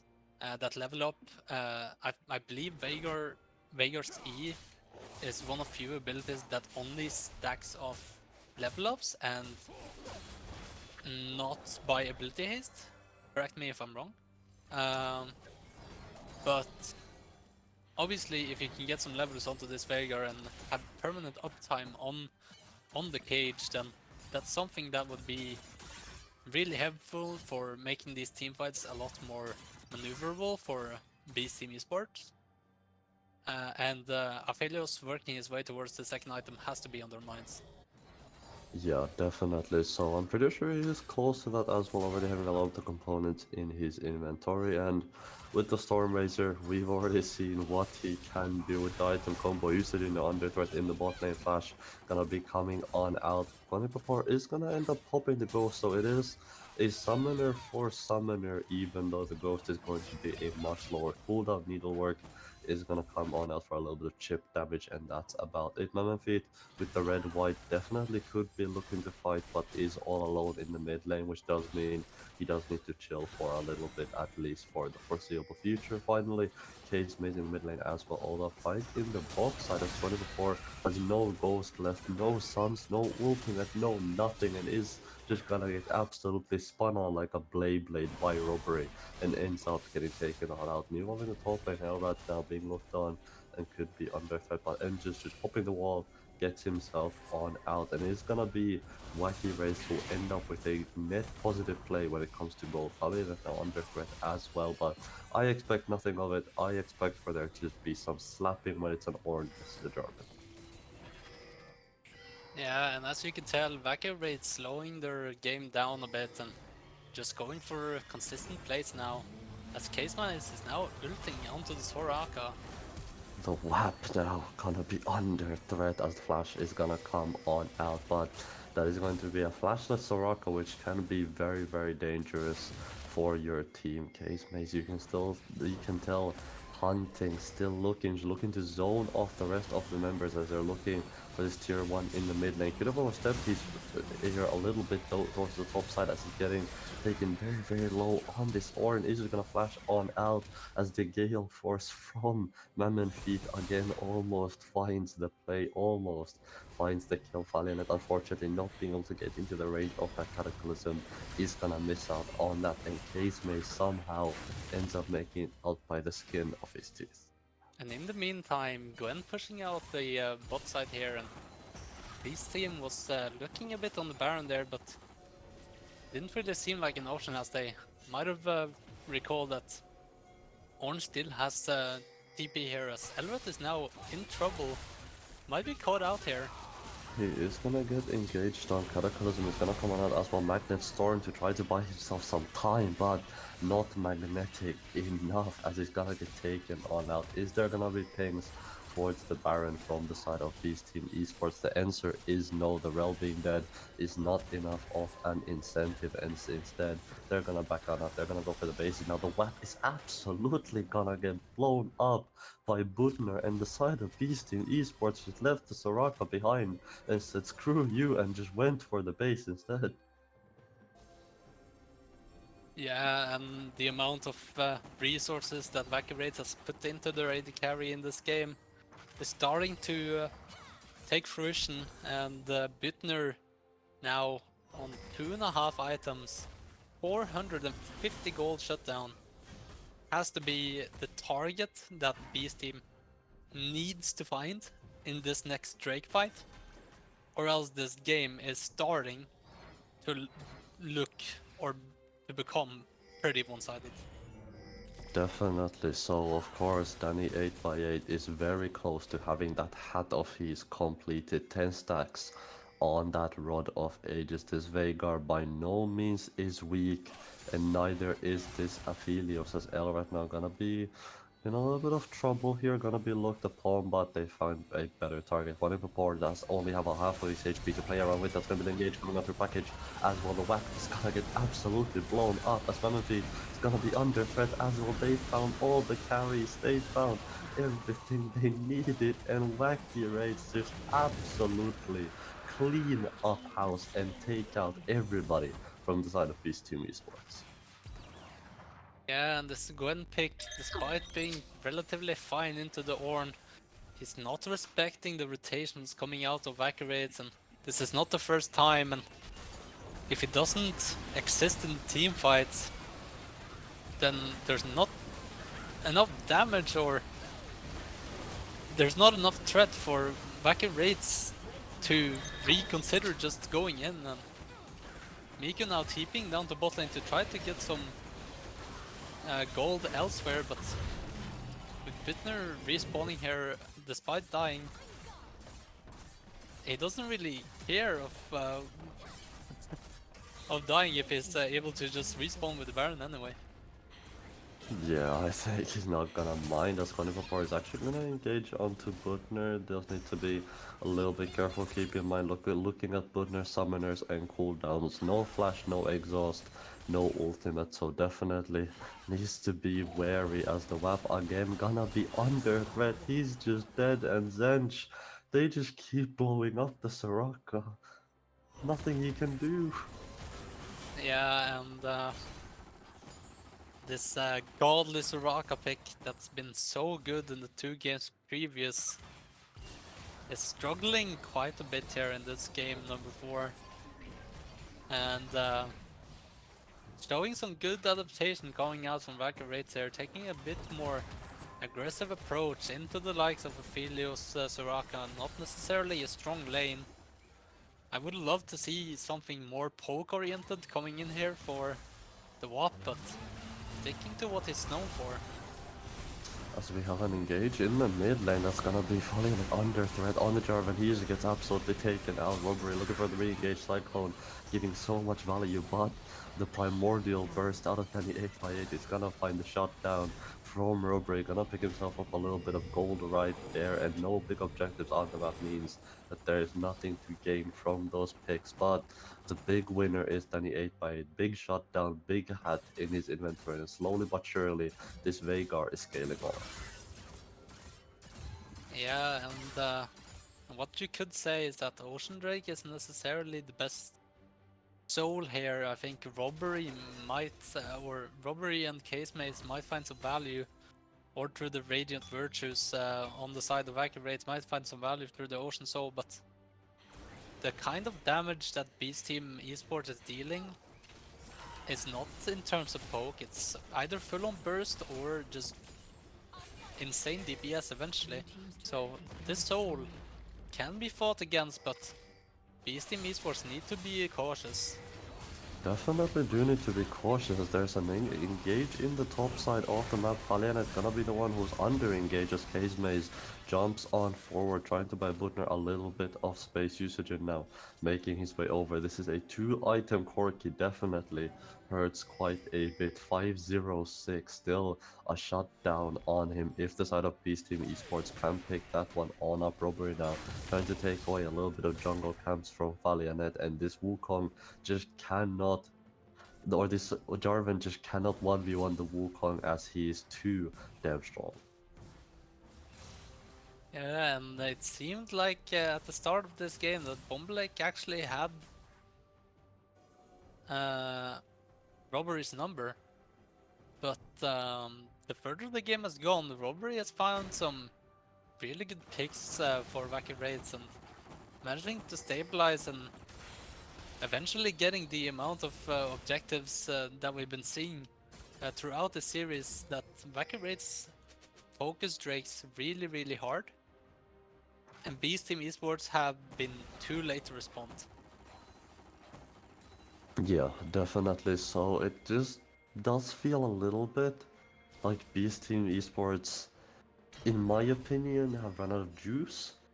In a way, they just do seem to, like you said, be a little bit slow when it comes to responding to these and the plays on the other side and the things Wacky Raids are doing. And like you said it yourself, the WAP not having an amazing game for himself on the Soraka, 6 deaths already, and does just get caught out quite a bit by Elrat and the rest of the boys.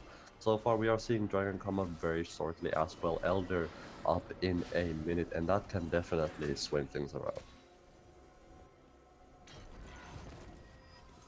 We have seen the quality of some of these players throughout the series so far, and I must say it will not feel too great having to say goodbye to one of them at the end of this series. Yeah, definitely not. But hey, man, that's the thing with single elimination. It never feels goodbye to say. It never feels good to say goodbye to any of these teams as well. Again, he's just dead usage and has his number entirely, and this Soraka just cannot get away with anything, as that is gonna be his 7th death of the game. Valiant now is stuck in between a lot of people here. As the Flag and Drag does come on out, so does the Flash, but the Cyclone is so damn good, so damn strong. And this should be Elder secured for the side of Wacky Race, and Zench, I feel like I might be jinxing them, but I feel like this might be the game secured for them as well. Yeah, the Elder Dragon is obviously really hard to fight against. Mammoth will be trying to steal here, but seems very unlikely as Robbery just might. And Casement is now looking for an all-in on top lane. Swanipapor falling down low. He's gonna fall down low, and with the Elder buff, he's just gonna get taken on out. And this Elder with objective timings can also transfer back into on Baron. And I would expect for the side of Wacky Race to look to end on this Baron potentially, unless we have any miracle steals coming through, but there is no Beast Team Esports member anywhere to be seen, no one to take this away, and no one to even contest this, as the WAP is in no man's land. Yeah, and Yusejin having a way better performance, though I don't know exactly how many of those kills are just Soraka, Soraka, but definitely has the WAP's blood on his hands this time around, so Beast Team Esports now in a precarious situation here, has to try to defend versus the Elder and Baron buff. It'll be really difficult. We've seen many teams just fall, but we have seen some teams being able to protect themselves in scenarios like this. Definitely haven't. This is do or die beastie, but the esports have to come out of the Magnet Storm. It's so damn clean. Into the Cyclone, into the Engage, and all the buttons on the side of Wacky Raids has been pressed. They have beat Beast Team Esports 3-1, and this means Wacky Raids are gonna be moving on as the Nexus blows up. We are gonna be saying our goodbyes to Beast Team Esports as Wacky Race end up taking the series 3-1. And we are saying goodbye to Beast Team Esports, the Polish organization that's spread a lot of funny comments during this regular season, but it is with a what's it called again? It is unlucky to see them fall this early in the playoffs. And Bombalek, I wish we could have seen more of him. I feel like he did have. He had a pretty good chance at finding a way to win this last game, and I feel like he had put himself in a position where it was definitely possible to take this game 4. But Vacuum Raid's playing it slow and controlled and using their advantages in the bot lane once again to close out the game.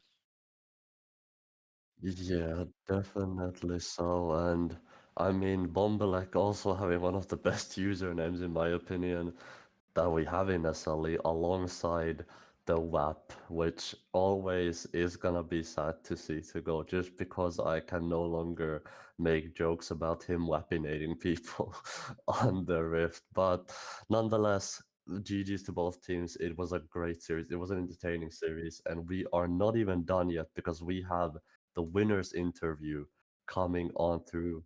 And I do believe we have a short break coming up while we get everything set up, while we make sure that everybody is ready for that. So, guys, if you feel like hearing what the winner had to say, if you guys feel like hearing from the man himself, don't go anywhere. We're gonna be right back very, very shortly.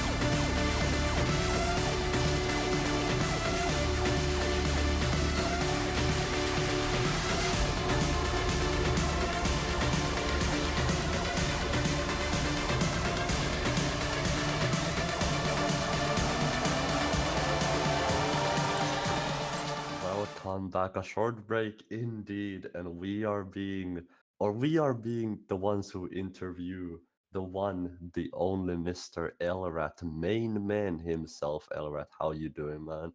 How you I'm feeling? I'm doing okay. Was a rough series. I mean, best of 5 is always hard, especially when you only played best of 2 before. Yeah, definitely it's a big change. And I can sense that there might be some teams who might end up struggling with it, but Zench, I'm gonna let you kick us off. If you have any questions, feel free to take it away. Um, well, congratulations. Wanted to know a bit behind your draft here in the last game.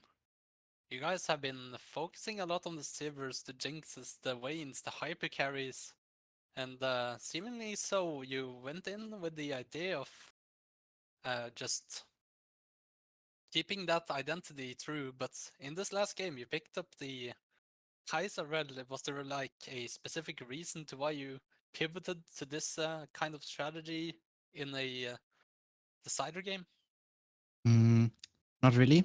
We wanted to, in my opinion, we should always pick like Jinx or Syria, but we decided to pick Kai'Sa, and I don't know the reason, but then they picked again Aphelios Soraka, and then they bent our Blitzcrank, so we needed another engage support, and then we picked the Rel because it fits perfectly with the Kai'Sa. And what I realized during the draft was you did come in, you banded with K'Sante, notoriously broken champion now on this patch, but then eventually you just dropped it. Was there something you had was this a plan you had in mind before the games, or uh, how come you just decided to give it up uh, in the end? We left it twice. Yeah, it was twice open when we were red side because if they pick it before the second ban phase, we always get a counter pick for it because they can't ban like the top lane champs that are good for us against Cassandra. So we had more important bans like the Nico we didn't like, or like the Oriana, which is also a really strong pick, and then we banned Cassandra in the second rotation. And what seems to be the case is that Soraka came up kind of out of nowhere. I don't know if I've seen it elsewhere at all, but you guys picked it right after the WAP brought it out in game 2, I believe. Uh, is this a champion we should expect more of, or I what hope is not. your thoughts of the champion? I think Soraka is really good when the enemy team has a hard way or difficult way to engage you. And in the second game, for them, it was really, really clutch because we didn't have that much backline dive, only like the Corki. And he failed it once to one shot the Soraka, and then they won. And in the third game, it felt pretty good. Also, we got because they didn't have that much backline engage, and then they picked Nocturne, and Nocturne was kind of useless after his second item when we grouped. So it's a really good champ if you want to enchant her and the enemies don't have engage. Moving now 3-1 in this series, I can only imagine that you're feeling pretty confident, although some of these games were contested by Beast Team Esports. Beast Team Esports was a team that has taken wins of multiple of the better teams in the league. Now facing up against Revel Links or Slim Odds, do you have any favorite opponent here? Would you like to meet one of them more than the other? First of all, I want to give a huge shout out to Beast Team. It was really hard game sometimes. We really struggled a lot, and I think they played a very good game. And next week we either play Slimmers or Revel Links. I think that will be really hard if Revel Links win because we played once against them and they just destroyed us. I think in 25 minutes twice, and we kind of need to rethink our idea against playing them. So I hope Slim Odds win, so we maybe have a better chance. And Tessa, did you have any other questions that you want to ask the victorious Elrat today?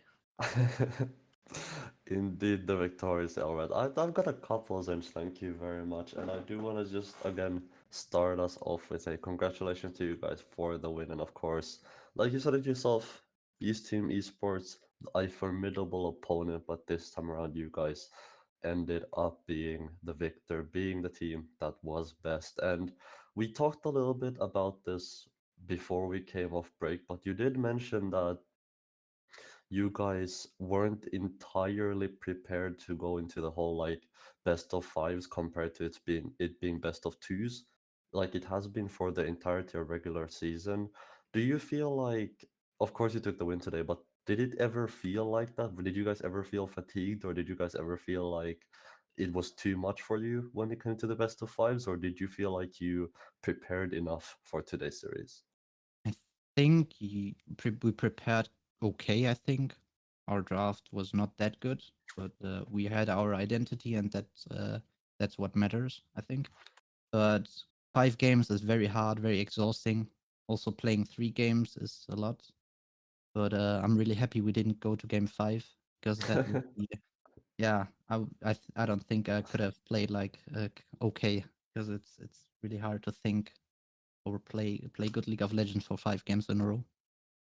I mean, yeah, definitely. So, especially in a 5v5 setting where you have to pay attention to so much and so much of the things around you. And of course, you guys ended up being the better team today, but what do you feel like constituted to that? Do you feel like there was any secret to you guys winning, any specific one thing that you guys did better, or do you feel like it was all around just a better team performance coming out of you guys? I think we focused on ourselves because the last 3 or 4 weeks were very hard. We didn't scrim a lot, and we had like a little identity struggle with how we want to approach the game. And I think we focused on how we want to approach the game. We play together, and then we won. That's very good to hear as well. And of course, it is good to see that you guys ended up taking the win. And is there sort of any any plans when you came into today's series? Like, have you guys, or how did you prepare? Did you guys like scrim a lot this week, or did you guys sort of just do a lot of VOD reviewing, or what does preparing and preparation overall look like for you guys when you come into this series?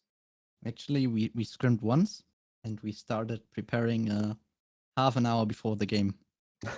So, yeah, our preparation was not the best, but I think we might rewatch the games, look at our arrows, and also for Roll Links, we kind of need to step it up if they win. Or Slim Odds, we either need to step it up because the teams get better each round.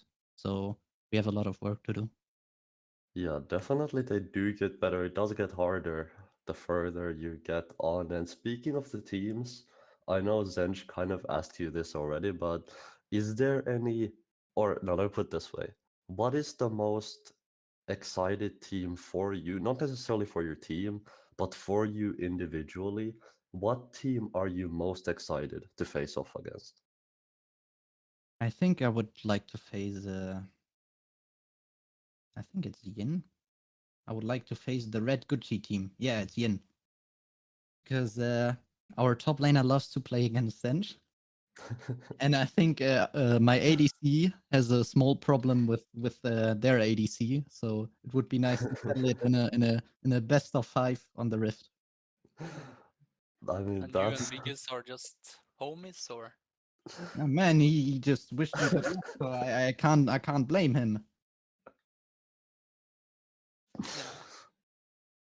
I mean, that's fair enough. I feel like it does also help drive you in a way because so long as you have a certain goal you're trying to reach, you will also always be motivated to work on it and always be motivated to improve as well. And I do want to talk a little bit about improving because it is always good to look at the bright side of things, always good to look at the victories. But is there anything you can specifically point out at this point or at this stage that you yourself felt like you could have done better despite winning the series? Or an area that you feel like maybe didn't go like you planned it to or the way that you wanted it to? I think you can always improve communication, and our communication was kind of rough this game because we were really hyped. We talked a lot, we talked fast, so sometimes we would call something like we base here, and some people just stay, or yeah, communication would be the main point, and that we don't get caught a lot because our mid laner he just got caught a lot in the first 2 games. I can remember that. I mean, yeah, that's definitely fair enough. And yeah, we are gonna be rounding it off here. I feel like I at least don't have any more questions. So, Zench, if you have nothing else to add, I feel like we can send Elrat on his way so we can close ourselves off. Yeah, most definitely. Thank you, Elrat, for showing up to the interview. Hopefully, we will be able to interview you or again sometime, or maybe we can get Case Mace or Büttner in here. That would be really interesting. And with a heavy heart, we have to say goodbye to Beast Team Esports, a great addition to the league, and they have contributed to a lot of banter, a lot of fun, and all I want to say personally is I hope to see them next time, and good luck to Wacky Raids in the following week. Yeah, definitely. So, Elrat, do you have any final words from yourself? Any message that you want to put out there before we kick you out? I think I want to thank everybody who's involved in this league. Your casters, everybody who casted the game, the producer, Peppa. I think also the mod team. Sometimes they get a little bit of hate, also like the owners, and I think every team, also these Team Esports especially. I hope we maybe face again next season. Yeah. Yeah, definitely always good to hear that you are thankful. And of course, we are all thankful that we get to be here and get to be with each other. But like I said, that is going to round us off for today. Wacky Race versus Beast Team Esports 3-1 for the side of Wacky Race. And of course, thank you to myself on my behalf as well to everyone who was watching. Thank you to Zench for joining me. Thank you to Elrat for letting us interview and talk to you a little bit. And of course, big thanks to Peppa, the big man behind the scenes, making this all happen. And I wish everyone a good night, good day, depending on where you're watching this from. And we will see you on Sunday with another big banger of a bunch of games.